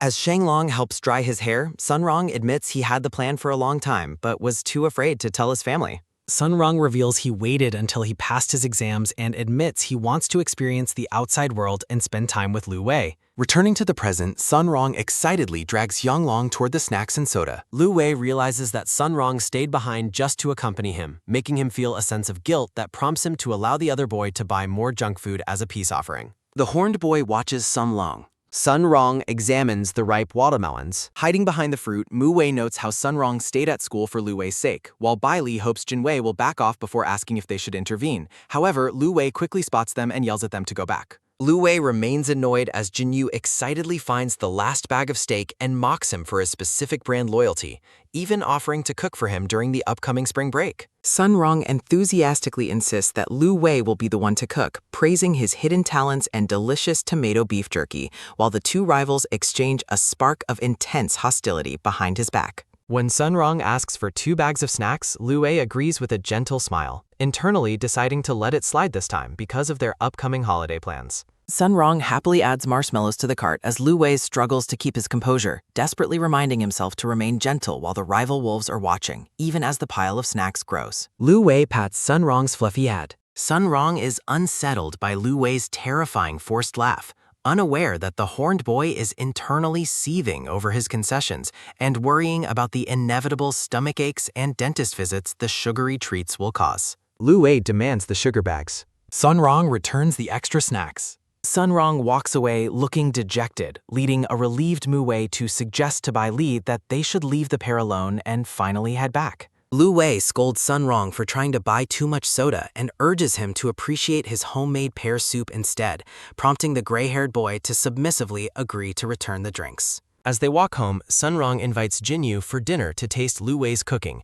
earning an angry retort from the chef before Jinyu suddenly claims he left his phone in a locker. Jinyu pretends he cannot remember the locker's location, leading a sympathetic Sun Rong to call him stupid while offering to go back and help him find it. Her attention is taken by a sudden, sharp whack sounding as the heavy grocery bags are dropped onto the pavement. Jinyu tells Lu Wei to stay and watch the groceries, ignoring the horned boy's protest that the locker is easy to find and that he could have easily accompanied them himself. Lu Wei grows suspicious that the wolf boy is taking advantage of the moment to convince Sun Rong to leave and head home early. He imagines a ridiculous scenario where Jinyu lies about Sun Rong's father being ill to guilt him into leaving, though he quickly dismisses the idea as too stupid even for his rival. Lu Wei walks into the distance. Horned boy looks around the alley. Lu Wei passes a blonde boy. Lu Wei confrontationally asks a group of tough-looking animal-eared boys what they did, receiving only confused and aggressive glares in return. 4 boys stand in the aisleway. Lu Wei tries to avoid a confrontation by telling the group he will spare them for now, but the boys take offense at his attitude and begin to surround him just as he worries Sun Rong might return. Jinyu appears with a bright, confident smile and tells the sweating Lu Wei not to worry and to leave the situation entirely to him. Lu Wei maintains a pained, polite smile as he suggests the group move their disagreement elsewhere to avoid making a scene in the street. Jinyu calculates the distance to the supermarket and decides that they have just enough time for a quick fight before the others return. Lu Wei stares at the school uniform. Her attention is taken by a sudden, quick rip sounding as Lu Wei grabs a boy by his shirt and demands to know which school he belongs to. The blonde boy tells Lu Wei that his business is none of theirs and urges him to hurry up and start the fight. Swift diagonal lines fill the frame. Chaos erupts as Lu Wei and Jinyu engage the group, with the horned boy grabbing his opponent while another attacker lunges at him with a shout. Sun Rong suddenly appears at the alley entrance, calling out for Lu Wei and expressing concern after seeing the groceries abandoned on the ground. Jinyu stands behind Sun Rong surprised. Her attention is taken by a sudden, soft puff sounding as one of the attackers falls defeated to the ground. Sun Rong looks on in disappointment, asking Lu Wei if he is back to picking fights with carnivores again, while a boy lies unconscious at the horned boy's feet. Lu Wei stands frozen in shock. Jinyu tries to play off the situation with a cheerful greeting, apologizing and claiming he realized his phone was in the shopping bag all along. Lu Wei is internally livid, sarcastically praising Jinyu's amazing acting skills while calling him a bastard for the clever setup. He looks at Sun Rong and realizes that the boy has been pretending all along, reflecting on the image of the innocent and frightened boy he thought he knew. Memory shards float in the air. Lu Wei tries to explain himself, telling Sun Rong he didn't mean to lie, but simply found the situation interesting at first before he could find the right moment to tell the truth. An upset Sun Rong accuses Lu Wei of teasing him and taking advantage of his sincerity, expressing his hurt at being treated like a fool. Her attention is taken by a sudden firm grab, sounding as a hand catches a retreating wrist to stop him from leaving. Lu Wei leans over Sun Lo. Lu Wei blushes and covers his face. Gray-haired boy walks Win alone. Sun Rong runs off into the distance, calling Lu Wei an idiot while the horned boy desperately shouts after him. Lu Wei sits slumped at the table with Bai Li, thinking to himself that this is not the romantic confession he had imagined at all. Bai Li suggests that such an accident could happen, but Lu Wei insists it only occurred because he lied first. Meanwhile, Mu Wei announces that the biscuits are ready. Bai Li thanks Mu Wei while Lu Wei declares that the situation was definitely not an accidental occurrence. Lu Wei explains he identified the rivals' uniforms as being from a different school and checked it online, concluding that the entire situation is a conspiracy orchestrated by Jinyu. Bai Li agrees the situation is suspicious and notes that Jinyu is not as soft as he looks, comparing his insidious nature to Lu Wei's. Lu Wei is offended by the comparison, while Mu Wei offers Bai Li a new snack to try. Bai Li enjoys the chocolate filling. Mu Wei is happy he liked it. They share a romantic, flowering moment. Bai Li and Mu Wei share a look. Lu Wei watches the roommate's affection sail away. Bai Li confirms that they are officially together, leaving a distressed Lu Wei to complain about their display of love. Mu Wei goes to get water as Bai Li recounts their unplanned dating history, mentioning a failed confession plan for spring break. Bai Li continues his story until Lu Wei impatiently asks if it can finally be his turn to talk. Horned boy stares with intense eyes. A voice asks if he is okay. Lu Wei stands alone in a row. Bai Li checks on Mu Wei, who explains that the water was simply too hot for him. Blonde boy inspects Mu Wei's hand carefully. Her attention is taken by a sudden, soft ah sounding as Bai Li kisses Mu Wei's fingers. They share an intimate, romantic gaze. Lu Wei coughs loudly to interrupt their romance. The roommates react with bashful embarrassment. Lu Wei demands their attention, frustratedly reminding them that he was just rejected by Sun Rong. Mu Wei listens and suggests that Sun Rong was likely just angry about being teased rather than rejecting him outright. Roommates share a quiet snack together. Lu Wei stands from the table. Mu Wei notes Sun Rong's importance to Lu Wei despite the bullying and encourages the horned boy to cheer up. Lu Wei suddenly declares that he is going to find Sun Rong. Her attention is taken by a sudden, loud whack sounding. Bai Li asks where Lu Wei is going to find Sun Yu, but Mu Wei suggests they simply ignore him. Sun Rong is engrossed in video games as a scarred boy enters the room with soda. Scarred boy holds a soda can. The scarred boy notices that Sun Rong has many missed calls on his phone. Sun Rong is frustrated while beaming. The scarred boy mocks the gaming performance while Sun Rong asks for a turn to play. Scarred boy stands behind the giver. The two boys share a look. The scarred boy points out that Sun Rong already bragged about clearing the game and getting the reward last time. Sun Rong guiltily realizes that it was actually Lu Wei who cleared the game for him. A memory shows Lu Wei threatening to reset the game progress if Sun Rong is disobedient. In the flashback, Sun Rong cries over the reset until Lu Wei relents and offers to clear the game for him again. Sun Rong lies, claiming he sternly told Lu Wei off and made him clear the game out of shame. Sun Rong rants about Lu Wei while the scarred boy listens with a neutral expression. The scarred boy stops the chatter about Lu Wei by going to check on dinner plans. Purple-haired boy looks back intently. Pixel art character levels up happily. Sun Rong asks what is for dare. Scarred boy brings a watermelon stack. He internally curses himself for accidentally mentioning Lu Wei's name then. The silver-haired boy carries the Infirmary. Sun Rong clings to Jinyu's test. Sun Rong asks if Jinyu is going to cook and offers to do it himself out of guilt for living in his house. Jinyu asks Sun Rong if he actually knows how to cook. Sun Rong boasts that he can cook noodles even better than Jinyu as he works at the stove. Jinyu laughs while recalling Sun Rong's past cooking disasters, leading the huffy gray-haired boy to claim he can survive just fine without Lu Wei. Jinyu points out that the stove isn't even turned on, prompting Sun Rong to blame Lu Wei for making him helpless over the last few months. The silver-haired boy sits alone. Sun Rong wonders about Lu Wei's true motives. Jinyu reflects on Lu Wei's high self-esteem and habit of bullying carnivores, wondering if he simply enjoys being in control. Sun Rong firmly insists that Lu Wei is not that kind of person. The gray-haired boy looks startled. Two boys share a quiet room. Jinyue tells Sun Rong that his phone was ringing. Jinyu checks his phone and finds a message from Lu Wei asking if Sun Rong is at his place. Jinyu tells Sun Rong to stay and play games while he heads out to buy some food. The silver-haired boy smiles Kently. Her attention is taken by a sudden quick click sounding as Jinyue leaves the room. A cheerful boy waves goodbye. Lu Wei is overwhelmed by memories of Sun Rong while questioning why they are appearing now. Her attention is taken by a sudden heavy thud sounding as Lu Wei clutches his chest and regrets not kissing Sun Rong earlier. Lu Wei begs his heart to stop beating so wildly. Mu Wei hears a ringing and asks a distressed Lu Wei what the matter is. Lu Wei asks the rabbit-eared boy to go to the office and find out where Sun Rong lives. Mu Wei agrees to help but points out that Lu Wei sounds like he is gasping for air. Bai Li watches as a hurried Mu Wei urges them to move quickly. Her attention is taken by a sudden, short beep sounding as the call ends, leaving the roommates worried about what Lu Wei is planning. Lu Wei runs through the streets. Her attention is taken by a sudden, firm stop sounding as Lu Wei halts, noting that he suspected nothing good would come from being asked out. A boy checks his phone. Jinyu meets Lu Wei, who coldly advises him to stay far away from Sun Rong. Lu Wei mockingly asks if this is Jinyu's true nature and wonders if Sun Rong was the one who asked him to deliver the message. Jinyue denies that Sun Rong asked him and says he simply wants to help his friend. The silver-haired boy looks away. Lu Wei refuses to stop and declares he will keep chasing Sun Rong until he receives a promise. Jinyu vows to make him agree, while Lu Wei dismissively asks if that is all he has to say. Her attention is taken by a sudden, rough grab sounding as Lu Wei seizes Jinyue's shirt, telling him that his current expression is far better than his fake one. A fist grips a white shirt. Lu Wei threatens to retaliate in kind, asking if Sun Rong knows Jinyu is the type to bring people to besiege his rivals. Lu Wei walks past defeated boys. Jinyu thinks to himself that Lu Wei is a person not even worth mentioning. A memory shows a crowd accusing a younger Jinyu of stealing their belongings.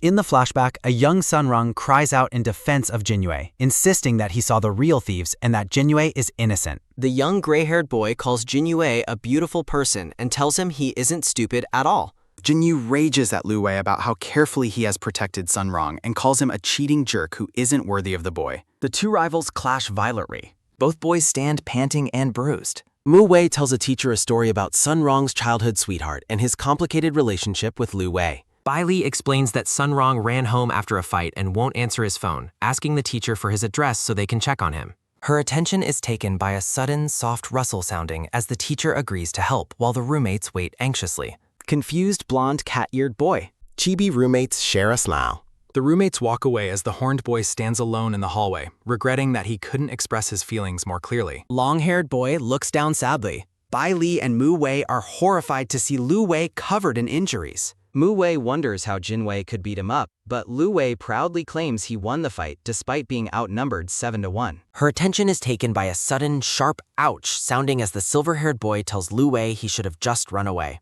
Mu Wei carefully cleans Lu Wei's hand. The roommates stare at a grumpy, blushing Lu Wei. Lu Wei finds Jinyu's behavior incredibly strange. Lu Wei realizes Jinyu was trying to protect Sun Rong from seeing the fight, unlike himself who only manipulated the situation for fun. Horned boy reflects on his lies. Bai Li asks the horned boy how he and Sun Rong first met before high school. A flashback reveals a younger Sun Rong being cornered by bullies until a golden-haired hero intervenes at the bus stop. The bullies mock the newcomers, being no match for them. Young Sun Rong calls them shameless for ganging up on one person.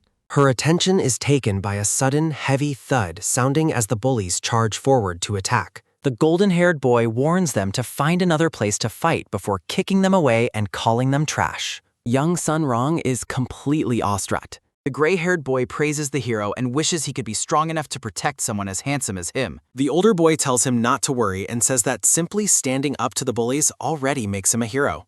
Sun Rong asks which school the boy attends, and he explains he goes to the mixed high school, Changmen. Sun Rong declares that true noble character and charisma are what a person should pursue to stand at the top. The gray-haired boy promises to bring his gentle friend along so they can all be at the same school together.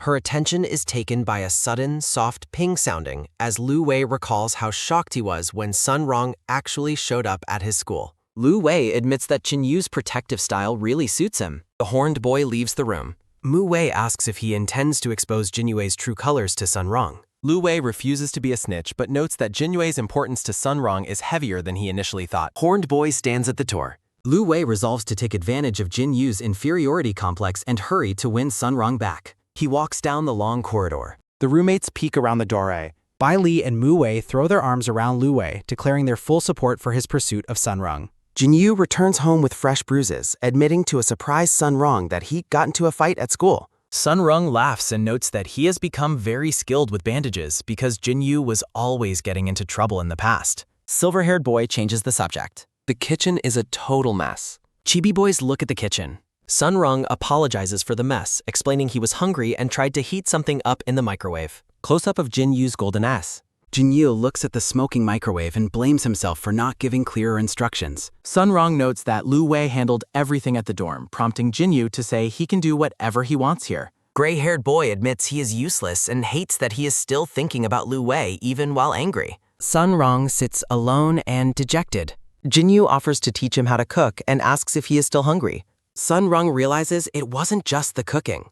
Memories show Lu Wei doing all the cleaning, laundry, and bedding for him, leaving Sun Rong to wonder why he was being so nice. Silver-haired boy looks on intently. Jin Yu vows to find more people to deal with Lu Wei or simply force a school transfer to get rid of the liar once and for all. The cat-eared boy expresses his appreciation for the mixed dormitory and the kindness of his roommates, though he remains somewhat hesitant. The horned monitor leans in toward his companion. Lu Wei asks the cat-eared boy if he truly likes their other friend. Chibi Sun Rong frantically denies having feelings for the other boy, despite listing numerous positive qualities that suggest otherwise. The group of friends appears together in a hazy memory. The cat-eared boy wonders how he could have those feelings until a sudden, rhythmic knock-knock sounding occurs as his focus shifts to the door. A sudden, sharp bam sounding occurs as Sun Rong is startled to see his roommate, the silver-haired catboy with bandages on his face, standing in the room. The trio arrives at the door and the silver-haired boy calls out to the monitor. The cat-eared boy beams with delight and calls out to Lu Mei. The bandaged boy remains silent. The bandaged boy watches the exchange between his friends. The horned monitor asks the cat-eared boy what he is doing there. A sudden, quick-in sounding occurs as Sun Rong noticed the heavy bandages wrapped around the monitor's arm. Lu Wei reassures his friend that his recent troubles with carnivores have been resolved and there's no need for concern. The cat-eared boy demands to know if his roommate had another fight with the horned monitor. The bandaged boy admits he was impulsive while Chibi Sun Rong scolds him for his lack of trust. The cat-eared boy continues to lecture his roommate about how many times they have fought already. The bandaged boy addresses Sun Rong directly. A sudden, loud exclamation sounding occurs 3 times as the onlookers are shocked by the direct and public confession they seem to be witnessing. The cat-eared boy looks on with a confused and innocent expression. The bandaged boy explains that he only intended to teach a lesson based on a misunderstanding and seems pleased with the outcome. The monitor remains silent and expressionless. Lu Wei apologizes for the misunderstanding and mentions that the school staff was unaware of their friend's current location. The monitor puts an arm around the cat-eared boy and tells him it's time to head back for schoolwork. Jin Yu tells Sun Rong to remember his medicine while Lu Wei bids the catboy a safe journey. Bai Li explains how the family reacted to the situation, laughing as he describes the concerned aunt's questions. Sun Rong and Lu Wei share a quiet look. The pair stands together silently. A sudden, sharp sounding occurs as Mu Wei and Bai Li react with surprise. The roommates announce they are heading to the mall and will not be returning home with the others. The 4 friends part ways outside. Mu Wei and Bai Li hide behind a corner to watch their friends. Lu Wei realizes that it is finally just the 2 of them. The monitor takes his friend's hands and firmly declares that he is being completely serious. Sun Rong remains flustered and stubborn, claiming he is still upset. A chibi cat-eared boy looks overwhelmed by his racing thoughts. Lu Wei confesses he only wanted to protect him and feared he would leave, while the lion boy realizes he forgot an important detail. The monitor looks down with a vulnerable expression as he explains his true intentions. The cat-eared boy accepts the explanation, but the monitor immediately asks if he also accepts the confession. Lu Wei admits he has felt strange ever since they shared a kiss at the sports festival. A thought bubble suggests that a kiss usually signifies a deeper level of affection. The monitor asks if it's possible to kiss someone just as a casual gesture of encouragement, leaving Sun Rong stammering in confusion. A sudden, quiet release sounding occurs as Sun Rong pulls away, but Lu Wei insists his feelings are genuine despite his past behavior. The monitor pulls his companion into a warm embrace and happily plans a celebratory dinner for their new relationship. Bai Li watches them leave and suggests it is time for them to head off as well. A sudden, quick thud sounding occurs as a hand reaches out tentatively. The rabbit boy thinks they should leave the couple alone and move on. Mu Wei agrees and decides that they need their own special confession ceremony. The lion boy leads his friend through the night, promising to take him somewhere important. As they run, a sudden, sharp hey sounding occurs as someone addresses the lion boy. In a secluded alley, a red-haired bully with fox ears roughly grabs a young lion boy while questioning if he realizes whose territory he has entered. The gold-haired boy watches the confrontation with a focused and serious expression. Bai Li looks on in distress, exclaiming that the older boys are being cruel to a child. As the silver-haired boy prepares to intervene, Mu Wei stops him and declares that he will handle the situation himself. The gold-haired boy steps into the alley and directly confronts the bully, who is caught off guard by the sudden challenge. A sudden, loud bam sounding occurs as an object hits the ground while Bai Li watches anxiously from behind a corner. The gold-haired boy reflects on his own growth as a lion while Bai Li praises his bravery and notices a small box that fell during the scuffle. A sudden, sharp ah sounding occurs as Mu Wei becomes flustered when he sees the heart-shaped earring recovered from the box. The silver-haired boy looks up with a sparkling gaze and asks if the gift was intended for him. Chibi Mu Wei is overcome with embarrassment while his happy roommate waits expectantly for a response. A close-up shows the gold-haired boy's intense gaze as he remains momentarily silent. Mu Wei nervously hands the box back to his friend, his face flushed with heat.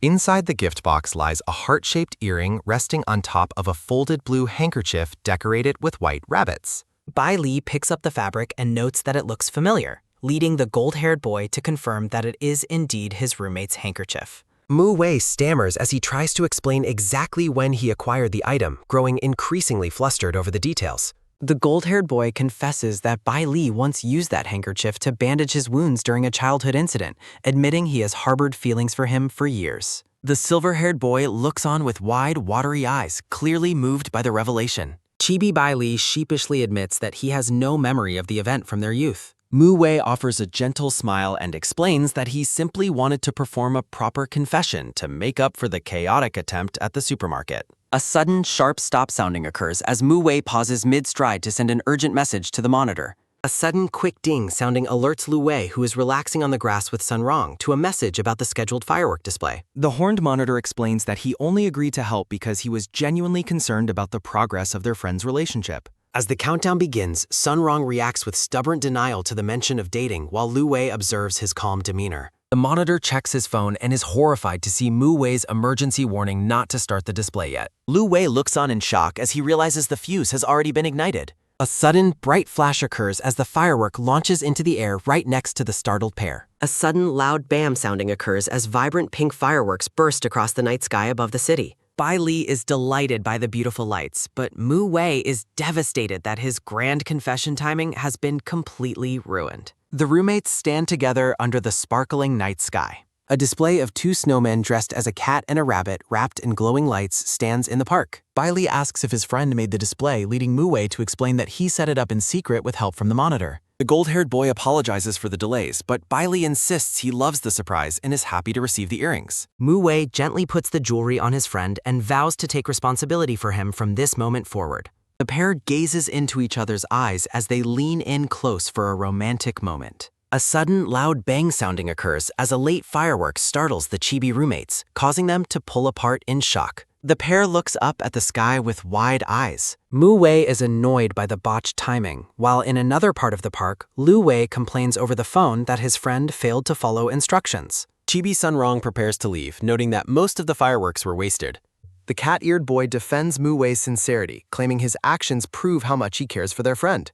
The horned monitor offers to cook dinner for his companion after he finishes his shower. Sun Rong watches his roommate walk away with a bashful expression. Lu Wei observes his friend's hungry and expectant look. The monitor puts on an apron and wonders if the cat-eared boy even understands the weight of being in a relationship. In the privacy of the bathroom, Sun Rong is actually a nervous wreck, worrying about his behavior and his roommate's opinion of him. The scene shifts to the quiet city buildings under a quiet city buildings under a starry sky. Back at the dormitory, Mu Wei gives his roommate a gentle kiss on the forehead and wishes him a good night.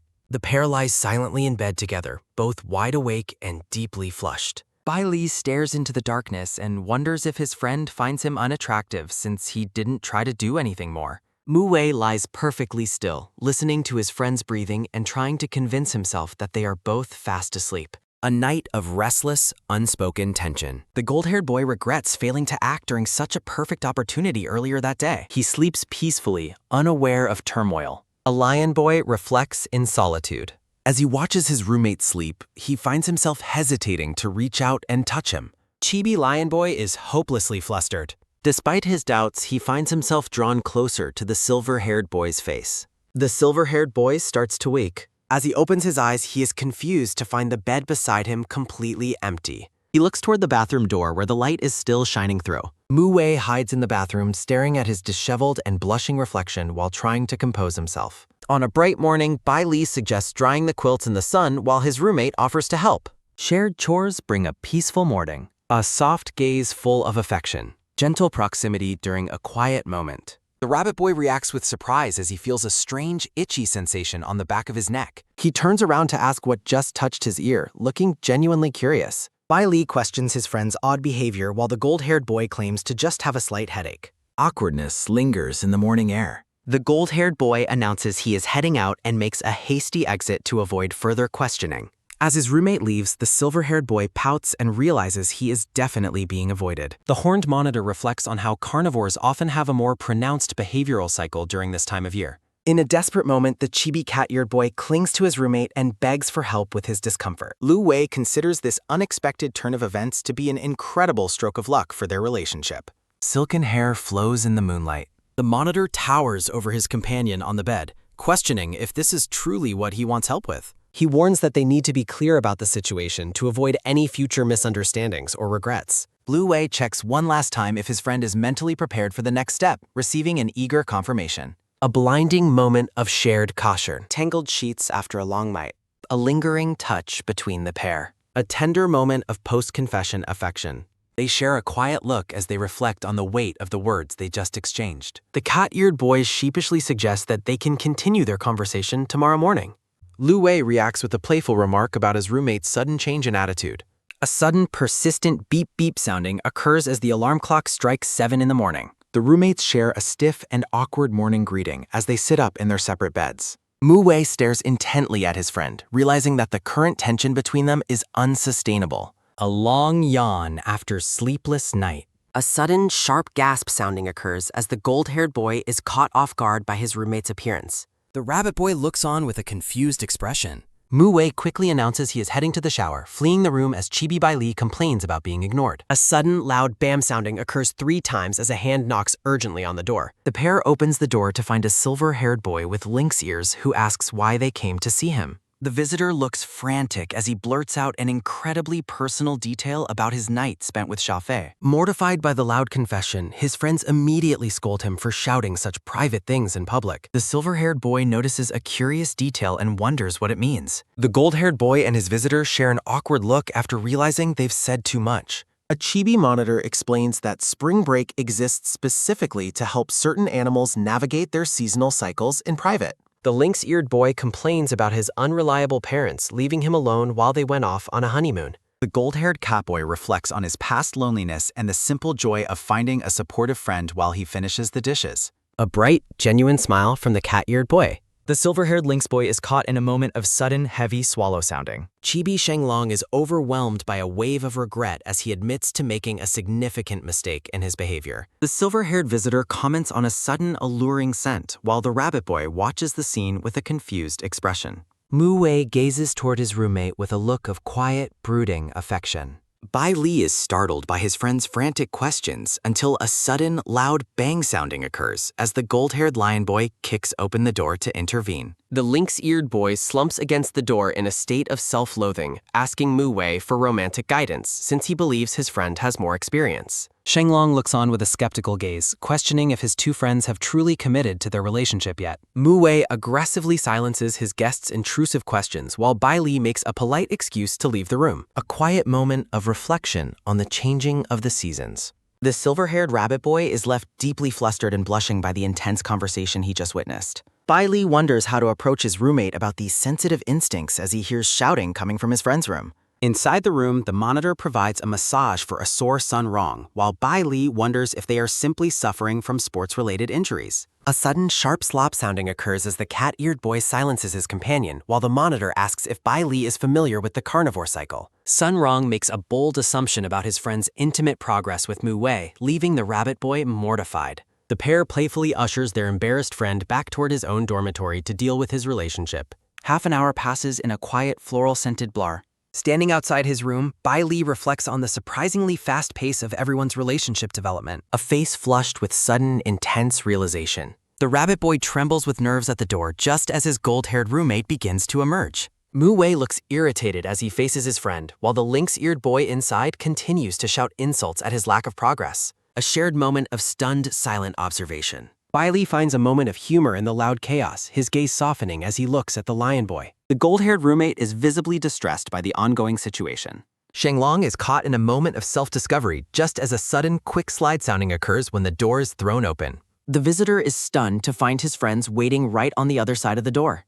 He immediately rushes toward the lion boy, expressing frantic and misplaced concern for his health. A sudden, firm snap sounding occurs as he reaches out. A desperate grip on his fengtani. Shenglong pulls his friend close, demanding that he take responsibility for the situation they have found themselves in. The lynx-eared boy asserts his own maturity and resolve with a look of intense determination. Lu Wei intervenes, suggesting that the pair return home to settle their differences in a more appropriate setting. Chibi Bai Li is amused by the drama, while Chibi Mu Wei remains stubbornly annoyed by his friend's presence. The monitor bids them farewell for the day, leaving a relieved Mu Wei to finally celebrate the departure of his intrusive guests. A lingering feeling of nervous, unspoken tension. Mu Wei hesitates, his face flushed with heat as he tries to speak. Bai Li offers a gentle word of support, expressing his willingness to help his friend through his current difficulties. A sudden, quick slide sounding occurs as the monitor bursts back in to check if the coast is clear. Lu Wei asks to join them for lunch since his own roommate is asleep, and Bai Li happily agrees to cook for the whole group despite Mu Wei's protest. The rabbit boy prepares for his chores while his roommates watch him with very different expressions. The horned monitor teases Mu Wei about his sour mood before the rabbit boy asks for help with the drinks.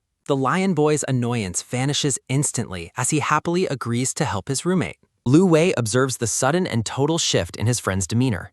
A sudden, steady pour sounding occurs as the gold-haired boy prepares a beverage. Mu Wei bluntly serves the monitor, demanding he finish the drink and leave as quickly as possible. Lu Wei enjoys the fragrant tea while silently mocking Mu Wei for his lack of boldness compared to Sun Rong's initiative. The monitor continues to provoke his friend by mentioning how long he has been forced to endure his natural cycle. Mu Wei loses his temper and grabs the monitor, who tells him to keep his voice down so they aren't overheard. The lion boy rushes to his roommate's side when called, receiving a playful warning not to sneak a taste of the meal. The silver-haired rabbit boy happily agrees to prepare the tableware as requested. A sudden, rhythmic gurgling sounding occurs twice as Bai Li busily stirs a pot while wearing a heart-patterned apron. The rabbit boy wears a content smile while he cooks. Bai Li reflects on how relieved he is to finally understand the nature of his roommate's recent behavior. He prepares a variety of nutritious dishes, determined to provide a restorative meal for all his friends. The roommates and their guests gather for lunch, with the cat-eared boy particularly excited about the spread of his favorite foods. Darkness falls over the dormitory buildings as the day transitions into a peaceful evening. A metaphorical representation of the couple's closeness shows a pair of huddled animals sharing a warm scarf. On a bright morning, the gold-haired boy wakes up to find himself wrapped in a tight embrace with his roommate. Mu Wei reflects on how much his perspective and feelings have changed since the previous day. The rabbit boy apologizes for waking his friend, leading to a tender morning interaction. Bai Li gazes up with soft eyes as he remains nestled in bed. A moment of chibi humor follows as the rabbit boy playfully protests the strength of his friend's hug while they confirm their reality. A sudden, heavy thumping heartbeat sounding occurs twice as the pair shares a deeply intimate look. A sudden, loud pounding sounding occurs 4 times as someone knocks urgently on their door. The roommates are startled by their friend's early arrival, with the rabbit boy realizing he's becoming accustomed to their lack of privacy. A chibi visitor complains about the looming school deadline while his friends look on with amusement. The horned monitor notes the late hour while the roommates struggle to hide their embarrassment over their late morning. Lu Wei organizes a study session to prepare for exams, while Bai Li notices the poor state of Sun Rong's schoolwork. The lion boy suggests a change in study material to help his friend, even as he notes the difficulty of the English assignment. Mu Wei offers a confident smile as he prepares to help with the review process. The cat-eared boy is visibly annoyed by the couple's constant displays of affection during their study time. Sun Rong is ordered to focus on his work as the group settles into their tasks. The gold-haired boy questions the monitor's sudden change in attitude toward their friend's academic progress. A close-up focus on the monitor's horns as the conversation takes a thoughtful turn. Lu Wei considers the situation with a serious and contemplative expression. The monitor offers an excuse for his previous lack of involvement while Bai Li successfully completes a portion of his work. The group continues to study amidst playful bickering and constant offers of snacks and drinks between the roommates. A sudden, frantic scolding occurs as the monitor silences Sun Rong's near revelation of private details from the previous night. A steady hand holds a tray with a single cup, signaling a brief pause in the study session. Irritated by the lack of privacy, the gold-haired boy suggests renting a separate house for the next semester. Mu Wei quickly clarifies his suggestion, hoping his roommate doesn't find the idea of moving out too bold. The rabbit boy enthusiastically agrees to the idea of a private home, while Sun Rong makes a cheeky comment about his own volume at night. The monitor immediately silences the cat-eared boy's inappropriate remark with an aggressive physical intervention. Despite the chaos, the group discusses the possibility of finding nearby housing for everyone. Lu Wei reminds them to focus on the present while making a cryptic remark about their shared future. The scene shifts into a storybook fantasy where the rabbit boy takes on the role of Little Red Riding Hood. Xianglong plays the role of a concerned parent, sensing a mysterious presence lurking outside their fairy tale cottage. The pair continues their roleplay while cooking, with the parent figure checking if the child has noticed anything unusual. The parent begins a cautionary tale about a dangerous lion living deep within the forest. Little Red Riding Hood asks for more details about the fearsome creature mentioned in the story. The narrator describes the lion as a greedy predator that takes advantage of other animals. The story becomes personal as the parent identifies a particularly cruel lion named Mu Wei. The chibi rabbit child expresses fear, while the parent figure adds a dramatic and terrifying flair to the warning. The parent warns that the lion has a specific appetite for tender rabbit meat and urges the child to run if they ever meet him. Chibi Bai Li eagerly promises to follow the advice during their ongoing game. The rabbit boy takes the story to heart, looking nervous as he prepares for his journey. A sudden, quick pitter-patter sounding occurs twice as the rabbit boy begins his walk through the woods. He sings a cheerful song to bolster his courage while carrying a basket through the sun-dappled forest. The rabbit boy suddenly stops, caught off guard by an unexpected sight on the road. The gold-haired lion boy sits contemplatively on a large rock in the middle of the sun-dappled forest. Little Red Riding Hood meets the lion, who claims to be lost while the pair exchanges names in a chibi fantasy scenario. Chibi Bai Li is struck with a sudden, intense realization of the lion's identity and the warnings he received. The rabbit boy nervously confirms his identity while remaining wary of his new companion's presence. Determined to escape potential danger, the nervous rabbit child decides to follow the strategy of running away as quickly as possible. Bai Li accidentally bumps into a group of unfriendly strangers while attempting his hasty retreat through the woods. A purple-haired stranger aggressively confronts the rabbit boy, refusing to accept his apology for the collision. Mu Wei intervenes in the hostile confrontation, firmly demanding that the stranger release his hold on his friend. The gold-haired boy displays a look of intense protective resolve against the bullies. Bai Li gazes with admiration at the lion boy's heroic stance as he prepares to defend him. The group of strangers prepares to attack the pair despite Mu Wei's commanding presence and warning. The lion boy remains unfazed, casually questioning the strength of the group facing him before they charge. A sudden, loud ah sounding occurs twice as Mu Wei easily overpowers his attackers with decisive strikes. Mu Wei stands victorious over the defeated group while a grateful Bai Li watches from a distance, wondering about his protection. The rabbit boy's eyes sparkle with newfound appreciation for his protector as the battle ends. Despite a small bruise on his cheek, Mu Wei remains steadfastly protective of his companion as they leave the scene. Bai Li reflects on the lion boy's heroic nature as the scene transitions away from the forest path. A sudden, rhythmic thump sounding occurs 3 times as the rabbit boy arrives at a forest cottage and wonders why his host is absent. A sudden, quick puff sounding occurs as the door opens and Mu Wei unexpectedly answers the rabbit boy's call.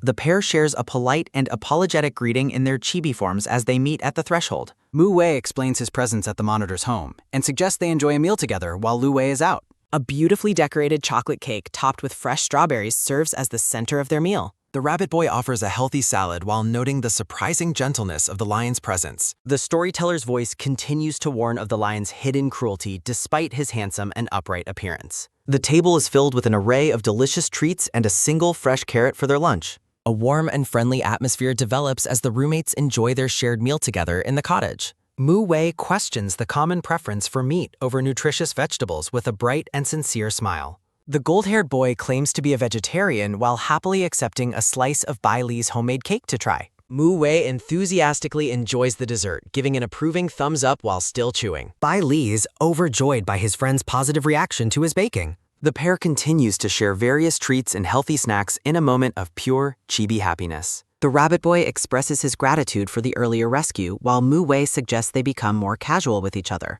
A tender moment occurs as the lion boy personally offers a piece of a muffin to his roommate. Bai Li looks on with wide, surprised eyes at the sweet and unexpected gesture. The rabbit boy takes a cautious but happy bite of the treat offered by his friend. A sudden, loud bang sounding occurs as an angry cat-eared visitor bursts into the room, accusing the host of secret dating. The visitor stands with hands on hips, radiating intense jealousy and anger at the sight of the roommates together. Chibi Sun Rong aggressively confronts the confused rabbit boy about his presence in the house. Mu Wei tries to explain the situation while the visitor expresses disbelief about the monitor's choice of company. A look of intense frustration and suspicion crosses the cat-eared boy's face during his jealous outburst. Sun Rong points an accusing finger at the bewildered rabbit boy, demanding an explanation. The visitor warns Bai Li to stay away from the monitor, claiming that Lu Wei already has a partner. Despite Bai Li's attempts to explain his innocence, the angry visitor continues his aggressive accusations and threats. The rabbit boy is left speechless and trembling from the sudden and unprovoked confrontation.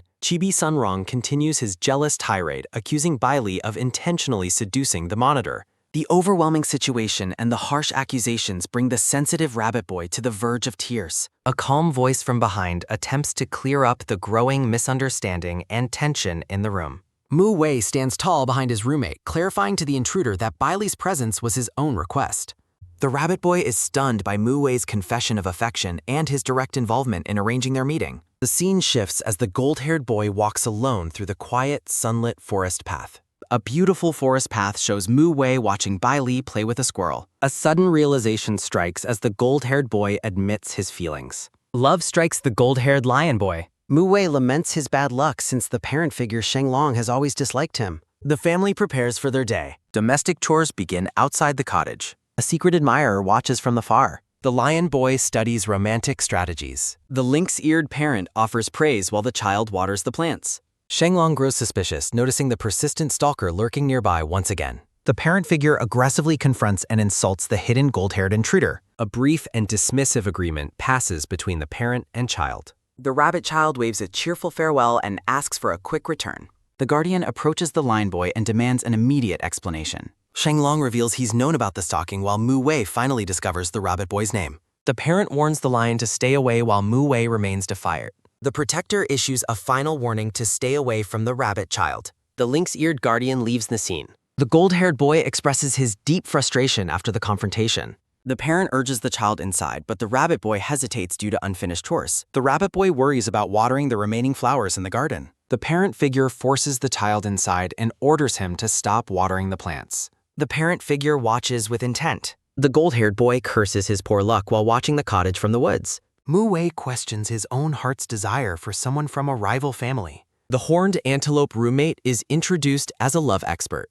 Mu Wei asks how to win someone over from the lynx family's fierce protection. The monitor considers the complex situation. The roommates argue about the value of their constant complaining and frustration. The monitor prepares for a demonstration. The pair confirms their agreement to begin a new strategic plan. A sudden rhythmic sliding sounding occurs as the monitor pulls down a chalkboard. Lu Wei offers to teach the gold-haired boy the ways of love. The expert explains that saving a weak beauty is a useful, albeit cliched, heroic tactic. The lion boy learns his lessons. The monitor advises that simply waiting is not an effective romantic strategy. Lu Wei promises to arrange for people to help with the lion boy's plan. A romantic vision of a date. Mu Wei asks for the absolute best way to win the rabbit boy's heart.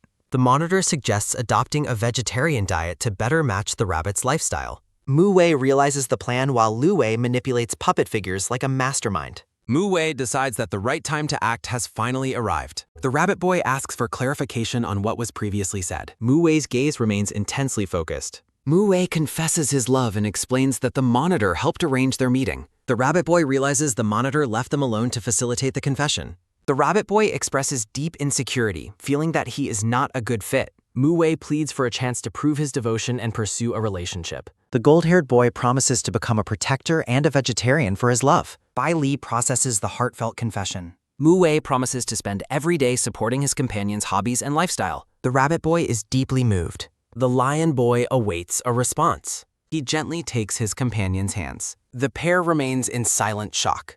The monitor expresses intense relief that the roommates finally shared their true feelings. The cat-eared visitor looks deeply uncomfortable. Lu Wei greets Sun Rong and offers congratulations to the couple on their progress. The cat-eared boy aggressively dismisses the claim that they are actually dating. The lion boy observes the bickering. Mu Wei suddenly realizes that the monitor used jealousy as a strategic romantic method. Sun Rong accuses the monitor of being fake and popular with everyone in the forest. Lu Wei explains that his popularity is strictly professional and he ignores others in private. The monitor makes a dramatic oath to prove his sincerity to the cat-eared boy. The visitor accepts the explanation but demands an end to all messy social associations. Lu Wei promises to resign from his position immediately to appease his partner. The cat-eared boy flusteredly clarifies that he never actually asked for a resignation. The gold-haired boy offers gentle reassurance as they approach the home of the rabbit's parent.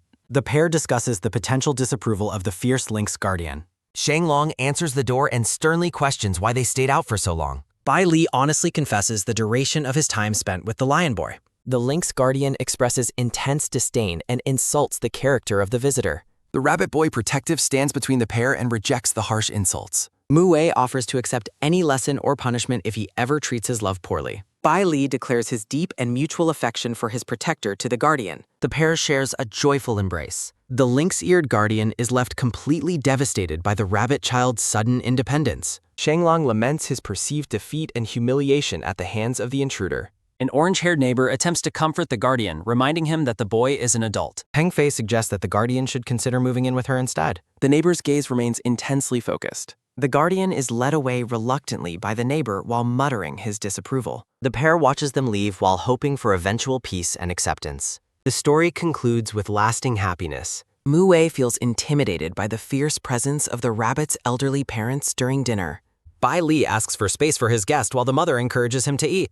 The host family remains awkwardly rigid. The chibi lion boy enthusiastically praises the delicious flavor of the home-cooked meal. The female rabbit parent admits that the guest seems surprisingly easy to get along with. The host encourages him to try the homegrown cabbage from their garden. The lion boy tries the fresh vegetables. Mu Wei finds a profound sweetness in the food, interpreting it as a gesture of love. A warm domestic harmony finally settles. The garden flourishes in the sunlight.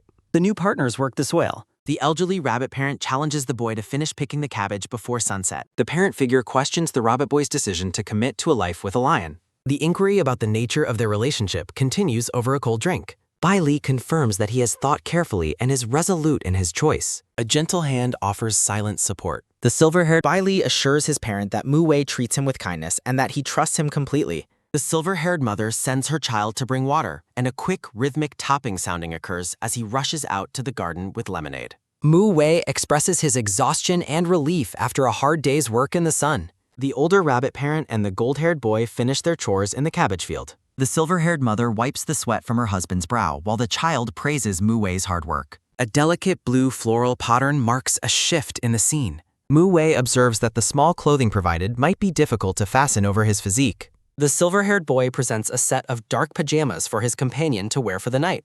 Bai Li suggests that his father's larger clothes might be a better fit for the muscular lion boy. Mu Wei declines the offer, stating that he prefers the scent of his partner's own clothes. The gold-haired boy is left in stunned silence by the intensity of his own affection. A sudden rustling sounding occurs as the silver-haired child urges his companion to get dressed for bed. As they lie together in bed, the gold-haired boy asks if he has finally been accepted by his love. Mu Wei promises to keep proving himself and expresses his deep affection after a successful day. A soft shifting sounding occurs as the silver-haired boy pulls his protector into a close embrace. Bai Li confirms that both of his parents are fully aware of their deep bond and mutual feelings. Outside an apartment building, the gold-haired boy reassures his partner as they are greeted by their friends. Lu Wei welcomes the pair and mentions having tickets for an upcoming fireworks display.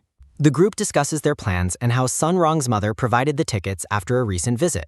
The cat-eared boy waves a cheerful goodbye while reminding them not to forget their evening plans. The gold-haired boy and silver-haired boy sit together on a sofa in the presence of Mu Wei's parents. Mu Wei's mother expresses overwhelming adoration for the small and soft appearance of her son's partner. The silver-haired child is left speechless and flustered by the intense and sudden affection from the older woman. A close view shows the couple's hands clasped together in a supportive and firm grip. The gold-haired boy offers quiet comfort as his companion faces the scrutiny of the family. Mu Wei's mother offers a cup of fragrant tea to their guest to help him relax during the visit. Bai Li accepts the tea with a polite and shy agreement as the atmosphere lightens. The gold-haired mother is pleasantly surprised by her son's newfound ability to care for others.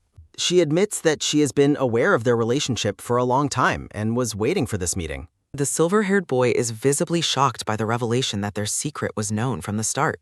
Mu Wei's father offers reassurance that the boy can rest easy within their dedicated family. The older man warns that while the mother is the fiercest among them, she is harmless if not provoked. A sudden, sharp crack sounding occurs as the mother accidentally breaks her cup while smiling intensely. The gold-haired mother questions her husband's comments with an intimidatingly cheerful expression. Bai Li confirms that he trusts Mu Wei completely because of the consistent kindness he has been shown. The silver-haired child boldly asks the parents to entrust their son's happiness and care to him. Mu Wei's mother pulls the boy into a crushing hug while the gold-haired son worries about the force of her affection. A comical and chaotic struggle ensues as the parents and children grapple with the overwhelming display of family love. Mu Wei apologizes for his mother's lack of malice and her long-standing fondness for the rabbit boy. Bai Li admits his initial fear was a misunderstanding and shares a joyful laugh with his partner. The father suggests getting a rag for the spilled tea while the couple prepares to find one. The silver-haired boy walks toward a large cupboard to look for cleaning supplies. A sudden, loud sliding sounding occurs as the door opens to reveal a secret collection of stuffed rabbits. Mu Wei panics and covers his partner's eyes, quickly making an excuse to leave for the fireworks. The pair runs frantically toward the elevator while the confused parents watch them flee the house. Bai Li questions if he truly saw an entire closet filled with rabbits, or if it was just an illusion.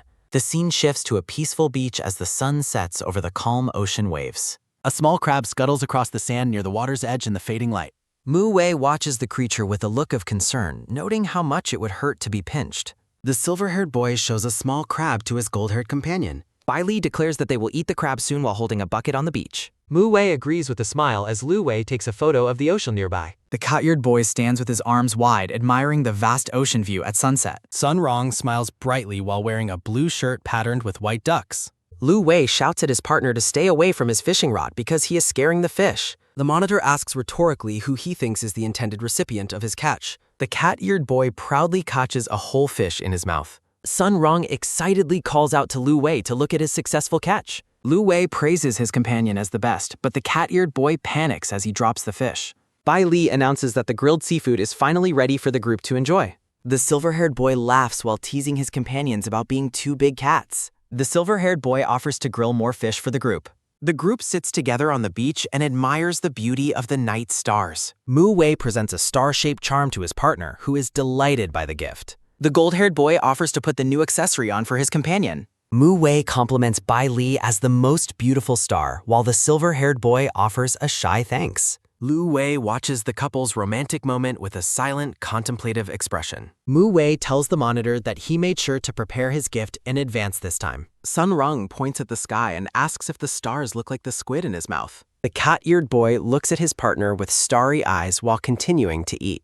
Lu Wei identifies a constellation that resembles a chubby cat, causing Sun Rong to protest that he is just hairy. The silver-haired child looks toward the horizon in quiet anticipation. Bai Li asks about the best food, only to be surprised by a sudden kiss from his companion. The silver-haired boy clarifies that he didn't ask for that, while Mu Wei laughs off his playful mistake. The monitor observes the pair's antics with a weary and unimpressed look.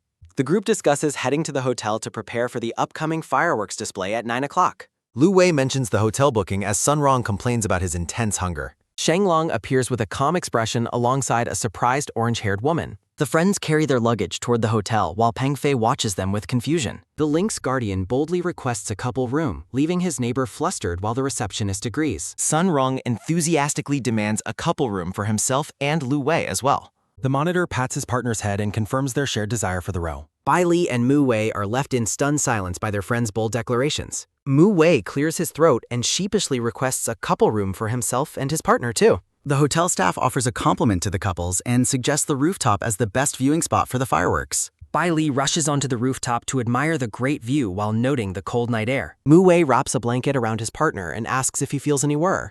The silver-haired boy expresses his comfort while his companion hints that arriving early was a good choice. A loud, grumbling sounding occurs as Peng Fei struggles with her extreme hunger. The orange-haired woman explains that she is starving because Xiang Long was late while playing games. Peng Fei looks down with a tearful and dejected expression. The pair asks about the guardian's whereabouts as they look for their friend. The neighbor recalls how the Lynx guardian sent her ahead while he stayed behind to finish his business. Shanglong suddenly arrives with several food skewers, revealing that he went to buy her favorite meal. The entire group gathers to eat and watch the spectacular fireworks display together. The Lynx Guardian tells his companion that the timing is perfect as she begins to eat. A sudden, sharp sneeze sounding occurs as Lu Wei complains about the strong cold wind. The monitor looks surprised as his partner offers a sudden solution to the cold.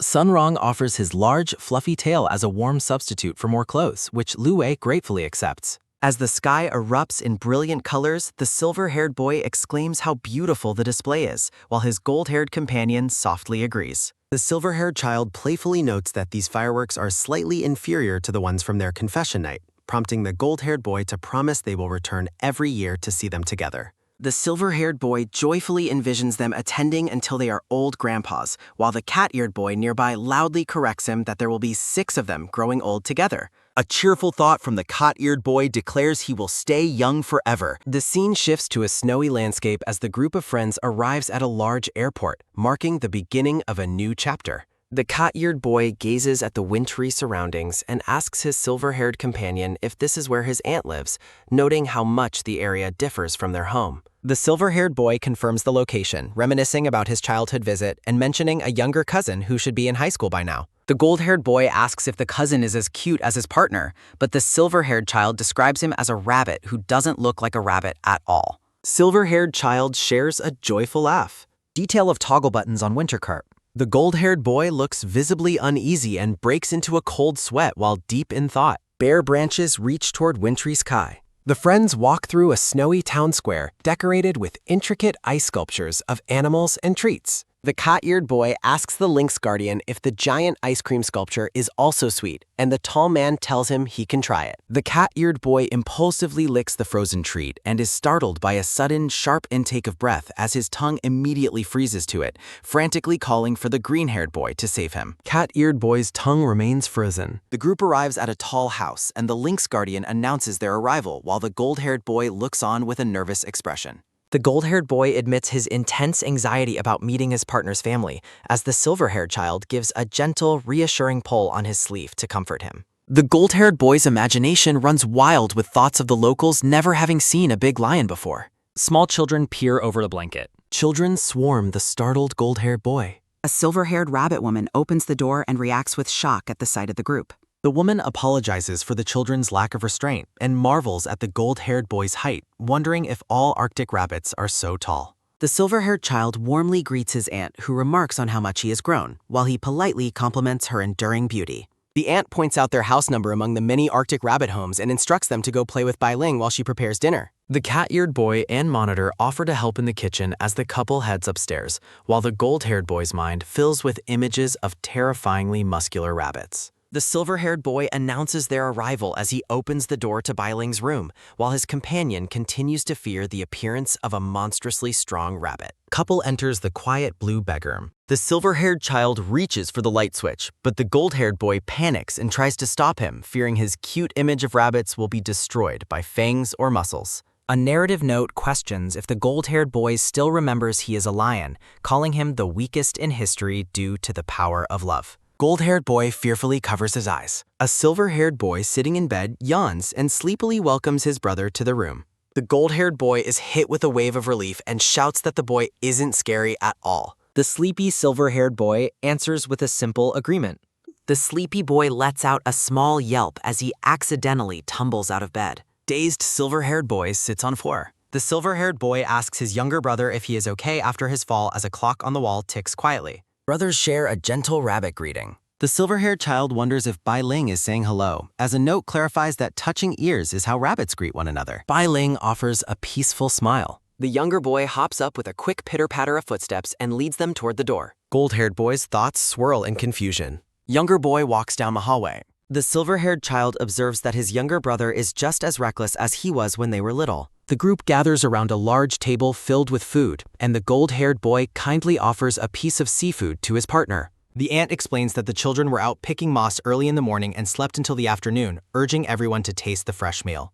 The couple enjoys their dinner as the silver-haired boy realizes that his own early morning activities were the reason for his long nap. The front door bursts open with a sudden, loud shout as 2 silver-haired boys announce their return home. Athletic silver-haired boys enter the room. A speech bubble celebrates another win over the neighboring Arctic foxes. The silver-haired brothers marvel at the gold-haired boy's lion tail, noting its impressive fluffiness and warmth. One brother asks about the start of high school and promises to protect the younger silver-haired child from Antarctic newcomers. The silver-haired child learns that exchange students from Antarctica will be arriving at his school next semester. The brother with the blue headband fumes over potential villains plotting against his sibling. He declares a mission to protect his brother while their companions observe the extreme display of overprotectiveness. The silver-haired boy and his gold-haired partner share a quiet, slightly awkward moment together. Frustrated, the younger silver-haired child insists he can handle high school without his brother's constant interference. The determined child stands up and slams his hands onto the dining table.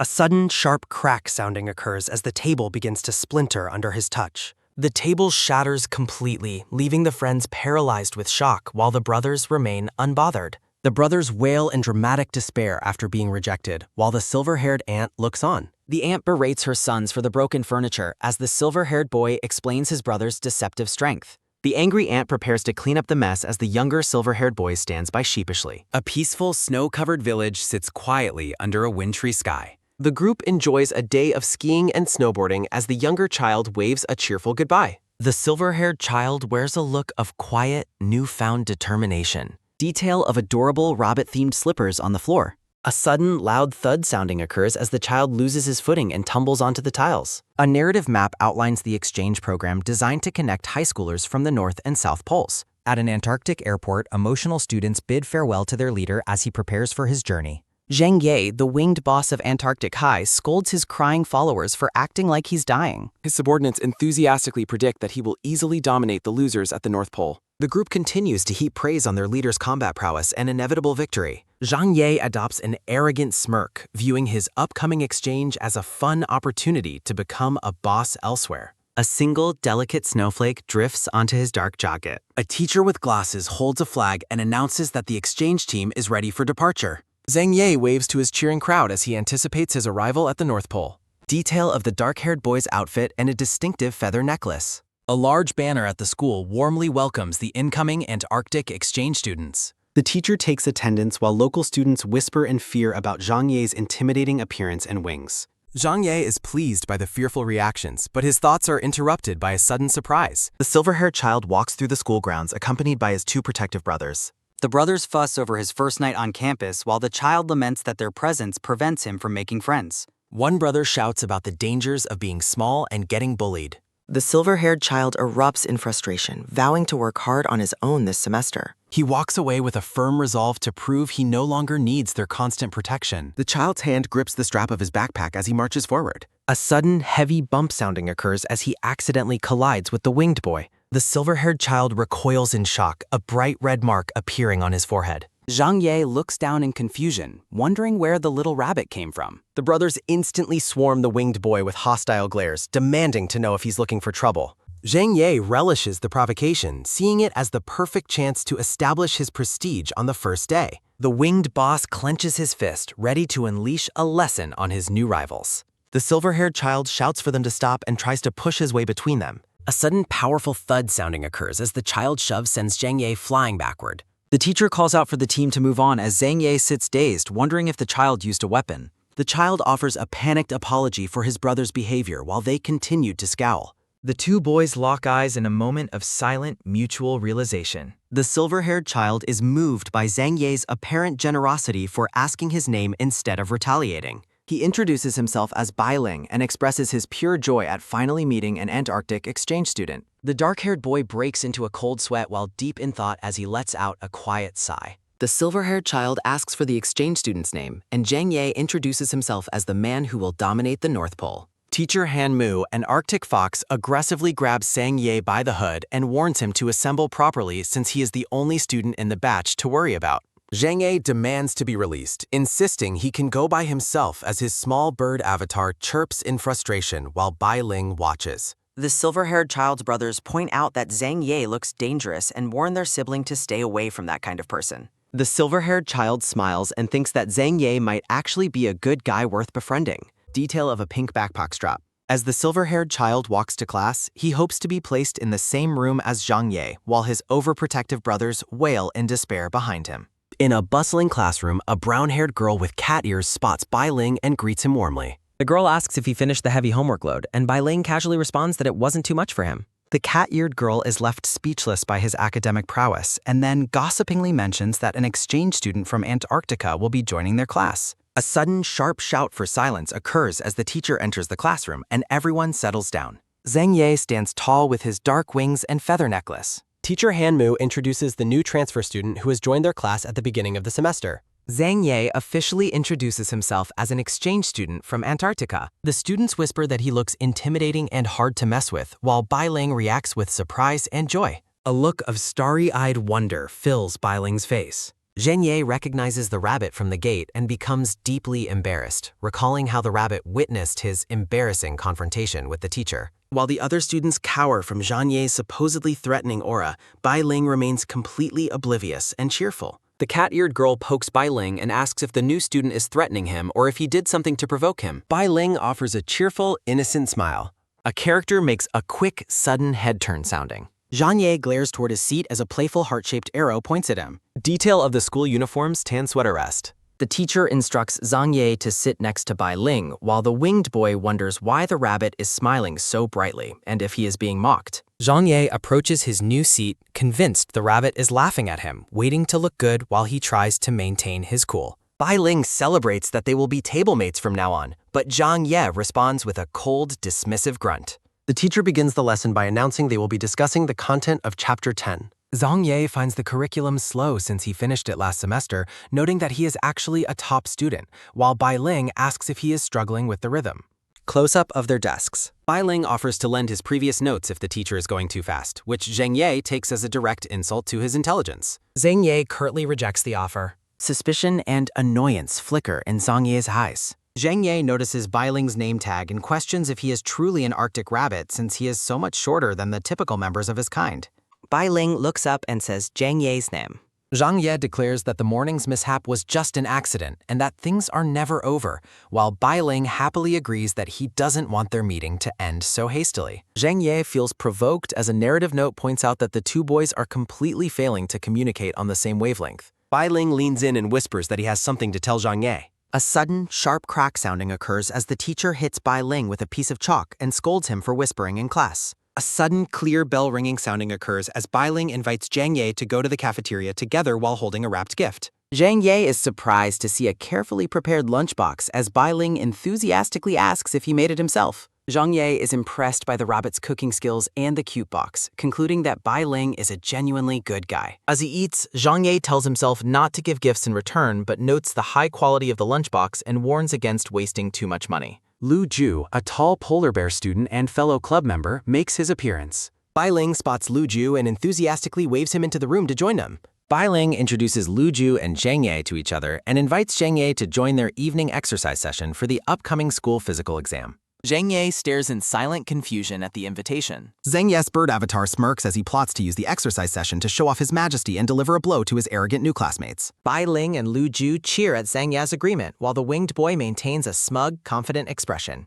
Students run around a school track. Lu Jie adjusts his tracksuit sleeve while Zhang Ye stands by with his arms crossed. Zhang Ye wears a puzzled expression. Zhang Ye glares at his companions. A sudden fluttering heart sounding occurs as Zhang Ye wonders what just happened to his composure. Zhang Ye's eyes widen as a hand waves and a voice apologizes for the long wait. Bai Ling explains that he got lost while searching for his new tracksuit and waves to his table mate. A sudden sharp trip sounding occurs. A sudden heavy thud sounding occurs as Bai Ling falls over while his friends watch in surprise. Bai Ling rubs his chin and tells the group that he is fine and ready to start. Bai Ling smiles with quiet resolve. Zhang Ye's bird avatar smirks as he suggests a warm-up of 10 laps around the playground. A sudden quick whoosh sounding occurs as Lu Jue and Zhang Ye sprint past while the winged boy notes the rabbit's effect on him. Confusion mounts for the two students. Bai Ling enjoys his time sprinting. After their laps, Bai Ling collapses from exhaustion while Lu Ju and Zhang Ye catch their breath on the field. Focus returns to Zhang Ye's eyes. A sudden rhythmic gulp sounding occurs as Bai Ling drinks greedily from his water bottle. A sudden heavy thump sounding occurs as Zhang Ye's heart races while he watches his companion. A sudden quick turn sounding occurs as Bai Ling stops drinking and turns his head.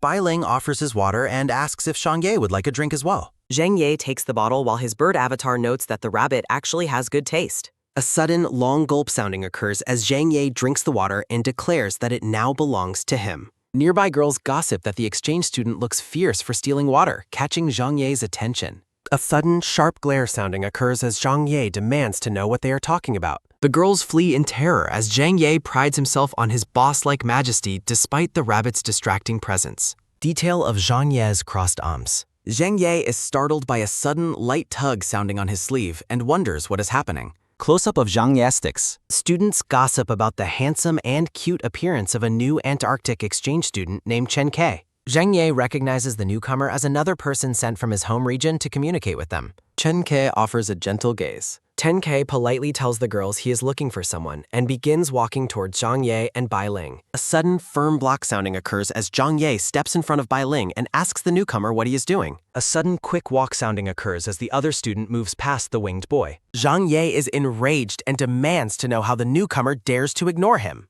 Chen Ke ignores the outburst and warmly greets Lu Ju, asking if the polar bear remembers him. Bai Ling watches the exchange with wide eyes and nervously wonders if the group is going to be okay. Zhang Ye recalls that Chen Ke was a famous figure at their high school, known for having a deceptive face. Zhang Ye's eyes narrow in suspicion. Zhang Ye asks what happens next while Bai Ling stares back with a flustered expression. Zhang Ye covers his face in embarrassment while Bai Ling innocently asks if they should continue their running exercise. Zhang Ye dismisses the exercise as childish and decides to practice alone, leading Bai Ling to ask if they can go to the dorm together. Moonlight illuminates the school dormitory building. A narrative bubble explains that the exchange student dormitory is conveniently located near the local student housing. A sudden, firm stop sounding occurs as Zhang Ye leads the way and regrets bringing the rabbit along. The two students stand together quietly.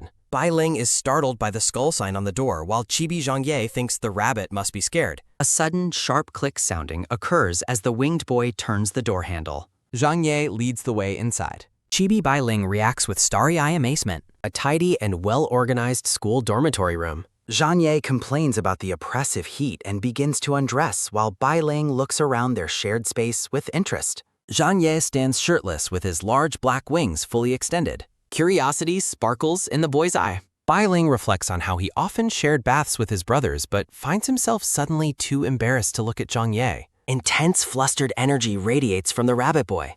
Bai Ling notes that the exchange student has brought very little luggage with him. A moment of quiet observation follows. Bai Ling examines a photograph and concludes that Zhang Ye is a loyal man who deeply cherishes his close friends. A sudden, sharp top sounding occurs as Zhang Ye dries his hair and asks what his tablemate is looking at so intently. The photograph shows Zhang Ye smiling alongside 3 other young men. Zhang Ye recognizes the picture and mentions he thought he had forgotten to pack it when leaving his home. Chibi Bai Ling asks if the people in the photo are all his friends, and Chibi Zhang Ye confirms that they are. Reflection and nostalgia fill the boy's gaze. Zhang Ye clarifies that the people in the photo are actually his younger brothers and curtly tells Bai Ling that he can leave now. Bai Ling hesitates and nervously mentions that he has one more important thing to say. The two students stand together in the center of the room. Zhang Ye is visibly confused as to why his companion is blushing so much. Chibi Zhang Ye wonders if the rabbit boy is trying to pick a fight or declare a war of some kind. Bai Ling shouts his desire to become friends, leaving Zhang Ye completely stunned and struggling to process the request. A transition page concludes the current segment of the story. Night falls over the dormitory as Zhang Ye repeats the question about being friends in disbelief. Zhang Ye tells himself he is here to be a boss and cannot make friends with someone so weak, especially since the rabbit already has the bear boy. Bai Ling explains that Lu Jie is just a classmate and he wants a friend to share his life with, but Zhang Ye insists he didn't come here for friendship. Zhang Ye notices the rabbit's dejection and suggests he might consider letting him be a younger brother if he shows a good performance first. Bai Ling is overjoyed and promises to try his best, while Zhang Ye tells him to hurry up and go get some rest. Bai Ling happily bids him goodnight and says he will see him tomorrow. A sudden rhythmic tap sounding occurs as Bai Ling skips down the hallway in high spirits. A sudden light whistle sounding occurs as Bai Ling spots a hooded figure standing alone in the darkness. The two boys make brief eye contact in the dim light. The moon shines over the quiet school buildings. Bai Ling finds Lu Ju outside and asks if he has returned yet, noting the bear boy's troubled expression. Lu Ju explains that he just finished running 30 laps to help himself calm down. Bai Ling asks if he was exercising because of his talk with the seal, and Lu Jie admits that seeing his face made it impossible to stay still. Bai Ling asks about their true relationship, prompting Lu Ju to reveal that the newcomer is actually his childhood sweetheart.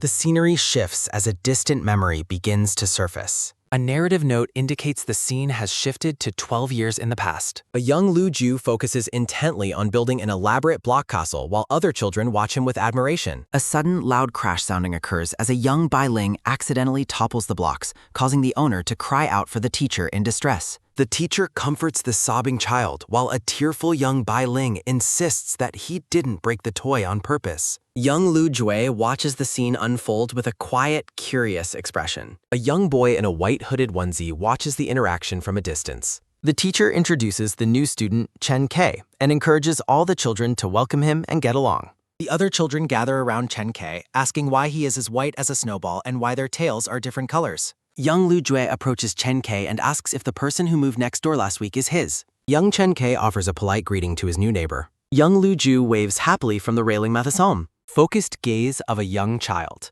The two young children stand together in the fight. Young Chen K wails in despair as young Lu Ju takes a fish and begins to eat it right in front of him. Young Bai Ling cries to his teacher, accusing his classmate of bullying him again. A young Chen K refuses to return a paper airplane while Bai Ling sobs for his toy in the background. 1 year passes as the seasons shift over the school buildings. The teacher gathers the students to announce that Chen K must return to his hometown. Young Chen K smiles brightly as he prepares to say goodbye to his peers. Young Lu Ju shouts for Chen K to wait as he rushes toward his departing friend. The departing boy pauses and looks back in confusion at the sudden call. A sudden, clumsy stumble sounding occurs as Lu Ju trips and accidentally pulls down Chen K's pants. The accident reveals Chen K's strawberry-patterned underwear to everyone in the schoolyard. A sudden, sharp slap sounding occurs as the humiliated boy reacts to the accidental exposure. Chen K is left in tears from the embarrassment while Lu Jue lies on the ground, completely speechless. As he is carried toward a car, Chen K wails that he is being bullied even on his very last day. Detail of a student's light blue shirt.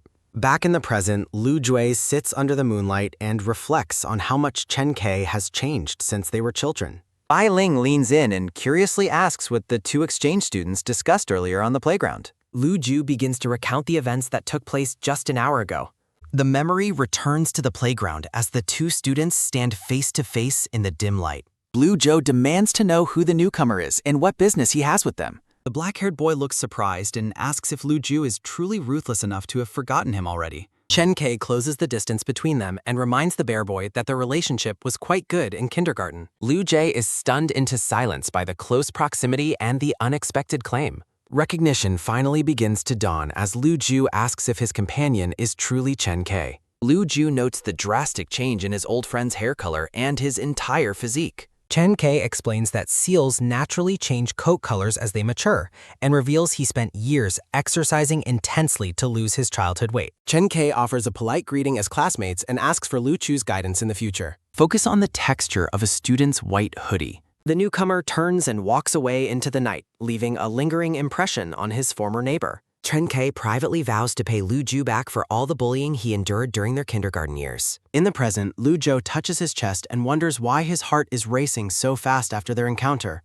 Bai Ling interrupts his thoughts to ask what he is thinking about, prompting Lu Ju to lie about the nature of the conversation. A deep blush creeps across Lu Ju's face as he tries to maintain his composure in front of the rabbit boy. Lu Jue struggles to understand why his current reaction to Chen K is exactly the same as it was when they were kids. A new morning begins with clear, bright skies over the school campus. Zhang Ye walks to class and reminds himself to stay focused on his goal of dominance rather than being distracted by his new friend. A sudden, firm bump sounding occurs as Zhang Ye collides with a group of hostile-looking students. An antlered student recognizes him as the Antarctic boss and mocks his reputation for being crazy back home. Zhang Ye meets the challenge with a cold, unwavering stare. The winged boy smugly invites his challengers to see exactly what he is capable of. Detail of Zhang Ye's tan school vest. The group goads their leader to teach Song Ye a lesson and challenges the newcomer to follow them to a more private area.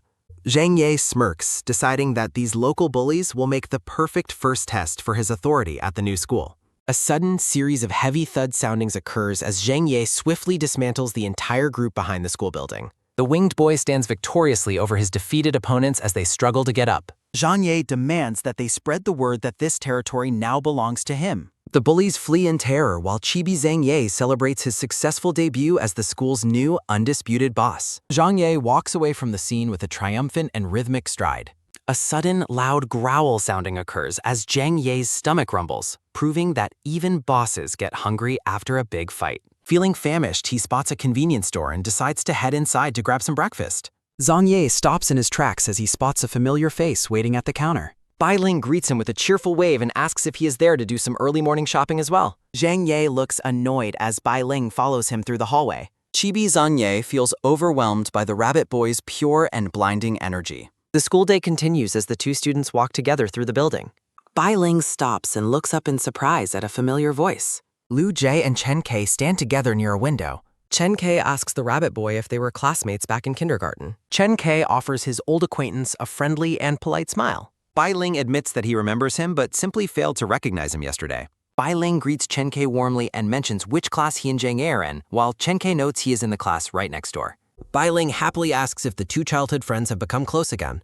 10K jokingly refers to the bear boy as his slave before quickly correcting himself to friend, causing Lu Ju to blush. Lu Ju is visibly moved by being called a friend.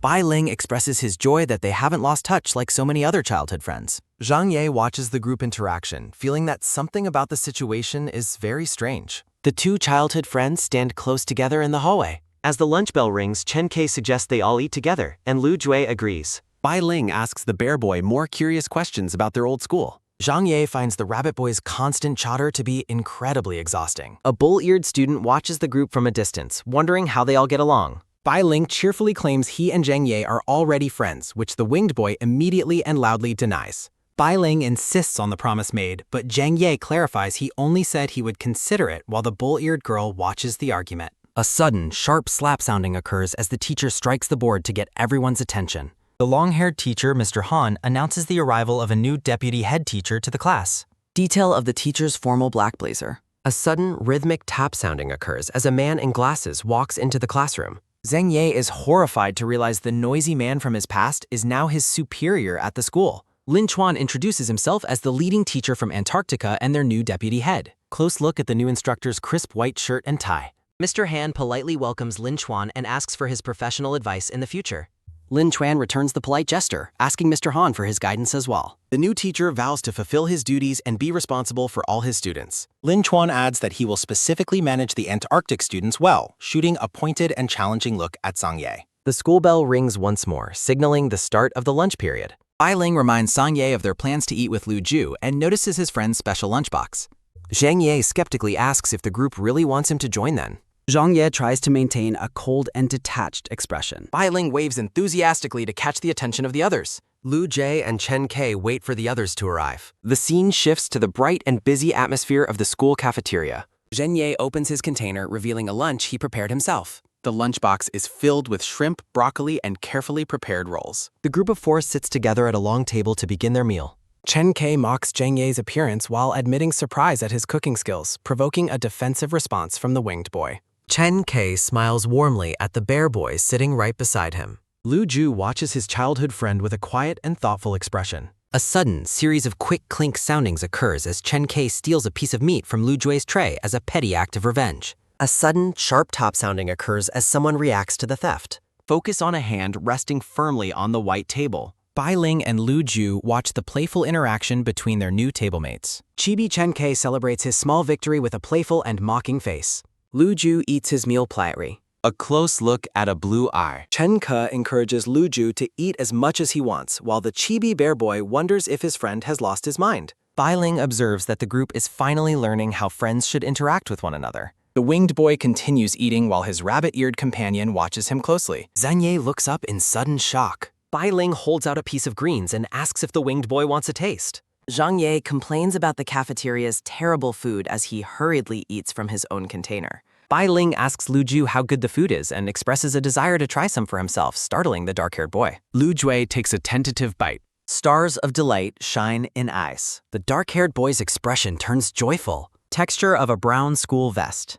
The bear and rabbit share snacks. Bai Ling happily declares the food to be delicious while the purple-haired boy gives an approving thumbs up. Lu Ju tells Zhang Ye he has the talent of a chef and asks if he can have a share of his cooking in the future. Zhang Ye bluntly rejects the idea, claiming he isn't a cook and calling the other boy an idiot. Two friends share a quiet moment. The rabbit boy walks home alone. Detail of a pink student backpack. A voice rings out from inside. Bai Ling returns home after school. Bai Ling's mother and younger siblings welcome him back while his two older brothers cry out that they missed him dearly. A sudden, heavy thud sounding occurs as the brothers dive toward Bai Ling, who manages to dodge their overly enthusiastic greeting. The brothers wail that their sibling no longer loves them as Bai Ling looks on with a patient smile. Bai Ling greets his mother warmly. The brothers demand to know what changed him and ask if the school's food is truly that bad. Bai Ling looks slightly flustered by the intense questioning from his siblings. The brothers demand to know which class he has been assigned to. A chaotic mess of shouting occurs. Bai Ling explains that the boy he met at the start of school is an exchange student from Antarctica. Detail of a tan school sire. The brothers listen with growing concern. One brother shouts in disbelief, asking if he means that notorious bad boy. The brothers frantically check Bai Ling for injuries, worriedly asking if he is being threatened. Bai Ling struggles to escape his siblings. Chibi Bai Ling runs away peccary.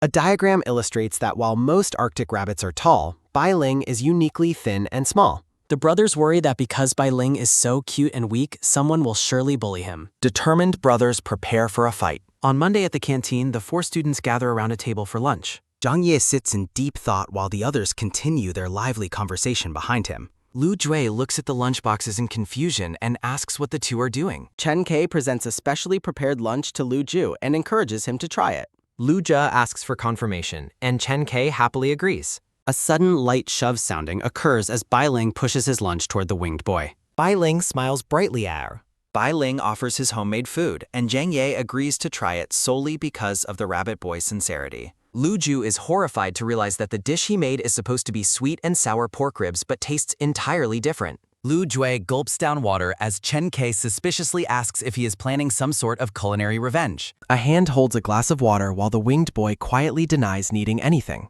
Zhang Ye eats with chopsticks, thinking that his companion is stupid for not knowing the difference between sugar and salt. Zhang Ye looks on in shock. Bai Ling asks if the food is delicious, while Zhang Ye secretly finds the meal to be incredibly sour. Chen Ke chuckles and asks if too much vinegar was used as Zhang Ye reacts with a sudden, soft puff sounding. Bai Ling dejectedly admits that despite studying for a day, he still hasn't mastered cooking. Zhang Ye reassures him that learning to cook takes time, feeling a sudden wave of guilt. Zhang Ye offers to teach the rabbit boy how to cook while looking away bashfully. Bai Ling's eyes light up as he enthusiastically accepts the offer. After a successful shopping trip, the store clerk bids them farewell while Bai Ling asks about their dinner plans. Zhang Ye grumpily tells his companion to walk faster while secretly noting he only bought so much because of a sale. An ice cream stall stands colorfully on the side of the road. Bai Ling excitedly tells Zhang Ye to wait while he goes to buy 2 ice cream cones. Zhang Ye sits alone under a tree, muttering about how troublesome the rabbit boy is. A group of students approaches Zhang Ye, with one recognizing him immediately. The blonde Wolverine boy, Lang Feng, accuses Zhang Ye of hitting his brother, but the winged boy mocks his need for reinforcements. A bully warns Zhang Ye to beg for mercy, but the winged boy defiantly prepares for a fight. As tensions rise, a cheerful voice calls out to Zhang Ye from the distance. Bai Ling returns with the ice cream, completely unaware of the looming confrontation. Terrified by the rabbit boy's presence, the bullies panic and flee, with Lang Feng shouting a hollow threat as they run. Zhang Ye stands in stunned silence, confused by the sudden retreat. Bai Ling asks if something happened while Zhang Ye struggles to process the bizarre situation. Bai Ling gently offers a pink rabbit-shaped ice cream cone to his friend. The rabbit boy thanks Zhang Ye for agreeing to teach him how to tuck. Focus on a resting hand. Zhang Ye accepts the gift with a quiet thanks while Bai Ling smiles happily beside him. Zhang Ye's attention is taken by a sudden heavy lift sounding as he urges his friend to hurry for dinner. Bai Ling offers to help carry a bag, but Zhang Ye pridefully insists he can handle it alone. The deer-eared bully watches the pair from behind a tree as they walk away. Lang Feng grumbles that Zhang Ye is only arrogant because he's found a powerful new ally to protect him. Detail of a floral shirt. The sky glows at sunset. Buildings stand still at twilight. In the kitchen, Bai Ling eagerly offers to help choose and wash the vegetables. His offer is met with a sudden, sharp slap sounding as an apron lands on his head. Zhang Ye tells him to wear the apron because he doesn't want a dirty rabbit in his kitchen. Bai Ling watches him wash brains. Zhang Ye looks deeply serious. Detail of a blue apron. Bai Ling insists on washing the cabbage, while Zhang Ye skeptically asks what his friend wants to eat for dinner. Bai Ling asks for a rice bag, prompting Zhang Ye to give him specific instructions on finding the soybean paste. Bai Ling reaches into the gadget. Bai Ling looks for seasonings. Seasoning jars sit on the shelf. Zhang Ye suddenly scolds him for crashing into the cabinet and causing damage. A sudden, sharp gasp sounding occurs as Bai Ling cowers on the floor in fright. Moon shines in the night. Zhang Ye checks to see if the cabinet was hit. and Bai Ling quietly thanks him for the concern. Zhang Ye asks about his hand before tasking the rabbit boy with peeling 2 potatoes. Bai Ling holds the potatoes high, ready to take on his new responsibility. A narrative note describes how the potatoes met their fate at the hands of rabbits. The silver-haired rabbit boy begins peeling while the winged boy works at the sink. His attention is taken by a sudden, heavy thud sounding as the rabbit boy aggressively chops his vegetables, leaving his companion completely shocked and questioning what he is doing. The winged boy criticizes the rabbit boy's poor chopping technique as the vegetables seem to cry out for mercy. A hand firmly grips the knife. Stepping behind him, the winged boy corrects his posture and holds his hands while explaining how to handle the knife, as the rabbit boy becomes distracted by his companion's scent. The dark-haired boy urges him to focus on the task while his companion is preoccupied with how soft the other's ears are. The rabbit boy agrees to follow instructions while staying close to his mentor. The winged boy explains that the next step is steaming the potatoes, and the rabbit boy eagerly acknowledges the instruction. Chibi versions of the pair prepare the cabbage leaves together. The winged boy instructs his friend to layer the prepared ingredients onto the vegetable leaves. A roll of rice is ready. Bai Ling proudly presents his creations, though Zhang Ye is stunned by the sheer amount of rice used before being offered the first bite as a thank you gift. The dark-haired boy questions his own actions. He harshly rejects the food for being unappealing and wonders why he's even teaching the other to cook. The rabbit boy looks down in disappointment after the blunt rejection. Refusing to be discouraged, the rabbit boy vows to make the food look even better next time. Softened by the other's gratitude, the winged boy decides to continue the cooking lesson. His attention is taken by a sudden, loud bang sounding that startles the pair in the kitchen. Looking out at the heavy storm, Zhang Ye asks how his friend will return to the dorms, while Bai Ling worries about getting hurt in the hail. The rabbit boy softly calls out to his friend. Bai Ling looks up with pleading eyes and asks if he can stay over for the night. The winged boy immediately shuts down the idea of an overnight stay while holding a blue cloth. The rabbit boy prepares to leave as the atmosphere grows gloomy. Watching him go, the winged boy feels a pang of guilt over being so harsh to the small rabbit. His attention is taken by a sudden metallic click sounding as he stops his friend from leaving. Close look at Wide Eyes. Noting the lateness and the storm, Zhang Ye relents and tells him to stay, privately feeling like a good leader. The rabbit boy is overjoyed. Bai Ling happily eats his rice roll. The silver-haired boy hums a tune while enjoying the food he made himself. Zhang Ye provides an oversized shirt to use as pajamas since he has no other options. The dark-haired boy dries his hair with a white towel after his shower. He thinks about the cost of maintaining his hairstyle as his hair begins to grow back. The rabbit boy smells brawy, a faint memory of childhood. His attention is taken by a sudden, soft click sounding as the dark-haired boy locks the door for the night. His attention is taken by a sudden click sounding as the dark-haired boy looks startled by the door handle moving. Detail of a dark pajama collar. Wearing the oversized shirt, the rabbit boy happily declares that it fits him perfectly. Texture of the Longstein shirt. The winged boy is completely stunned and flustered by the sight of his friend in his clothes. Trying to hide his embarrassment, he tells his companion that it's late and they should sleep. The rabbit boy excitedly dives onto the bed while the winged boy looks on in shock.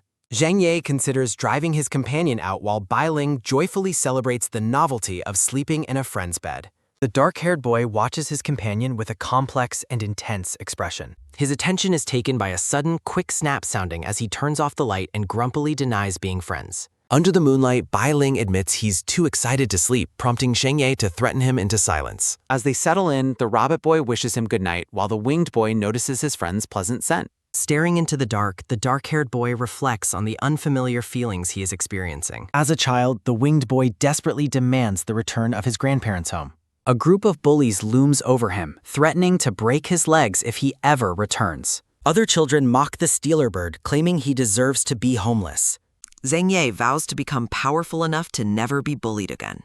Years later, the winged boy stands triumphantly over his defeated opponents. His former enemies declare him the new boss of the school. Dark fabric flows in the quiet air. Zhang Ye watches his friend sleep with a look of deep contemplation. He marvels at the rabbit boy's courage despite his small stature. The pair sleep soundly together in the quiet room. A stuffed blackbird rests silently. Zhang Ye mentally tells his grandparents that he is finally doing well. Gentle hands cradle the small stuffed toy. Bai Ling affectionately pets the stuffed bird while they sleep. The dark-haired boy reflects on finding a brother without having to fight. Sunlight illuminates the modern school building. Bai Ling wakes up energized while Zhang Ye yawns from exhaustion. Zhang Ye admits he didn't sleep all night while his friend looks concerned. Bai Ling offers a discounted haircut through his complicated family connections. The winged boy reluctantly agrees to the haircut offer. Bai Ling enthusiastically greets Chen Ke as they enter the school building. Chen Ke is shocked to hear that the two spent the night together. Zhang Ye dismisses the suggestive comments while Chen Ke has a sudden epiphany. Bai Ling invites Chen Ke along while praising his friend's incredible speed. Zhang Ye tells his companion to shut up. A sharp gaze filled with unspoken thoughts. Zhang Ye wonders why he lost sleep while watching his companion last night. Bai Ling hums a tune while wondering if he is adjusting to a new time zone. The group approaches a figure waiting in the distance. Bai Ling is surprised to see Lu Ju standing before her. Intense eyes focus on the approaching group.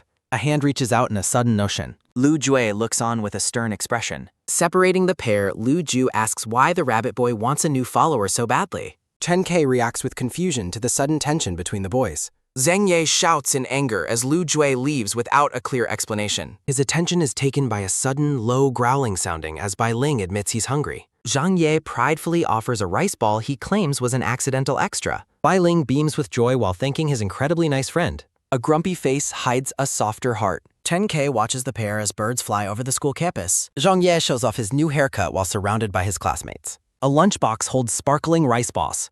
Momo and the other Samoyed girl admire the delicious-looking meal. Bai Ling proudly explains that Zhang Ye helped him cook a meal. The Samoyed girl notices the haircut and asks if it's a recent change. Zhang Ye adamantly refuses to cook for anyone else while the girls celebrate the food. The winged boy looks bewildered by the girl's sudden comments. His attention is taken by a sudden, sharp snip sounding as Lu Ju mocks his hair. The barber snips away with expert precision. Zhang Ye admires his new haircut in the mirror, confidently noting that he looks quite handsome.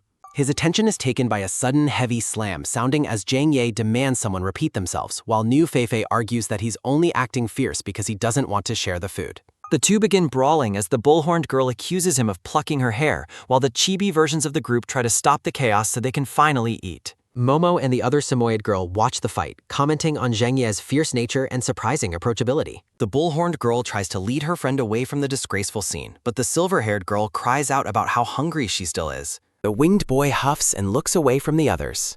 Watching his companion laugh, the winged boy grumpily asks what is so funny.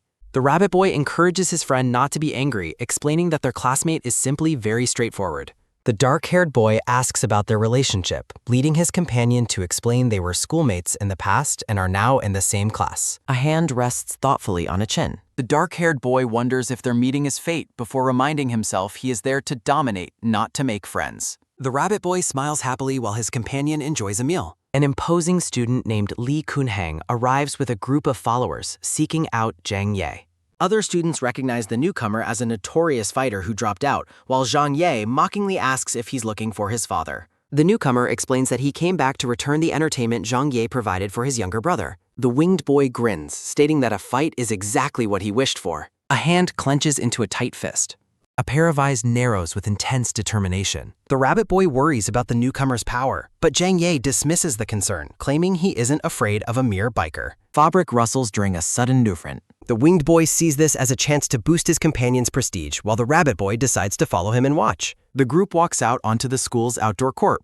Zhang Ye asks why his friend followed him, bluntly telling the rabbit boy that someone with such small limbs will be the first one thrown out of a real fight. The newcomer's followers look on nervously, questioning why the rabbit boy decided to come along. The lackeys warn their boss to be careful with the rabbit, noting that he might not know about his reputation since he was away for a year. His attention is taken by a sudden, heavy thud sounding as the bare-eared boy punches one of his own followers for talking too much. The leader of the rival group shouts at his followers to be quiet. A sharp ringing sound echoes through the air. His attention is taken by a sudden metallic ping sounding as the followers cry out about being treated unfairly. Zhang Ye mockingly asks if his opponent is still playing around or if he is simply afraid. One of the followers declares his leader as the one who overthrew the previous grade, but Zhang Ye only asks if defeating him makes him the new boss. The rival leader calls him arrogant and challenges him to prove his ability. His attention is taken by a sudden, sharp snap sounding as the rabbit boy begs them not to fight. The winged boy lunges forward, declaring that he cannot back down after being provoked. A chibi-style battle ensues as the followers cheer for their boss while the bird and bear spirits clash violently.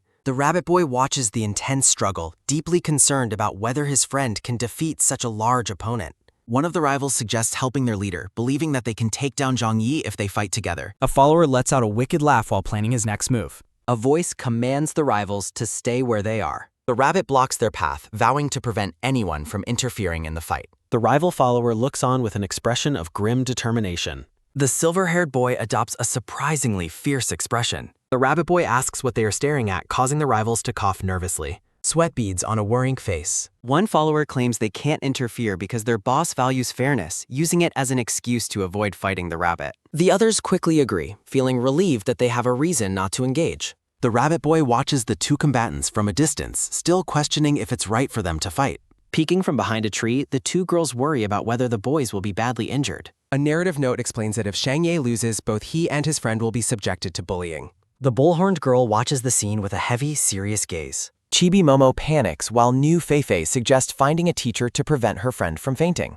The girls run for help as a mysterious silhouette watches from the roof. An unknown observer records the girls' flight, noting how interesting the situation has become. Friends enjoy a snowy swing together. Li Kunheng launches a powerful punch. Zhang Ye seizes his perfect opportunity. His attention is taken by a sudden, sharp crack sounding as the winged boy flips his opponent, while the bare-eared boy cries out in surprise. Zhang Ye scoffs at his opponent. Defeated, Li Kunheng acknowledges his rival's power and declares him fit to lead the grade. Bai Ling and the other followers gape in total shock at their leader's sudden defeat. The rabbit boy rushes over, asking his friend if he is uninjured after the intense fight. Zhang Ye remains calm and stoic. The winged boy tells his rival to stand up, asserting that his word is now law for the grade. The two former enemies clasp hands, agreeing to become brothers from this day forward.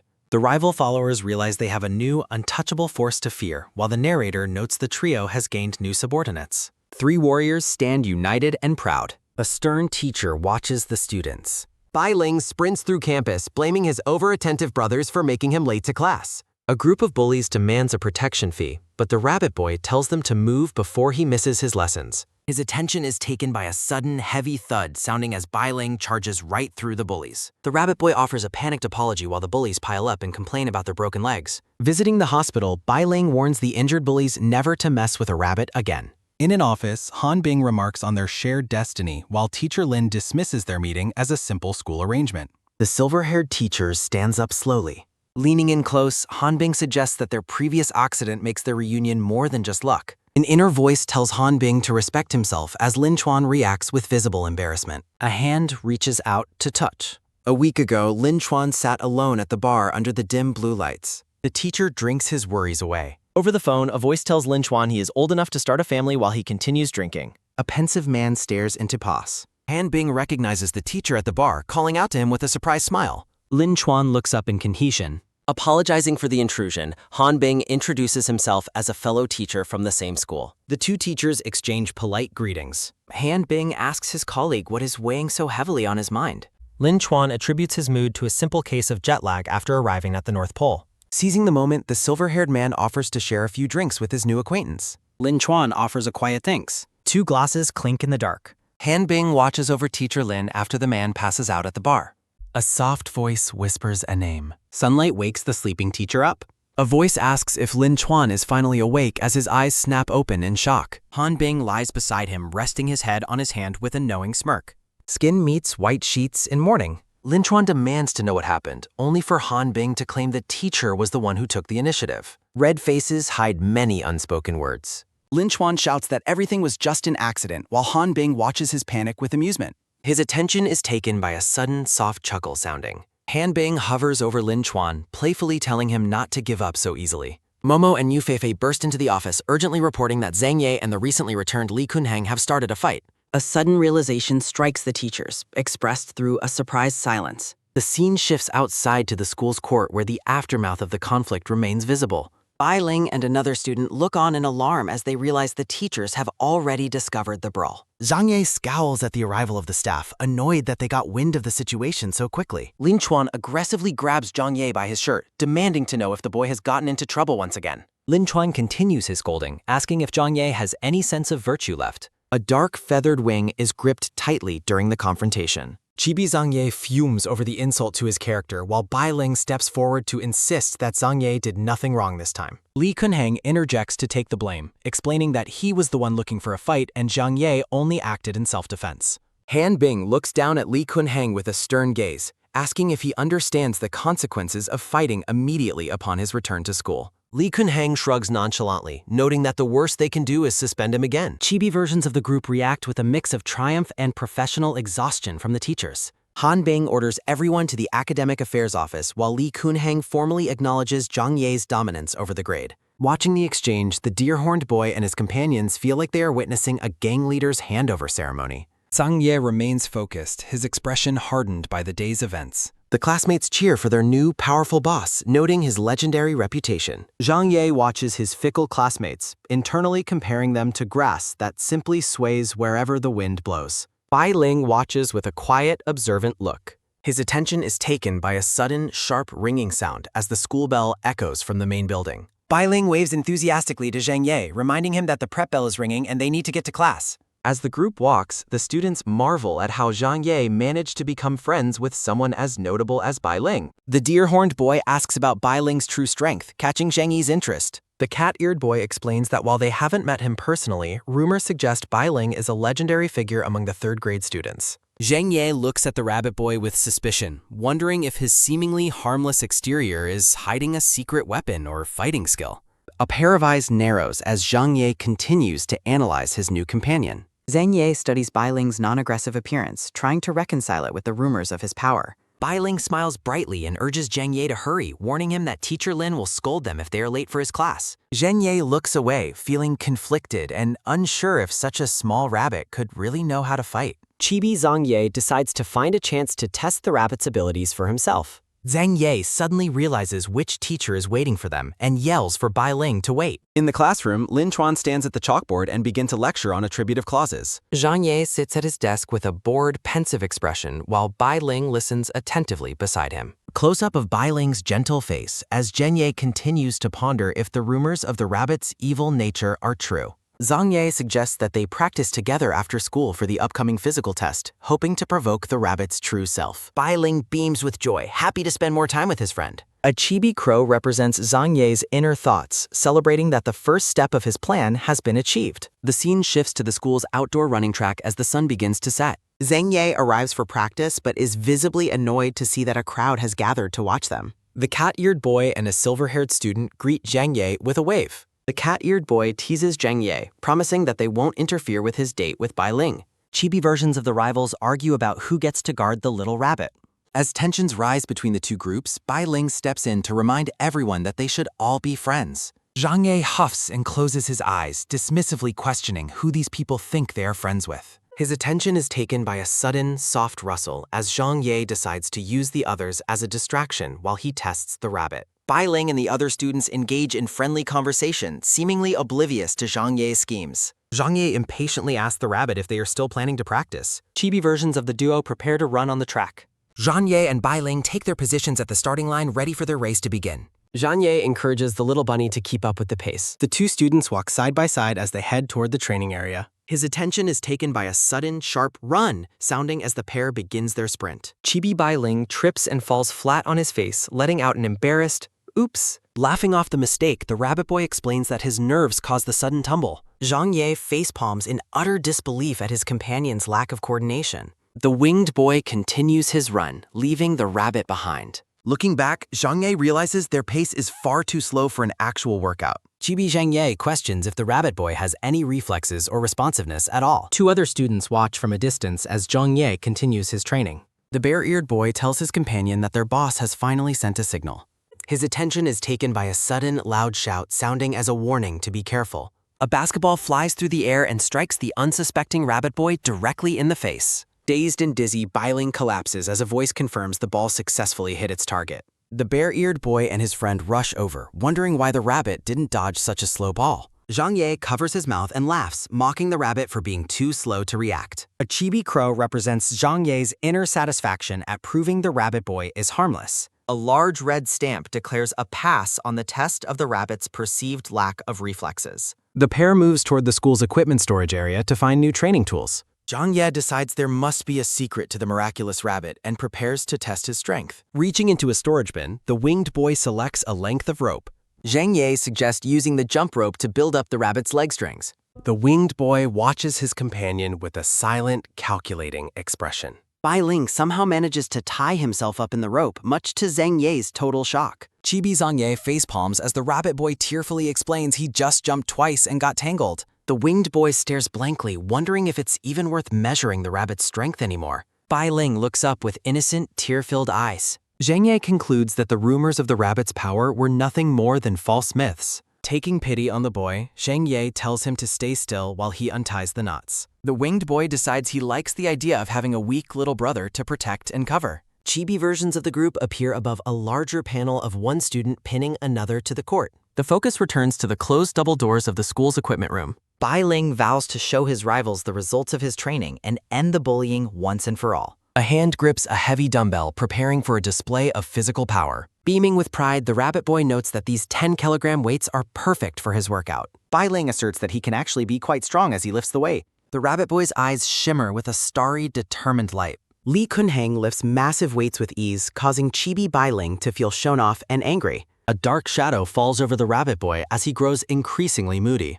Bai Ling aggressively grabs Li Kunheng by the collar and challenges him to a race. Standing on the track, the rabbit boy warns his rival that his speed is unmatched. A small photo identifies the racing student as Chen Ke and notes his absolute determination to win. The two competitors take their marks, focusing intently on the path ahead. His attention is taken by a sudden, loud run, sounding as they burst forward. The two students race across the field as the afternoon sun begins to fade. Close-up of the runner's legs moving in a rapid and rhythmic motion. Bai Ling throws his arms wide in victory, shouting that he finally won the race. Li Kunheng watches his friend's celebration with a look of mild surprise. The bare-eared boy grins and acknowledges that the rabbit boy truly won. Exhausted, Bai Ling slumps onto a bench and admits he can't run another step. The bare-eared boy Lu Ju offers a bottle of water to his companion. The cat-eared student pats Lu Ju on the head, noting what a nice little brother he is. Lu Zhou looks surprised as he realizes he was just touched. When the cat-eared student asks what is wrong, Chibi Lu Jue blushes and insists that it is nothing.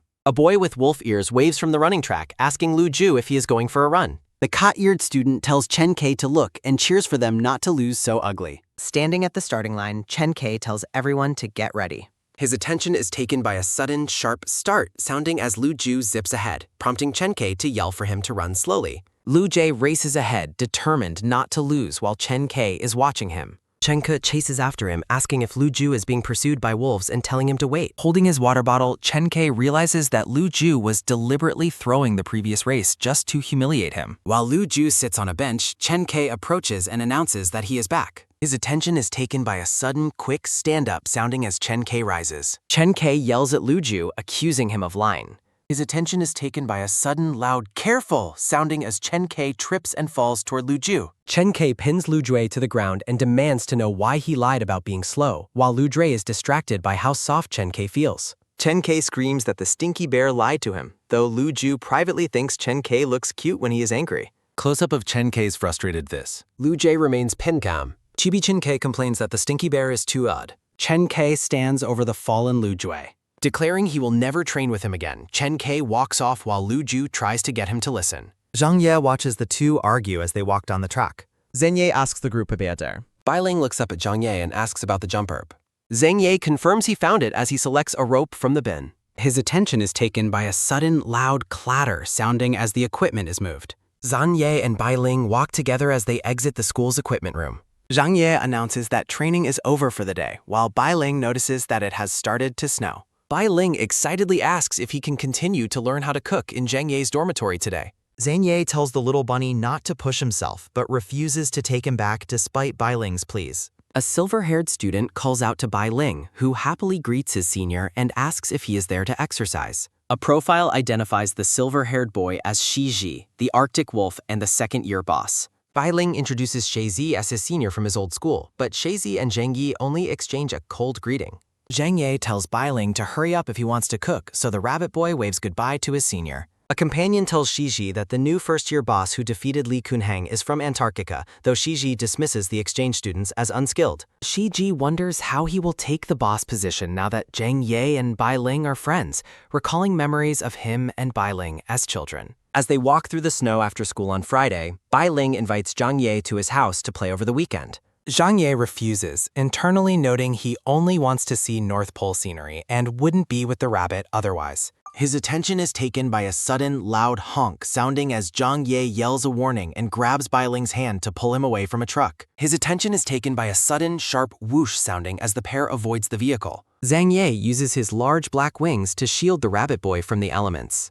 The winged boy pulls Bai Ling into a protective embrace. Zhang Ye asks if he is okay, and a blushing Bai Ling quietly confirms that he is fine. Bai Ling stares at his protector, thinking that Zhang Ye is actually quite handsome. A rabbit boy suddenly appears and screams for his younger brother. The rabbit boys yell at Zhang Ye to get his bird claws off their brother, threatening to beat him if he bullied Bai Ling. Chibi versions of the new arrivals identify themselves as the elder brothers. Bai Ling steps in front of Zhang Ye, declaring that they are friends and the brothers are not allowed to hurt him. Chibi Zhang Ye is pleased that the little rabbit knows how to stand up for his boss. The two older rabbit brothers glare at each other, feeling as if their precious younger brother is being stolen away by a predator. The brothers conspire to expose the winged boy's true nature, while the younger rabbit and his friend watch from the background with confusion. One brother suddenly shifts his attitude and brightly invites the group to visit their family home. Chibi Zhang Ye grows suspicious of the sudden and overwhelming hospitality being offered to him. The rabbit brother smiles warmly while the winged boy looks increasingly uncomfortable with the situation. The brother insists that a real friend would never refuse such a sincere invitation. Feeling the pressure of the moment, the winged boy admits he feels strangely challenged. Bai Ling pleads with his friend to promise he will visit over the upcoming weekend. Zhang Ye reluctantly agrees, prompting a celebratory and noisy reaction from the gathered group. An artistic rendering shows the group together, surrounded by playful chibi versions of themselves. The older brothers prepare to enact their secret plan to show Bai Ling his friend's true colors. His attention is taken by a sudden, quick slip, sounding as a foot loses its grip on the ground. The winged boy looks on in total shock as disaster strikes without warning. His attention is taken by a sudden, loud crash, sounding as Zhang Ye tumbles awkwardly in front of his companion. His attention is taken by a sudden, sharp whoosh, sounding as the winged boy realizes the entire path is covered in ice. His attention is taken by a sudden, heavy thump, sounding as the entire group hits the ground. Bai Ling nurses a painful red bruise on his forehead after the unexpected fall. The brothers rush over to check on the rabbit boy while Chibi Zhang Ye yells a belated warning. His attention is taken by a sudden, loud dong sounding. The two older brothers end up sprawled on the ground, looking entirely defeated by the slippery terrain. A dazed Chibi Crow wonders why there is running water on the ground in such a freezing environment. A large truck drives down the street, spraying water that has quickly frozen into treacherous patches. The group finally arrives at the house, where a dirty Bai Ling announces their return to his family. A silver-haired woman beams with genuine joy at seeing her young son return home. The mother's expression shifts into curiosity as she notices the stranger accompanying her son. Zhang Ye stands awkwardly as the disgruntled older brothers watch him with suspicion from behind. Bai Ling excitedly introduces the winged boy as the friend he has mentioned many times before. The mother warmly welcomes the guest inside, making Zhang Ye feel even more out of place. Seeing the boys hanging around, the mother sternly orders the older brothers to go out and buy more food. As the mother dotes on the pair, the older brothers wail about no longer being the favorite children. Bai Ling offers his friend some water and heads upstairs to change out of his soiled clothing. Left alone for a moment, the winged boy notes how warm and inviting the little rabbit's home feels. Zhang Ye reflects on his first time being a house guest, only to be interrupted by a sharp tug on his wing. His attention is taken by a sudden, loud yelp, sounding as the winged boy demands to know who is plucking his feathers. Two small children hold up a single black feather, leaving the winged boy in state of total disbelief. The children are mesmerized by the real feathers and wonder if their visitor is actually an angel. The winged boy decides it is beneath his dignity to argue with small children over a few pulled feathers. A single, sad-looking feather wonders why no one is coming to its defense after being plucked. One child points out that angel wings are supposed to be white, confusing the other sibling. The children conclude he must be an angel with charred feathers, much to his vocal annoyance. With shimmering eyes, the younger siblings ask their visitor if he can actually fly. The winged boy stares back with a blank and completely speechless expression. Bai Ling returns in clean clothes and finds his siblings amazed by the visitor's impressive height. Close-up of the rabbit boy's large and shimmering eyes. The children continue to climb on the guest until Bai Ling scolds them for being impolite. The rabbit boy apologizes profusely for the naughty behavior of his younger siblings. The winged boy reassures his friend that the children are actually quite cute. Internally, the boss worries about his reputation while the rabbit boy watches him with pure admiration. One of the children tugs on the guest's clothes, demanding another turn to be held. The scene ends with a sudden, sharp "Aya" sounding as the sibling chaos continues. Zhang Ye and Bai Ling stand together, both appearing slightly unsettled by something happening off-camera. Zhang Ye asks what is wrong while the rabbit boy looks on with an anxious expression. Bai Ling asks his mother what has happened, and she shows her bleeding finger, explaining she accidentally cut it while chopping vegetables and needs a bandage. The mother apologizes for the surprise, to which Zhang Ye politely dismisses the concern while privately noting how gentle she seems. Zhang Ye is stunned by the elaborate and plentiful feast prepared in his honor. Zhang Ye offers to help the mother with the chores, but she gently reminds him that he is a guest and should not be working. A determined chibi version of the guest refuses to sit idly by. Bai Ling searches the room for the medicine box to tend to his mother's injury. The rabbit boy finally spots the first aid kit perched on a high shelf. Bai Ling reaches up for the kit, but it is just out of his grasp. Close-up of the rabbit boy's focused and struggling face as he reaches for the box. His fingertips graze the edge of the blue medicine box. His attention is taken by a sudden, loud clatter sounding as the box slips from the shelf and tumbles toward the rabbit boy. Bai Ling sits on the floor in a daze, clutching his head after the medicine box falls on him. Close-up of Bai Ling's legs sprawled on the floor amongst the scattered medical supplies. Zhang Ye and the mother rush to his side to check on him, and Bai Ling explains the kit was placed too high for him to reach. The mother grows furious, vowing to deal with the older brothers for putting the box in such an inaccessible place when they return.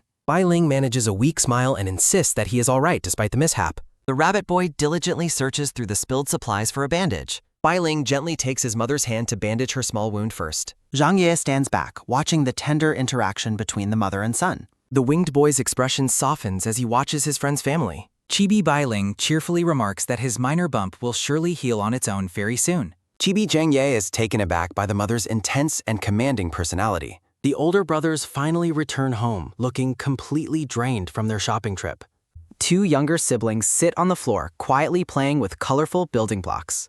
The Chibi brothers grumble about the guest and wonder if their mother has finally kicked him out of the house. One brother notes that people are gathered in the kitchen anyway. The family stands at the kitchen doorway, watching the unexpected scene unfolding within. His attention is taken by a sudden, sharp sizzle sounding as Zhang Ye is seen expertly handling the pans at the stove. Bai Ling explains that since their mother was injured, Zhang Ye stepped in to finish the cooking. The mother is incredibly impressed, praising the guest for being such a hard-working and skilled cook. The older brothers are left in total disbelief as their plan to embarrass the guest backfires. The brothers stubbornly declare that they will never touch a single bite of food prepared by the winged intruder. Despite their protests, the brothers find the food so delicious that they can't stop eating it, much to their own internal conflict. Seeing how late it has become, the mother warmly invites Zhang Ye to spend the night. The older brothers let out a unified and horrified scream at the suggestion of their rival staying over.